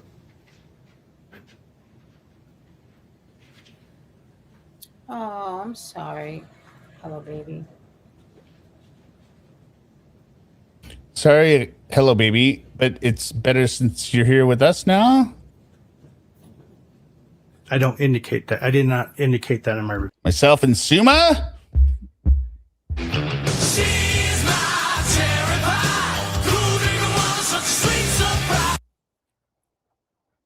So how would we know if that was even done? Because Deputy Pimentel will possibly write a supplemental report that cover what he did. Yeah. Okay, so we'll ask. Yeah, Blue River. When Timu John Berntal is we'll ask him. the Now, secret weapon. Or something. here's a Yeah. You don't search for gummies. And you would agree this whole environment's a traumatic environment? Yes, it is. Here's the deal, Timu John Benthal. Your dumb client did not say that he had a drug problem. Even when she was presented with the fact that he overdosed on fentanyl, she swore up and down that he's not a drug user. And then she immediately started searching for the drug-related offenses and then came in and said, yeah, he was a hardcore druggie. I Hardcore. meant the opposite. Yeah, I said it wrong before. When I said he never did any hard drugs, I meant he always did hard drugs. I get my tenses mixed up. Yeah. Yes, it is. For everybody. Correct? Correct. Yourself included. Correct. I mean, there's such a thing as secondary trauma, correct? Correct. So, let's give everybody some grace. Now, what does that mean? Give everyone some grace for what? You found out about the gummies from who? Found out what gummies? Who told you that he might have taken gummies? Oh, from Miss Kouri Richins. Correct. So who would know where the gummies are? Miss Kouri Richins. Your mother. And did you ask her? I did not specifically ask her about the gummies. Not specifically about the gummies. Please elaborate. I asked her about his medical prescriptions. Nope. We're talking about the gummies. No, he's explaining what he asked her about. Yeah, he's not. You asked him to elaborate. What the fuck is wrong with you? He said he didn't ask about the gummies. Yeah, so then why would he be talking about them? What more is there to say? He's done. Did you ask her, Miss Richins, about the gummies that she told you about, that she volunteered? Did you ask her where they were? I did not. You did not. Did you tell Pimentel to ask her? I did not. You did not. So it's not like they were hidden somewhere. You knew where they could have been. Correct? I did not know where they... You couldn't have asked the question? You couldn't have asked them where they were? I could have. And you did it, right? Correct. Now, you have been an officer since 2012. Correct? In Utah, yes, correct. What about before? 2003. 2003. Oh my In that God. time, you've learned quite a bit of things. Oh. Correct? Correct. How to investigate. Correct? Correct. How to document. Correct? Correct. How to interview. Correct? Correct. How important each case is. Correct? Correct. Because everybody counts or nobody counts. Correct? What the hell does that mean? I feel like the judge. I mean, I feel like this is Now- not an attorney shouldn't be able to behave We this talked way. about That's why I said, like, when he's like, Your Honor, we might need to go tomorrow. Yeah, I believe Your Honor would have said no. No, if you could tell me where you're getting to, like if it's resembling any kind of point, then we can go tomorrow. Otherwise, you just need to stop asking these stupid questions because this is doing nothing. And he's insulting. I mean, he's not being professional. He's not being courteous. He's acting like this guy is somebody that one of the officers that beat Rodney King, right? Yeah, he's a defendant. He's acting like this is a defendant, right? Like, right. He's acting like this is a civil litigation, and he's one of the cops that killed what's his name. That would be criminal, by the way. No, but I'm saying in a civil litigation, there's always two parts to it, right? Sometimes that's how he's act. Sometimes, all the time. If there's a criminal conviction, you're going for the civil, and if there's no criminal conviction, you're going for the civil. I swear you don't know this. Oh my God. about things that you didn't do.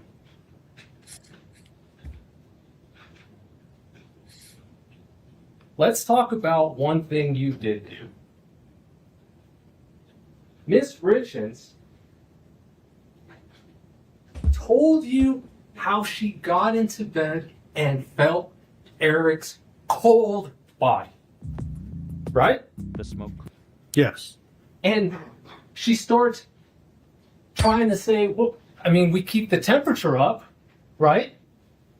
Oh, this is his big moment when they reveal that they thought the temperature was 70 and it was actually 71. Yeah. So this was another, or let me just show this. So for stuff people talking about iTunes, I did actually do a full album under DJ Ron before my computer died and I lost all the original tracks, but this was one of them. The smoke cleared, and there were dead kitties everywhere. I felt bad. But what was I supposed to do? Don't judge me, just watch the song. Enough. Backing up. The smoke cleared, and there were dead kitties everywhere. I felt bad. But what was I supposed to do? Enough was enough. They had soiled my Looney Tunes blanket for the last time.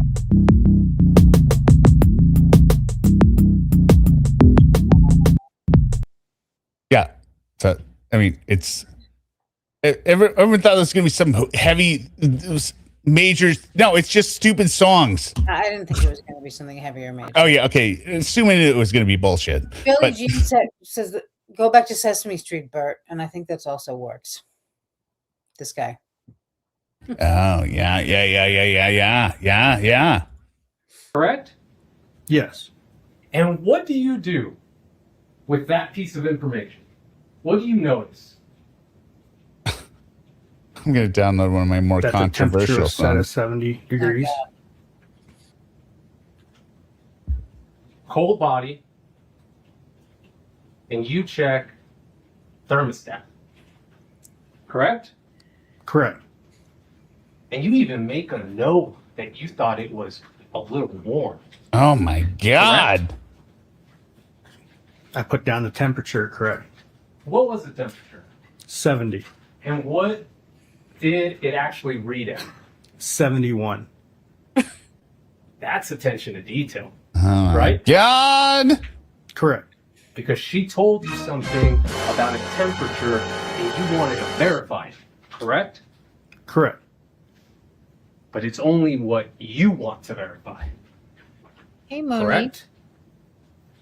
No. It's not. We'll leave it. Let's talk about times. Everybody's looking at that clock right now, and I'll try to shut up real quick. But Could there be a bigger sign that you need to stop asking questions than everyone's looking at the clock? Yeah. Then I'll shut up real quick. When? might need to come back to Tomorrow. you gathered information about time, correct? Correct. You even get down to the minute at some points, correct? Correct. When you're filling out the form, for example, let's go back to that. You remember there was a group of EMS people, including Mr. Cernich, correct? Correct. And you're writing down, what time did you guys get here? Correct? I did not ask that question. Did you overhear it? I did not. Really? Really? Okay. We'll leave it alone. Really? I'll leave it alone. You need to document when things I'll leave it alone. happen and where they happen, correct? Correct. Because you know that the information that's going to go into your report is going to be seen by other officers, correct? Correct. By possibly prosecutors, correct? Correct. By possibly judges, correct? What is the point? Correct. By possibly jurors, correct? Correct. So, in your report, go ahead and review it and tell me if you identify times there.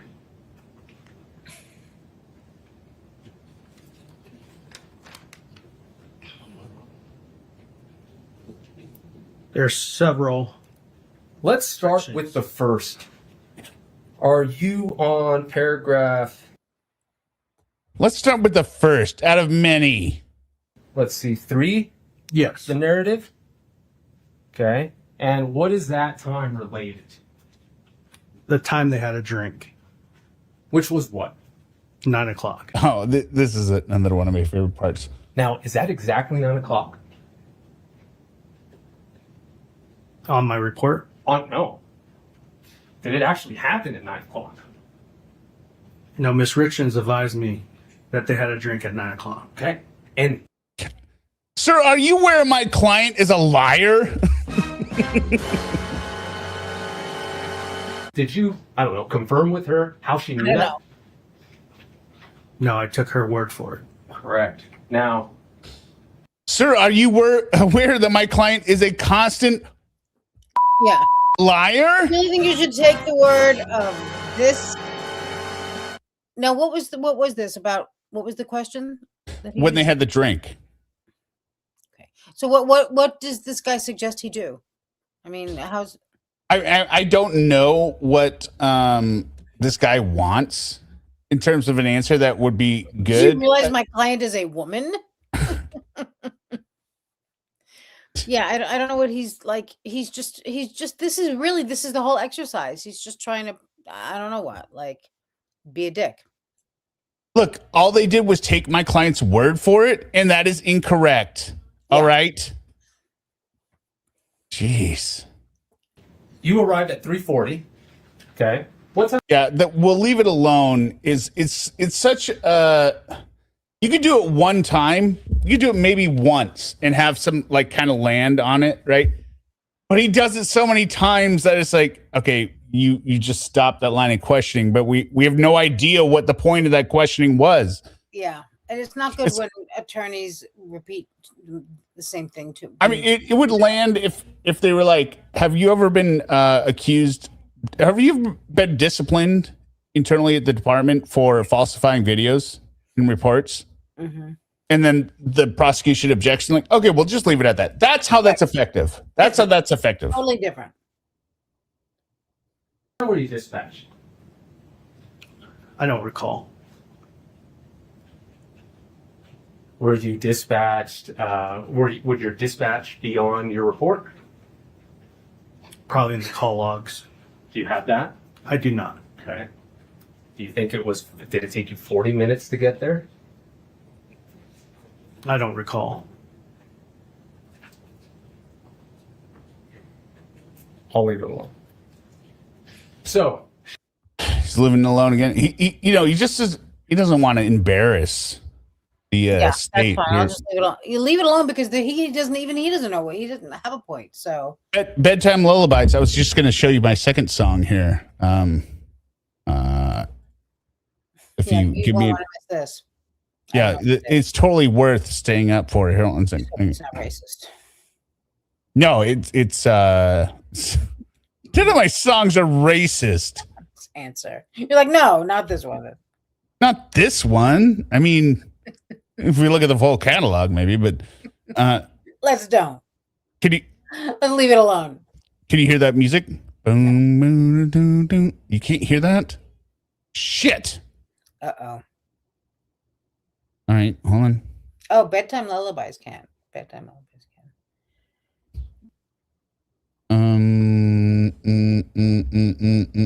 Well, we'll keep this playing until He says about 9 o'clock.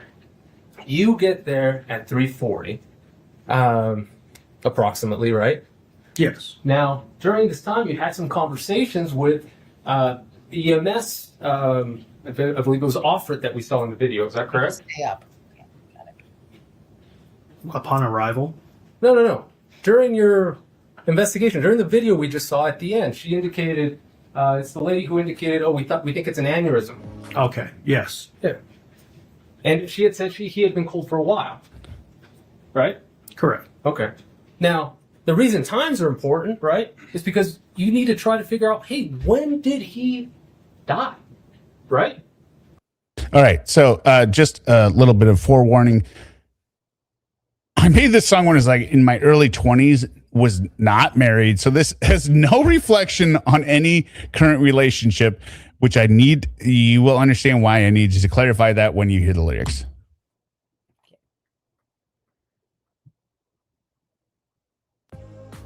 Can you hear it? Yes. How can you say I shouldn't be upset? You just told me you're in love with someone else. I can't believe I actually let you fuck me. Now I'm fucking pregnant from your cum. What am I supposed to do?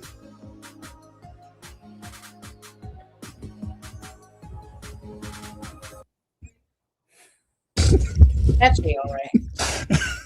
It's like it's like Leonard Bernstein. It's so good.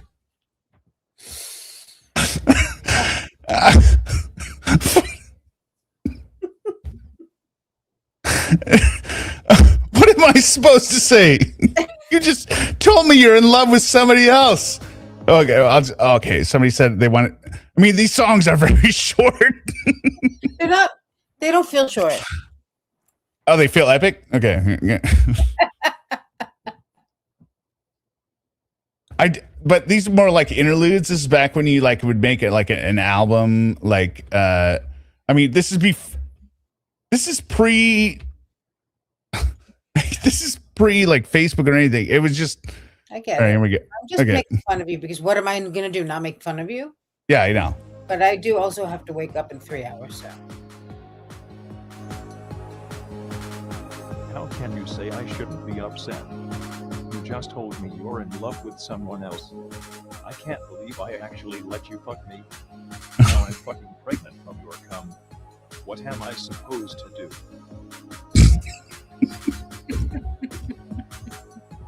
Endless. Yeah, it was just this little thing that me and my roommate would have. We would just come up with the most most tragic scenarios. Like, oh, I just got that job, at the World Trade Center. I'm gonna mail in the life insurance tomorrow morning. But then 9/11 is that day, and then it was so black humor. It wasn't against anything. It was just like thinking of the worst scenarios that people would write into movies, if that made sense. Like some tragic bullshit. But we could be done with the body cam person. It's all bullshit. You heard what he said. We get it. This guy's a dick, and we're gonna see him in the morning. Well, I am. I don't know. You'll probably be sleeping, or still awake. Also possible. So here's the choice. Do we want to hear from the DJ Ron album, the original, the unreleased underground records? Do you want to hear The Nightmare Begins or DJ Ron? That's The Nightmare Begins is one choice. Or DJ Ron goes to the store to buy milk, but then is distracted by the candy aisle. I mean, both of those are pretty. I like the second one. You want the second one? Okay. Yeah. I'm assuming it's going to be an outro, right? Yeah, it's going to be an outro. But also realize, like, I was heavily, like, this is when I was first prescribed Adderall, right? So I was just, Got it. I was up, like. So the song is actually going to go back in time. It's going to bring us, it's going to be so fast that it takes us back. No, this is written in 2003, but I'm saying, like, this was at the time when, you know, making music, I had these ideas, right? But I had no way of making the music. I couldn't sing, and I was like, what am I going to do? And then so I was just using the text to speech, like you just heard in that last one, like, you know, yeah. I can't believe I let you F me. I also like the fact that DJ Ron inspires absolutely no feelings of musical talent. Like, it doesn't get more bland. And you know,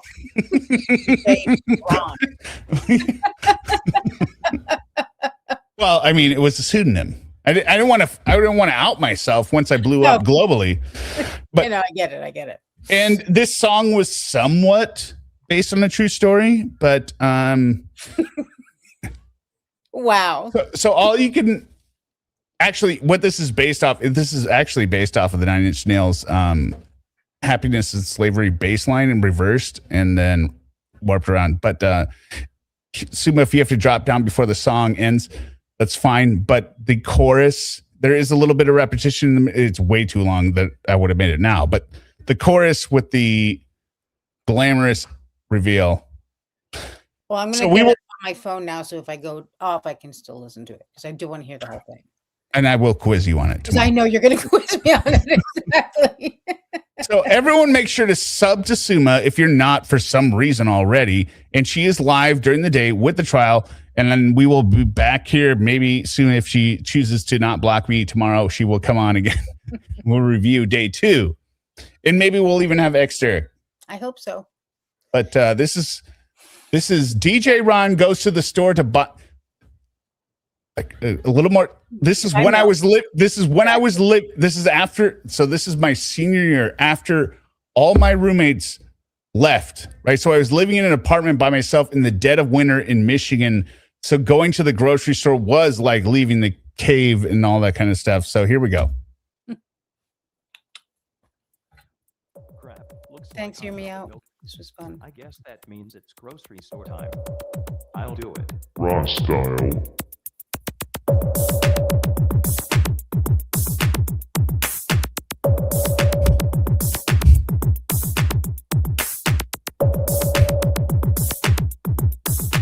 And I made this on an HP from 2000 with Fruity Loops free program. It was just all loops.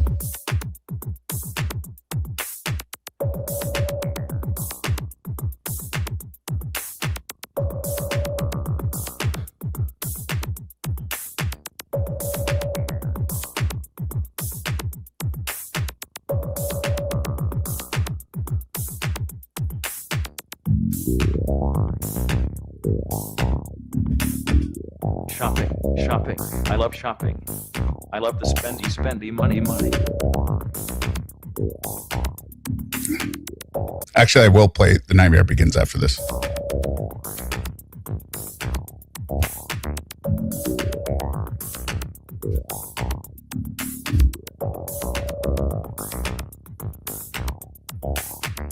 Okay, let's see how I am doing so far. Got it. Chips. Yep, got those. All right, here's some of my favorite bread. So you can tell I'm going through the Suma dropped it. You can tell I'm going through the grocery store. I said, Pop, Chips, got those here. Oh, here's some of my favorite bread. Delicious. Where do you suppose they keep the peanut butter? Would it be by the jelly? They should have it by the bread. It would save me a lot of time. You can drop down. Thanks, Mike. I'll be listening though, but don't bother me. Oh, look at this sick twist of the beat.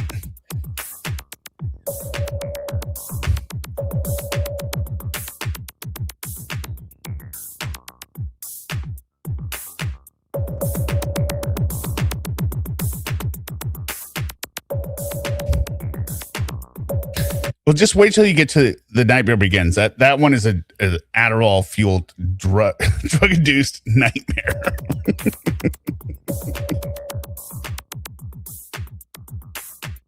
But I do like the ending of this song better. Oh, Steph shuffling squirrel. Looks like You one does. get one lettuce bags. I should eat more lettuce. Buy one, two. Buy one, get one lettuce bags. I should buy two. I should eat more lettuce.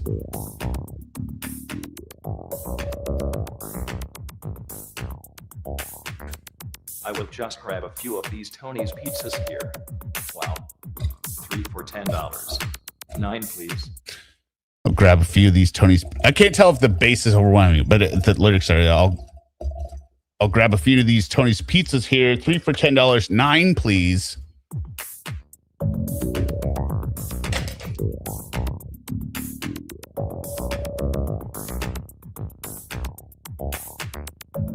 Now I just have to get the milk. Yep. Now he just has to get the milk because that's why we're at the grocery store originally. Remember all the stuff he's piled in his cart.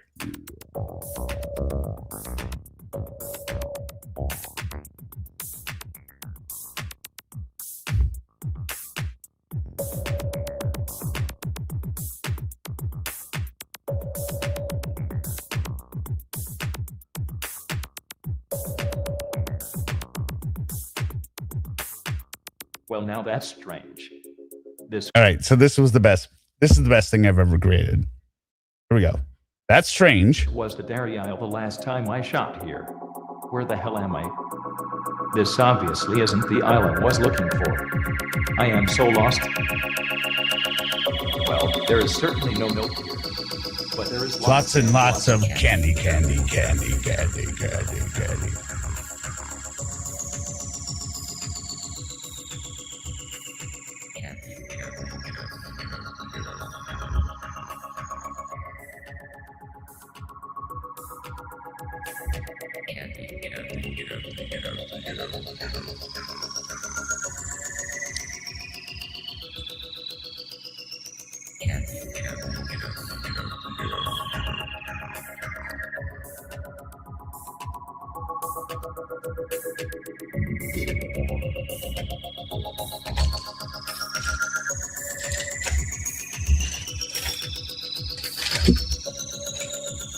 I want everything. Skittles, Crunch Bar, Kit Kat, Snickers, they must all be mine. There are so many candy friends here. This is where I should have been the entire time. This is where I belong, with my real family.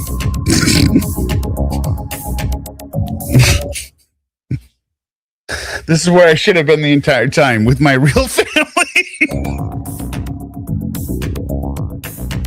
No, I don't know how to put stuff on iTunes.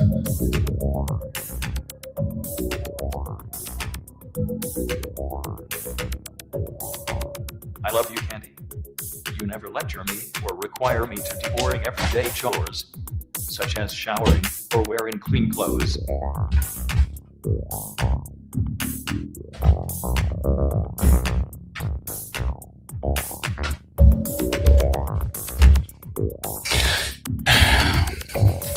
Here's the thing. Before you hear this last line, I want you to realize how much of my sense of humor did not change over the last 2 decades. And we're still going to listen to Welcome to My Nightmare after this, but...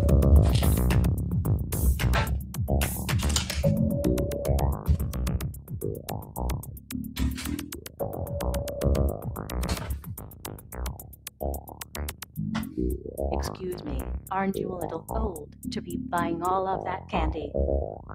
Lady, talk to me like that again, and I'll effing murder you and your family. So step off, bitch.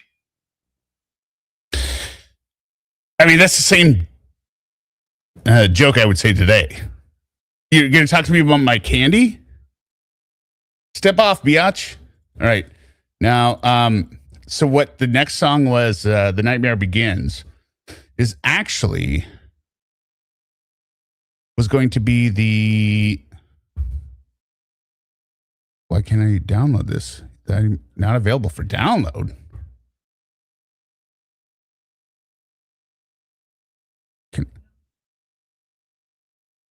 What? Hold on.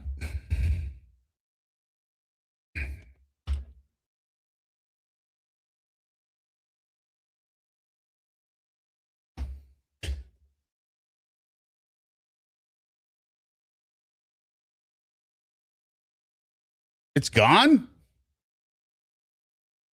Well, that's stupid. Where's the nightmare begins?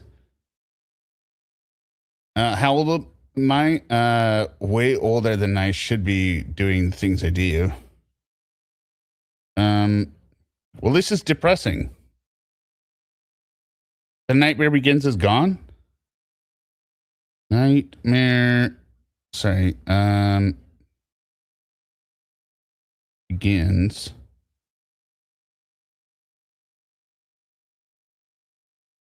Songs.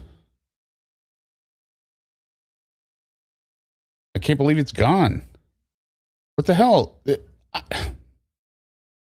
iTunes is supposed to save everything. Oh, welcome to my nightmare. That's the song I want. Is it going to play? This on the ground. Okay, yeah. Okay, so how do I get this over here?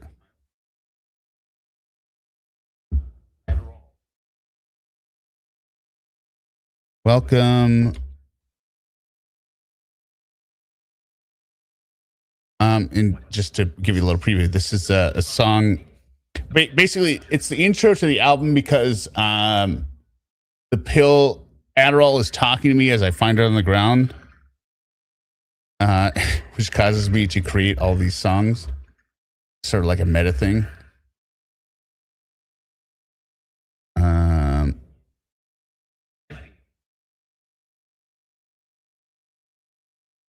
I don't get it. Search DJ Ron.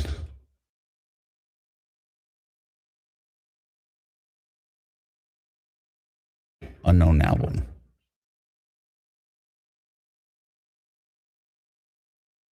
Actually, I could just play it on here. Okay, I'll just do this.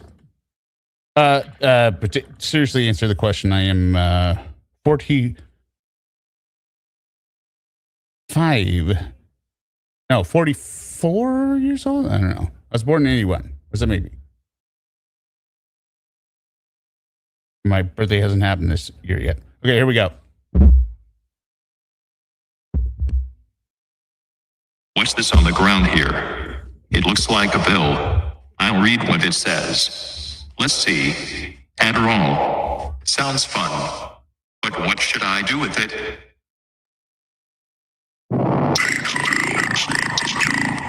What? Is the pill talking to me? Okay, I'll just take it.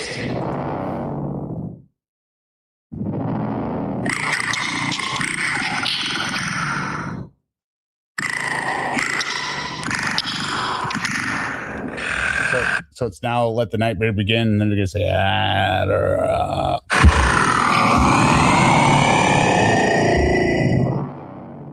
I feel awesome. I can't do anything I put my mind to.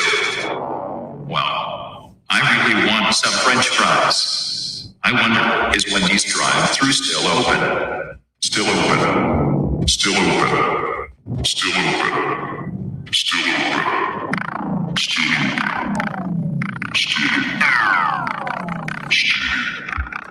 All right. So if it wasn't clear, because I don't know how it's coming through, DJ Ron found the Adderall on the ground that was talking to him. No, Disney Mom 5. This is 20 years ago when I was first prescribed this. And so now he's talking to the pill, and the pill's like, take the pill in front of you, and then he says, I really want some French fries. So now what do we guess the rest of this song is about?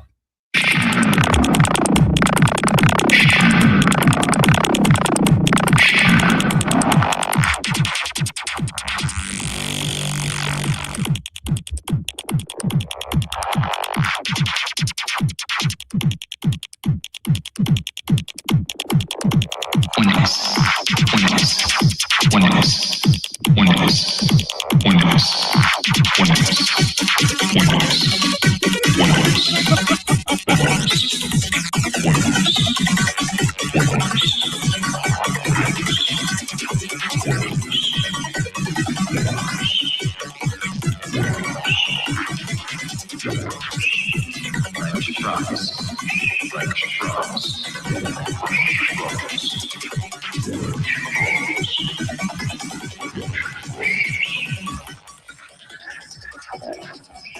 Oh wait, I got it. Here we go.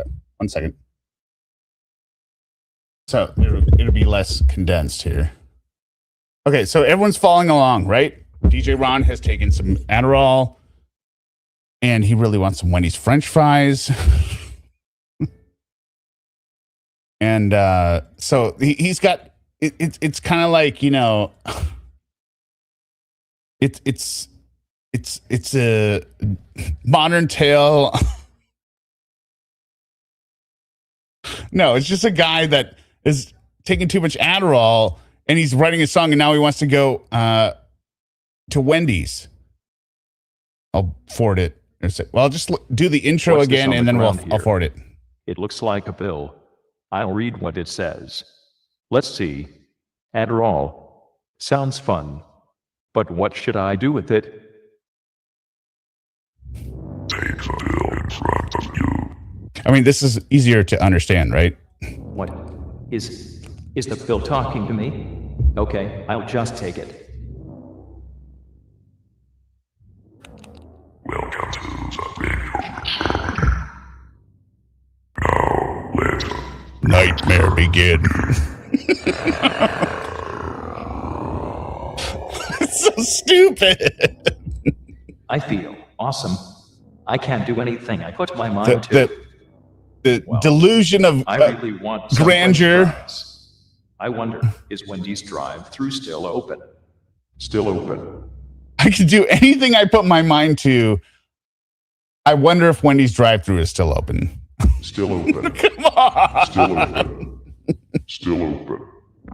Still open. Still open.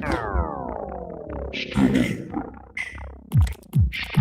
All right, we're going to fast forward a little bit here.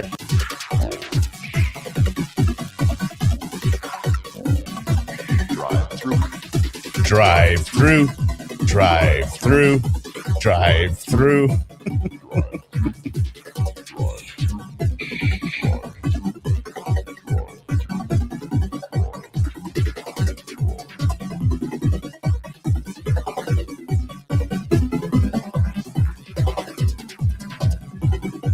No, there's some chaos. Is there possibly a stop sign or a... Still open. Still open. Still open. Still open. Are they still open? Still open. Still open. Still open. Still open. Wendy's. Wendy's. Wendy's. Wendy's. Wendy's. Wendy's. Wendy's. And just for the record, I knew this was stupid when I was making it. So don't anyone think that I was like, oh, I'm going to take the world by storm. It was funny to me.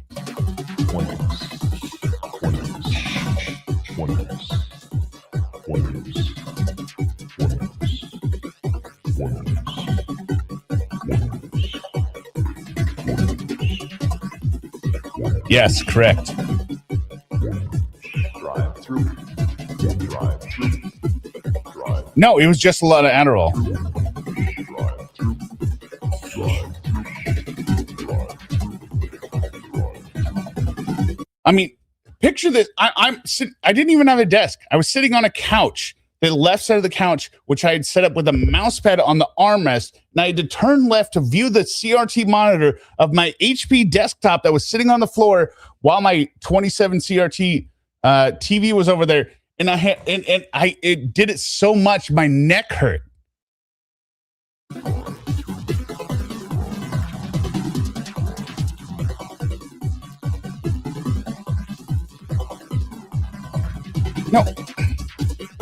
No, I don't do these kind of things. I did these kind of things 2 decades ago. But wait, where did I put my car keys? The ultimate foil. He doesn't know where his car keys are.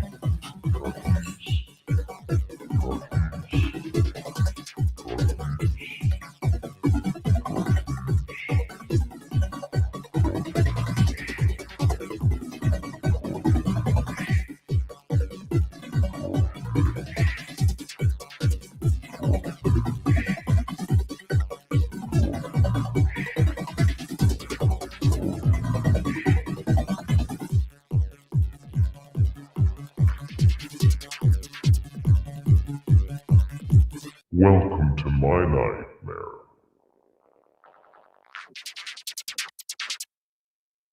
Why did I stop? Because the hard drive crashed. And I lost all the original tracks. Then I was just like, I don't care. One last thing to do before sign off. Well,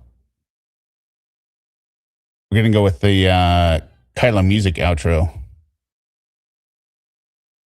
What do you need?